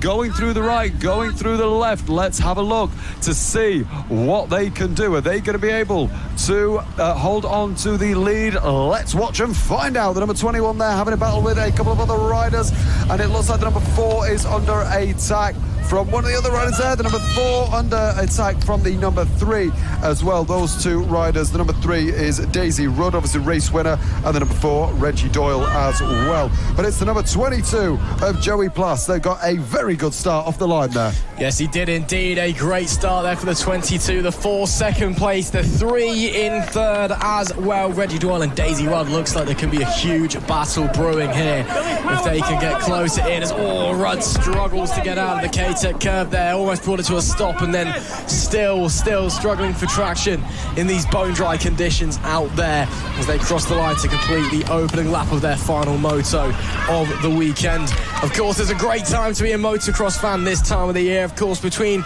round number 3 and this round number 4, we had the MXGP of Britain over at Mallor-E Basin. Motocross as well, the Motocross World Championship. They're off the Kimi Ring in Finland this weekend, but this is where we really want to be watching. We want to be watching the Mallor-E Park Electric Motocross Series, because you won't find excitement and like it anywhere else for junior riders, as this battle for second makes their way through Mallor-E Mountain and then heads back down the hill over that small jump there. They do get a little bit of air and then stopping for that hairpin before they climb back up Surin Summit and make their way round once again. I keep saying it, but it just reminds me so much of Maggiore in Italy, that section of the track, just the up and down through the rolling hills. Again, you say rolling hills, you don't really think of Leicestershire like that, but it is a fantastic track that we've got here. And again, it changes every single time we come. Although the base is the same, there's little updates and improvements to the track every single round. For example, the tabletop section, that is new for this round. They haven't had a tabletop here yet before, and already been seeing some riders completely clearing it. So be fascinating to see that later on as well. There, though, is the number 4. Still in second place is Reggie Doyle, as there's some riders further back in the pack as well. You can see there the number 21, that's Freddie Mason. He's got a battle going on there a bit further back in the pack. Behind him, the 113 of Albie Clark, giving him a bit of a go. Can't quite find the move at the moment, can't find the way around. Mason once again struggling into turn 2. That has been a common theme throughout this afternoon for the 21, just struggling to get the grip into turn number 3. As well, turn number 2, should I say, is out of turn number 3. There was an attempt of a move there on the 113, just couldn't quite get it done. This is for P5, we believe. So a little bit further down the pack, but still racing for solid points and solid positions as well. Making their way around the top of Mallor-E Mountain. I mean, obviously, even though these guys aren't fighting for the lead, they've still, Alex, got a very, very strong battle on. Still really hard racing. Absolutely. The 21 that you're looking at now in the centre of your screen is currently the championship leader coming into this event by 2 points from Billy Cooper. So he's doing a fantastic job keeping that car. And that is the number 3, I think. That's the number 3. Oh, Daisy Rudd. She was having such a brilliant weekend as well. We're not sure how much time that she's lost. She was on the podium there, but unfortunately I'm not sure anymore. She goes very wide again. She just went very wide in the last corner, but look at her there. Certainly hasn't slowed her down, because she is absolutely quite literally flying through the air now. She takes the wider line there, does Daisy Rudd, but I think that might have shot her chances of a podium in this race. So it'll be the number 22, Joey Plass, who will be leading from Reggie Doyle, obviously still in second place. So 21 there, the championship leader, Freddie Mason, doing what he needs to do just to keep points rolling in. Remember, you don't need to be winning every race, as long as you're consistent. That's the most important thing. You want to be more consistent in this. Consistent with your lines, consistent with your braking points, consistent with your acceleration. Obviously, it makes it a lot harder in a series like this, because the surface that you're racing on is so different and is quite literally ever-changing. It can change from one race to the next. You know, the positions of rocks or the position of the dust or anything like that. Speaking of the dust, you can see it absolutely being kicked up as they land just after that bump there going up Mallor-E Mountain. And a great race that we are seeing from them there. The 22, as we can see, had a great start there, coming round onto the back of the circuit. That's the number 4 there in second place. That is Reggie Doyle, having a great little weekend so far. I think that's just the back marker there. He then goes to the inside. A fantastic Fantastic event. There's number 22 bouncing over. Look at how bumpy that bit is there, Ross. That's absolutely incredible there. It's a miracle that they can stay on. Yeah, and some of these bikes are set up really, really stiff this weekend as well to try and deal with the conditions. As the checkered flag waves, the 22 will cross the line and take the final moto of the day. Joey Plass with a fantastic win there. There was chaos behind him. He kept his cool, kept his nerve, and rode on through the drama to take a very nice win. Joey Plass wins race number 3 here at the Mallor-E Park Electric Motocross Series. Of course, 3 more races to come tomorrow for these guys, but that was a fine performance indeed. The number 4 of Reggie Doyle will bring it home in second place. We'll wait to see who comes home third. Will that be, I believe it will be Daisy Rudd, who's just recovered to third at the line. A fantastic result for her after that off. She was running in third, then issues caused the drop back in the pack, but finally able to just about slide back up onto the podium. So brilliant for her as the checkered flag waves. And that is it for the E2 class. They will be back out tomorrow for 3 more motos. As you see the rest of the riders, there's the man who was leading the championship, the 21 Freddie Mason, brings it home in P5. What a performance from him, a nice race from him. But that is it for the E2 class. There is only a handful of races left to go in this one. The rest of the riders making their way across the whoops and to take the checkered flag as well. A brilliant, brilliant race in that one there. And once again, the 22 of Joey Plass with a fantastic little ride. Now it is time, though, for the E3 class, brought to you by J&H Scaffolding, the providers of our grandstand this weekend. A big thank you to them and for their support. Now, this should be really, really interesting because we've seen a couple of very quick starters and a couple of very quick riders, and some riders who are very fast but not so good out of the gate, and vice versa as well. So there's always lots of action at the front of the pack in E3. Should be a very interesting race. Just a few words being had there by Jack Ford, the series organizer and Stargate controller. And also dad of Blake as well, one of our very young riders here. Just the last few words being had with our riders out there before he will send them on their way here at Mallor-E Park. It's been a wonderful day of racing so far. Clear blue skies everywhere. Temperatures not quite 30, but almost there or thereabouts. And these riders, I think, will be looking forward more than anything to getting this last race of the day done and dusted before they can have a nice cold shower and get on their way. Right then, time to go racing. Final motor of the day in the E3 class. Gate drops. We get going. Some very quick starts there. Let's see who's going to get the whole shot down into turn 1. Looks like that's going to be the 112 of Eli Walton, who's had a fantastic weekend, winning 2 races so far. Gets the whole shot in moto number 3. Wasn't quite able to do that in the second race earlier on. This time, though, he can control the pace from the front and try and slide away. Theo Hancock with a great start there as well on the 313. Giving chase, trying to take the wider, the banked line at the top of Mallor-E Mountain. Look at the levels of dust being kicked up. It is brutal out there. So hot, so dusty, no grip on this bone dry racetrack before they start making their way back up Surrey Summit.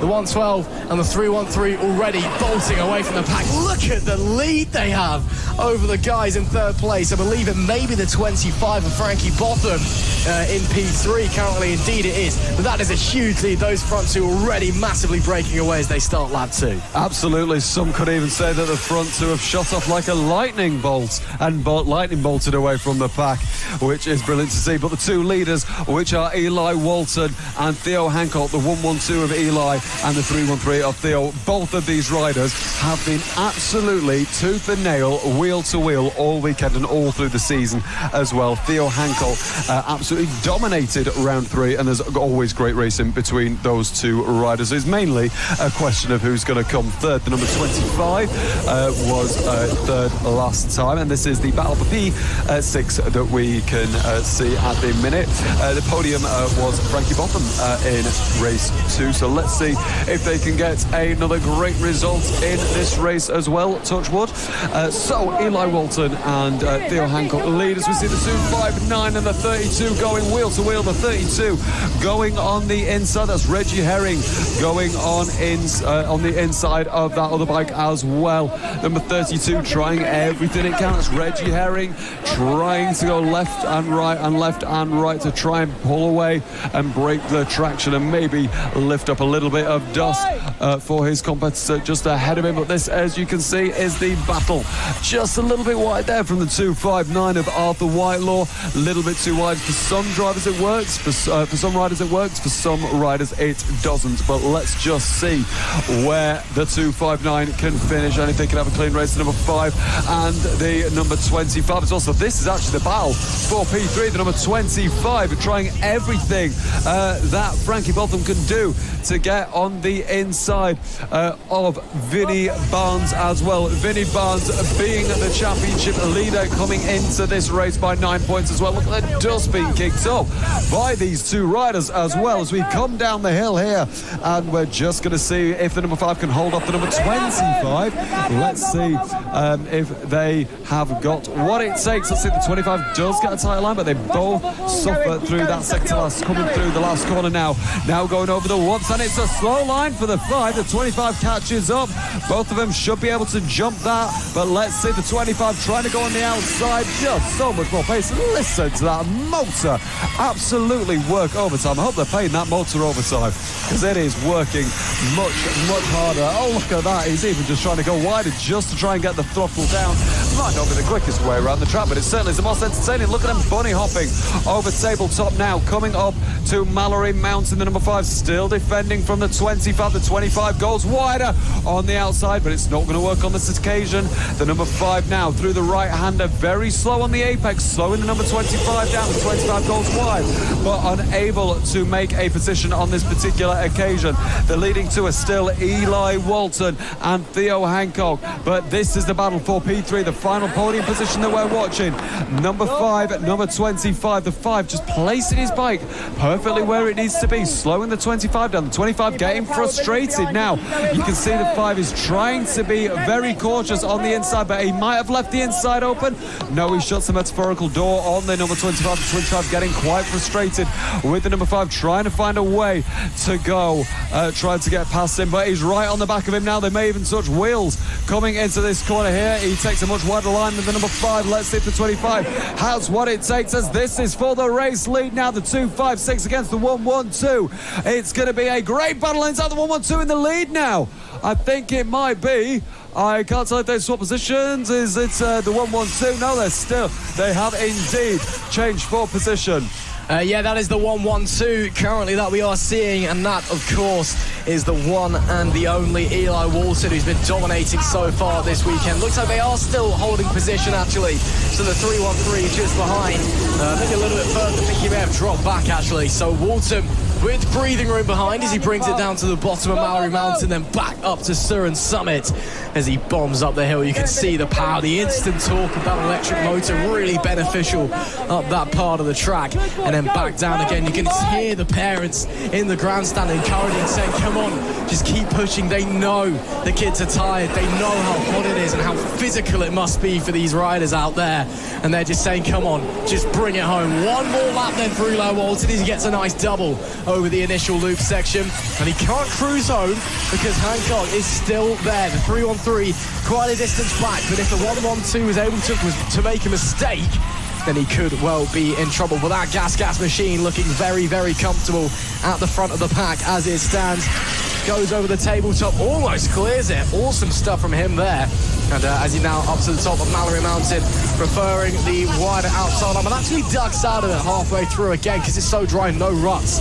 So you are able to change your line mid-corner and not face the consequences of that. Then up to Surin Summit for one final time. A few last riders in front that he may have to negotiate before the end of the race. But only a handful of corners left to go, and a very, very healthy lead as he brings it round K-Tech corner for the final time. One turn and the whoops to go, and Eli Walton is going to make it 3 out of 3. Third moto of the weekend goes the way of the 1.12 with another dominating ride.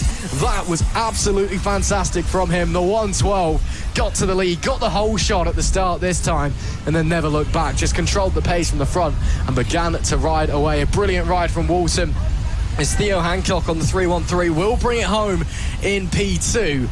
But today, it's all been about the 1-1-2 of Eli Walton. Can he continue that form onwards into tomorrow? We'll have to wait and see, but Saturday has very much been his day. Absolutely. A fantastic effort by all of these riders this weekend. Another great win by Eli. Obviously, him and Theo have been absolutely incredible this weekend. They really have been showing everyone else really just what close racing is. Obviously, we had the battle in this race as well, but we obviously had the battle last time out as well and a few classes ago as well. So a great race for these this week, and as they're just waiting to go in the paddock, they're just having a little debrief with each other, fist bumps all around. A great performance from everyone there. So as we can see, waiting on the start line now will be the E4 class. So these have got 12-inch front wheels, but strangely 10-inch rear tyres as well, up to 1600 watt motors, 1600 watt motors, and there are a couple different chassis that we have. We have the Ossa MX-10, Toro MX-2, and the Stop E-Box bikes as well. And this championship is for 4 to 7 year olds as well. So great performances, great rides by these riders all through the race as well. And we're just about to get ready to get underway.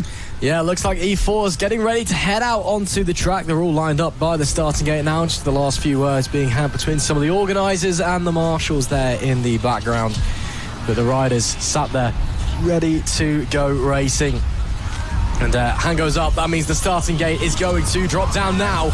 We are underway in the final moto of the day for the E4 class. Let's see who gets the whole shot. Oh, really brave into turn number 1 there, by someone sweeping around the outside. Gets it wrong into turn 2 though, and that means they are going to get done moving forward. And we'll have to wait and see who that was as they come round. I believe Harry Perkins is up there as well. Yes, he is currently in P3. It was the 17 who got the whole shot. That's Orly Luxton, and then lost out to the 419 heading down into turn number 2. That's Tommy Bridges who leads this race. That is Harry Perkins in P3. Just behind them as well, I believe it's Gunnar Day on the 125, and yes it is, you can see him there as they make their way up Surin Summit for the very first time. Crowds watching along all along the side of the track as they make their way down the hill and towards K-Tech Curve for the first time in this moto. Looking to the inside maybe is Tommy Williams, almost gunning into the back of Luxton on the 17 machine. And while these guys are fighting, that of course means that Tommy Brooks on the 419 can just push forwards and keep on going. The 22 of Harry Perkins doing a fantastic job. And has he been able to get through? I don't think he has, no. So Tommy Brooks leads from Orly Luxton in P2, and Tommy Bridges or Harry Perkins in P3, should I say. Yeah, a fantastic race so far. The number 17 leading from the 419, that is in second place, all providing very good battles. You can see now just the difference of speed between the different classes of bikes that we have, and that's a very front. And almost a big moment there for the 419 as well. Both of these riders absolutely incredibly intense, almost touching wheels like we've seen a couple of rounds ago, as we see the 419 trying to attack the number 17. He goes very slow on the apex there, does the number 17 of Orly Luxton. Let's have a look to see what Tommy Bridges can do, trying to get on the back of Luxton, and wowee, that was close. That was very, very close. 419 pushing all the limits possible of that bike. Look how much air they're getting just from that tiny little jump there. The number 17 now trying to go slow on the apex, but the 419's gonna try and dive around the inside, or dive down at the inside, but it hasn't worked on this occasion. The number 17 still keeping the lead, trying to gain a few tenths here and there, which is just what you need to do to keep the win. The 419 getting frustrated. You can see by how he's applying the throttle as he goes around the outside. It's not going to work, but he has a big moment there. He's driving very aggressively now as the 419. I don't think he's going to be able to get that position particularly too cleanly if he keeps riding like this, but it's still a very impressive ride nonetheless. The 22 being chased as well by the Green Mohican in the place behind him, and he does manage to go around the outside. No, just not on this occasion, but he does manage to go on the outside here. The 125, are they going to be able to get past him? Oh, it's going to be tight. Oh no, just not on this occasion, but it looks like, I think that bike has slowed down. We do have a problem. I think the chain has come off on the rear of the 125. A shame. That 125 was doing brilliantly. There will be a yellow flag for Gunnar Day. Very, very sad there. I think that's going to be a retirement from this race, very sadly. Obviously, these bikes getting absolutely abused this weekend. Just look at what they're riding on. The 17 still being chased by the 419. The 419 very, very aggressive now. Going to try and on the outside. My word, they're going to try and touch wheels. They've gone inside wheel, rear wheel to front wheel. It's not worked on this occasion, but the 419 just showing the 17. Listen, I'm here. If you make a mistake, I'm capitalising. The 419 takes the wide line. The 17 tight on the apex, which actually looks like a much quicker line. Maybe the 419 will follow him on the next lap. A couple of laps to go now. The 17 chasing a race victory. The 419 chasing the 17. He sends it down the inside, just touching the barriers and the fence on. It looks like the 419 trying to get the throttle down on the outside, and he's fallen there, just being too aggressive. I fear we sort of predicted that may have happened. He tries very aggressively to still get to second place, but that could be the race victory over there. It certainly hasn't stopped him from putting his hand down. An unfortunate incident there. Yeah, just got it all crossed up coming into the bowl. You could tell how hard he was pushing in that battle, and ultimately led to him dropping back. So that does mean that Orly Luxton on the 17 now leads this race. Does anyone have the pace to try and catch him? Can Bridges get there? Can the likes of Perkins get in as well? The 22 not far behind the former race leader. There's not long left to go in this race now, as there we do see Harry Perkins currently in P3 on that 22 machine as he makes his way through K-Tech curve. Very slow through there, but gets on the power very, very quickly. Final lap, flag is out. One more tour for Orly Luxton on that 17 machine. And then it is all done and dusted. Makes his way into the bowl for the final time. The 17 leading this race and comes to the tabletop. Jumps over, doesn't quite clear it, but gets close. Nice clear track, both in front and behind. It is possible, yes, that Tommy Bridges on the 419 may try and catch him, but I don't think he's got the time to do it in. With only half a lap now left to go of this course, making his way up Surrey Summit for the final time is Luxton. Looks all clean through there as the crowd cheers both of the leaders on. Bit slow on corner exit from the 17 as he makes his way down, and you can see Bridges is catching, but he's not going to be catching by enough, because with 2 corners left to go through K-Tech curve for the final time, Orly Luxton, luck went his way just a little bit, but he is going to take the third moto of the day on that number 17 machine. Yes, some falls and some issues for other riders, but a very, very clean race and a fine performance there means he does take the victory. It looks like Harry Perkins will come home in P3 with Tommy Bridges in P2, but it's Orly Luxton who takes the final race of the day in the E4 class. Absolutely sensational riding there. Yeah, the 419 just getting quite aggressive there, as we've said. I mean, it's not always necessarily a bad thing, but in Tommy Bridges' case there, he did ruin his bridge to victory and knocked it down with that fall.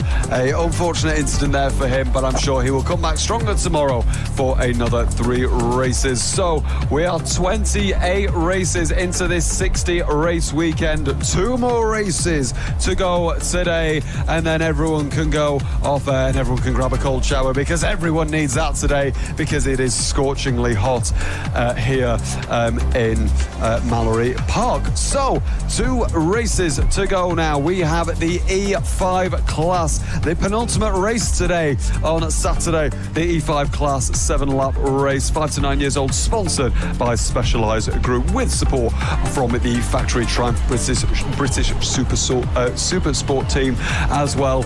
Now, this has been a very interesting race weekend, because the number 99, who you may be able to see on your screen somewhere there, is Rafe Hardwood even, who has had a very, very interesting weekend. And by weekend, I mean he's just been in front of absolutely everybody else. As we are about to go green, the arm is up, the gate is about to go down, and the gate is down. Who's going to get there? Who's going to award into the first corner? Who's going to be fast? Of course, it's the number 99 of Rafe Hardwood. We have come to expect this from him. Another electrifying start from him. And my word, this rider is also an actor as well, which is incredible to see. Look at him already flying up into the distance.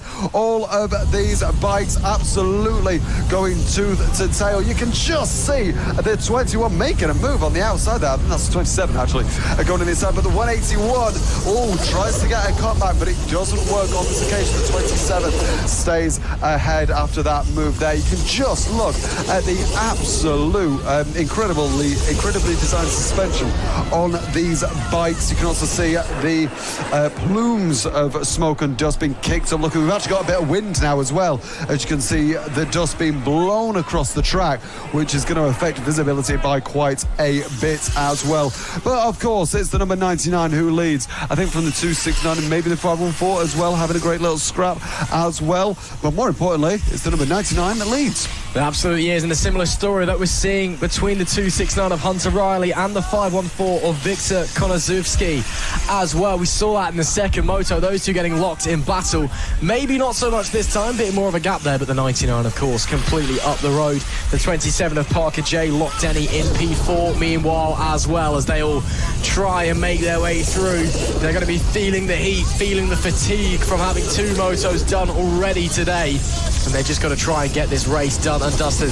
Move trying to be made there by the 101. That's Daisy Roddy. Look to the outside there on the rider in front. That is the 77 of Jude Reeder. And Rudd did get it done, but got on the throttle and low side on the exit of the corner.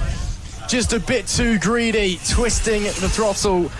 And that's unfortunate, but hopefully she'll be okay. Not a massively high-speed crash. The bike came down quite gently, so should be mechanically sound. There is the 269 of Hunter Riley, currently in P2, as he makes his way to the tabletop, cleans it. Oh, that was lovely over there, that.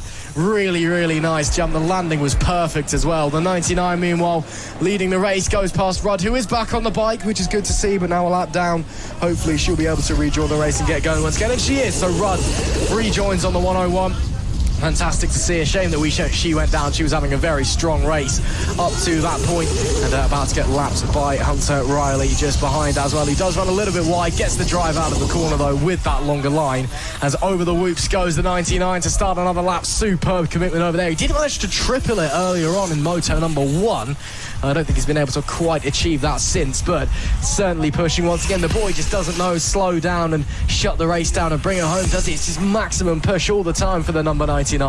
And Rafe Harwood clears the tabletop and just continues to fly onwards. It is really, really wonderful watching this boy race. He's just so talented. You can tell just the commitment that he's got, the bravery and the talent, the speed that he carries through corners and over jumps. It is fantastic to watch, and there's a reason why he's on for his, I believe it's his 9th win in a row or something like this here. It is incredible. Yes, he took all 6 wins last time. Just look at the commitment. He's even wheeling there. I love as he's going up one of the mountain sections there.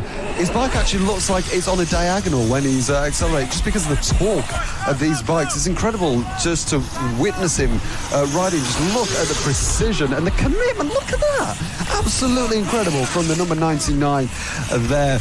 Hunter Riley second in the championship as well. Obviously the championship battle between this man on screen, 99, and himself is currently 9 points coming into this championship. Obviously these bikes up to 1600 watt motors on them as well, 14-inch front wheels and 12-inch rear as well. 5 to 9 years old as well on these bikes, which means that Mr. number 99 has got a very bright future ahead of him. But speaking of bright future, he's still got to get it done for now. Anything can happen. Look at the speed and the almost wheelies that he's doing out and coming into K-Tech corner compared to the speed of everyone else, as this is the battle here, the 201 or the 281 there, having a great little battle there. I think that's Toby Ogle having a great battle there. The 314 as well on the inside. Another great move from them as well. Yes, a great. Oh, well, we've got enough. We've got enough. It's Daisy again. Oh no. I think that might be an unfortunate. Oh no, she's getting back on the bike anyway. Never mind, she's going again. So fair play to her. That's 2 offs. And yeah, the bike is good and the bike is going. So fair play to her. She's had 2 slips in this race, but every time she's managed to get back on. Yeah, great stuff there. Great commitment from her. You know, her race effectively may be over. She's well down the order, but She just wants to keep going around, wants to stay committed and wants to keep pushing onwards, which is, of course, fantastic to see. Last lap flag waves then for your race leader, Rafe Harwood, who once again has vanished off into the distance, booked his ticket, first class express, say it how you will. He has dominated this weekend so far and looks set to make it 3 wins out of 3 in Saturday's action as he makes his way through the bowl and to the tabletop for the final time today. And look at that. Oh, didn't quite complete it on that time, but he's just so good in the air. The way that he's able to get the bike to take off and then land it is really, really fantastic to see as he heads down Mallor-E Mountain, then turns it around up to Surin Summits for the very final time. Bit of traffic to contend with, bit of dust hanging around in the air, but nothing that I think is going to worry him as he hears the roars of the crowd, the cheers and the applause from parents, colleagues alike, and makes his way into K-Tech Curve for the final time. Complete Saturday domination for the 99. Rafe Harwood will take the checkered flag and make it 3 motos out of 3 as he takes it easy over the whoops on the way home. He knows there's no point trying to risk it as Daisy Rudd, who didn't get low, she did get lapped actually, but he wasn't 2 laps down. She could have completed 1 more lap, but she saw the check and brought it in. But Rafe Harwood, man oh man, another fantastic ride from him. He has simply been untouchable this weekend and continues to prove that he is the class of the field and one to definitely keep an eye out on in the future. Absolutely. An unreal performance from him this week, and the commitment that rider has going around the curves and obviously on the throttle as well. A brilliant performance by that rider.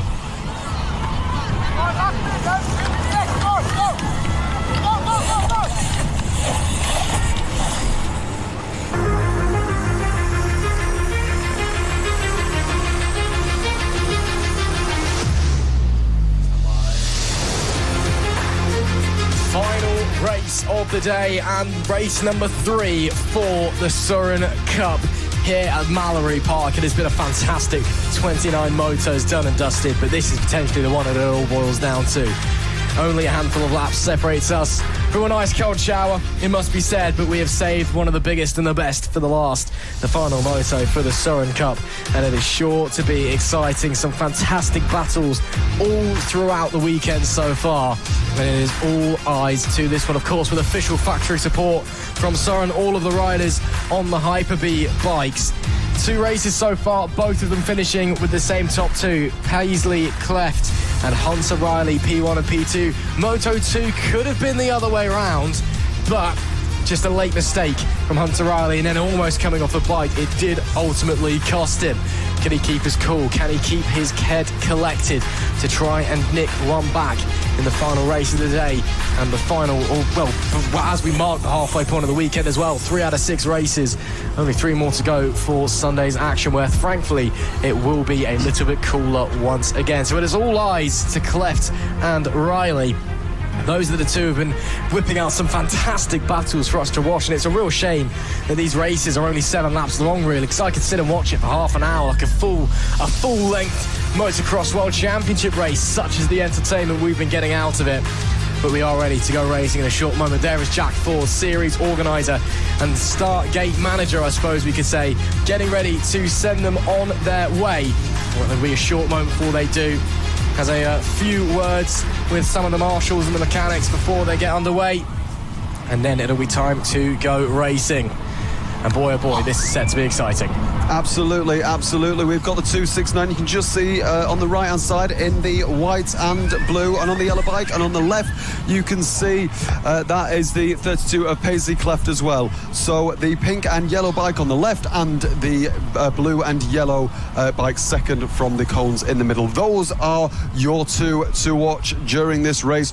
Who is gonna get first to the first corner? Let's have a look. So we're just having a couple of words of encouragement, a couple of words as we go. So when his arm goes up, the foot is going to go to the floor. The gate is going to be dropped any second now. The gate is dropped. Who is going to get there? first. It's going to be the number 32 of Paisley Cleft. A brilliant start there as we see Hunter Riley, the 269, just behind, as you would expect this weekend. Both of these riders incredible.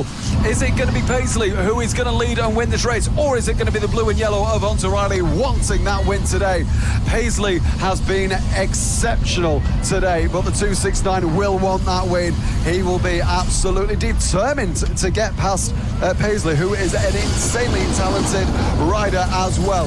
Now, coming around the top of the Suron Mountain as well during the Seron Cup. Currently, it's very, very dusty everywhere. Us in the comms box are being attacked by wasps as well, it seems, which does not help when commentating. The number 32 now coming over the whoops to end the first lap. 6 laps to go. The 269 right on the back there. A lot of throttle. My word, what a save there from the 269. Trying everything that they can do to get on the back of the 32. Is the 269 going to be able to get past? Trying different lines. Fantastic racing here. Yeah, really, really close, side by side on the run up Mallor-E Mountain. Can they hold it steady? They do for the time being. Cleft holds on from P2 as it stands. The 32 just in front of Hunter Riley. These two have been locked together all weekend so far. Are they going to continue this affair as they make their way back down Surin Summit? And looks like Cleft once again slight advantage on this occasion, making their way through K-Tech Curve now, almost stopping the bikes. Such is the lack of grip out on the racing surface. Very wide line there from Hunter Riley as they make their way through the loop, start the next lap. The 32 still leads. These two still very, very close together though, making their way through turn 2, then up into turn 3. The Bowl, as it's affectionately named, isn't one of the corners that has an official name, but it's basically been given that one by the team here at Mallor-E Park. And as they head over the tabletop, slightly better run through there from Hunter Riley than it was from Paisley Cleft. There we see P3. That is the number 29 of Colby Fletcher, who's had a pretty unassuming weekend. Not seen much of him so far, but running some good races, it must be said. Looking set right now to pick himself up a very nice little podium. And as we see, there was a rider down there. And was that one of our race leaders as well? And there's the other one as well. Was that both our race leaders having issues, perhaps? We see there Hunter Riley go down. That's not the first time that's happened this weekend. Was it down for Paisley Cleft as well, or is Cleft still in the lead of this race? No, I think Cleft may have gone down at the top of Mallor-E Mountain, so I think perhaps Hunter Riley now leads this race. Crikey Moses, yeah, what a bit of drama. Obviously in bike racing, so often lots and lots of drama happens, and so often it has on this. So I think it is the 269. We still have the yellow flags out, so that means no overtaking at this point. The 269, a lovely jump there, and let's have a look. I think the 269 does lead this race as well. Yeah, it looks like that is potentially our first place, or it was our first place. I can't quite tell from this angle, but let's have a look. So 269 is currently, I believe, our race leader at present. Obviously yellow flag conditions at the minute, so it means no overtaking. You do want to slow down. Obviously the 269 does look like they are pushing still quite a bit, coming through the K-Tech curve right now, and it's going to be a very, very interesting end to the race. The 269 with no pressure now, so hopefully can just ride it out to the end as they lap the number 19. I think that was as well a great performance so far from the 269. Lots of great sends, lots of brilliant jumps as well, very controlled as well, going around lots of bumps as we're coming up to, there we go, the yellow flag section as well at the top of the Mallor-E Mountain, which is very insane. Yes, I think that is Daisy as Paisley Cleft, and it's going to be a red flag, as we just see all of the riders making their way back to the pit lane, as we see the red flag being waved. So hopefully it's not too serious, and we hope Paisley will be back on her feet compete shortly. So, but apart from that, it's been a very good race so far, obviously, between those two riders, maybe pushing a little bit too much. Obviously, it is race 3. This is the point where tiredness does kick in, especially, as we know, I mean, it's probably the hottest part of the day now. It's around 3:15. This is usually when the tiredness kicks in, especially for these young kids as well. I mean, you know, they're anything from 3 years old up this weekend. So I can imagine, I mean, we are sweating here in the comms box, me and Ross, so I can't imagine what the riders are feeling in full gear as well. But apart from that incident, it's been quite an entertaining race so far. Yeah, it has been very muggy as well, just to touch on the temperature thing as well. And obviously, being with how physical motocross is, it must be really, really tough for all the riders out there. But yeah, very, very entertaining race. Of course, we hope that Paisley Cleft is okay. We'll let you know as soon as we know that everything's all right. But she was having a fantastic battle with Hunter Riley until they went down. So I think, the medics may be going over just to have a check. Of course, a big thank you to the medics and all the marshals for all their hard work this weekend. Of course, we couldn't go racing without them, and they make it as safe as it possibly can be for our young riders. So a huge thank you to all of them for all the effort that they do, as the riders are now making their way back to the holding area. And we are going to wait and see what the plan is moving forward. Of course, this is the final moto of the day, not just for the Surin Cup, but for as well the day's action in general, the final race before we pack up and go home and do it all again tomorrow. So the riders potentially heading back to the paddock. Someone's goggles falling off there on the left-hand side of your picture. So we're just going to wait and see how it's all going to unfold. But still, once again, a very, very interesting race we saw there.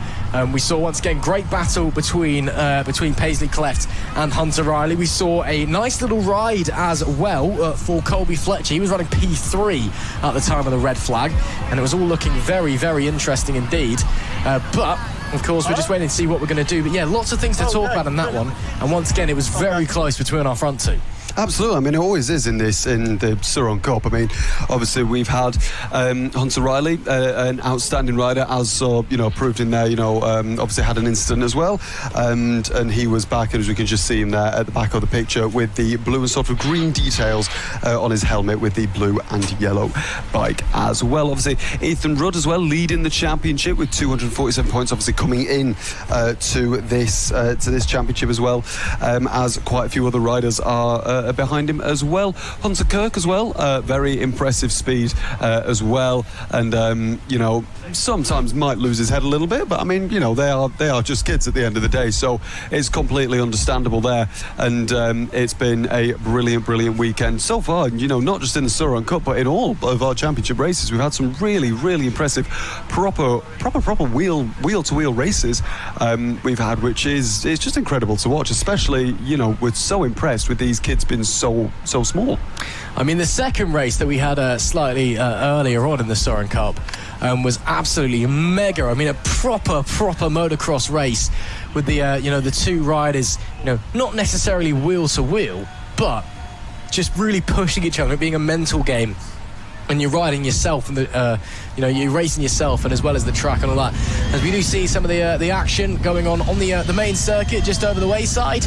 Of course, the BMF Connected event happening this weekend. We're here in conjunction with them as well. If you are here at Mallor-E Park, do feel free to head down and check out what's going on at the infield of the main circuit. Looks like lots of the BMW Isetas. Yeah, we got the Isetta Owners Club here this weekend as part of the BMF event, and apparently they've let them go around the racetrack. I'm not going to lie, I don't know how quick they're going to be going. Probably not very is the answer. I might just have a quick duck out of the commentary box and see if I can have a look. But great to see them going around on the main circuit. So there is action on the main track itself. And again, if you want to head to the infield, there you can see just kind of beyond the awnings and all that, there's lots of things going on down there. Lots of different workshop talks you can have. We've got a race team as well. Oh, and they've got a van going around as well. Brilliant. Oh, wow, look at them. I do actually have some cool facts about the BMW Isetta as well. These little cars as well. If you do want to come and watch maybe these on track tomorrow as well, look at them. Fantastic. But obviously, if you come down, obviously come and watch the motocross is much better. But these cars that you can see, bikes, I'm not actually sure what they are, but they have, listen to this, they have a power spec 12 horsepower, wow, which is insane, with the 247cc engine, or even, and this is going to be incredible, 13 horsepower with the 300cc as well. So, but obviously, as we were mentioning before, we've had obviously the Seren Cup. We've had some great bikes as well, and I think all of the bikes. I don't think we're going to get a restart today, but at least we can leave you with some lovely images as well. But we will be back tomorrow morning with another 30 races as well, and obviously the Seren Cup as well, which will be a fantastic. So that was the end of the Seren Cup today, so we will see you tomorrow.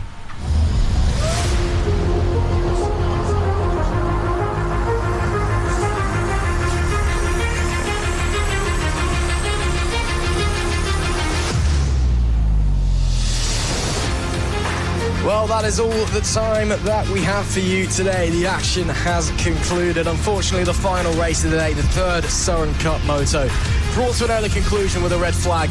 But that doesn't mean it's all done and dusted. Still 3 races to come in every class tomorrow. And of course, so many different things happening here at Mallor-E Park as well, with the British Motorcycle Federation connected event happening just across the way in the circuit infield, celebrating 65 years of the British Motorcycle Federation.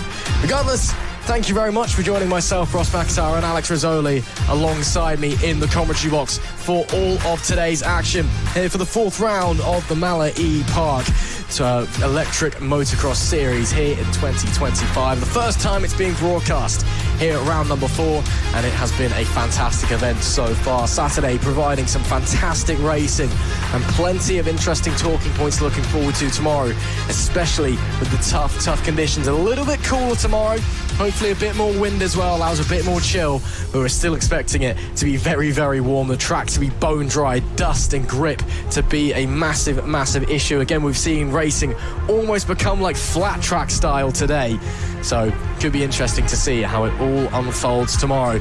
But until then, that is all that we have time for here today. So thank you very much for joining us here at the 4th round of the 2025 Mallor-E Park Electric Motocross Series. We'll see you for all of Sunday's action in a bit.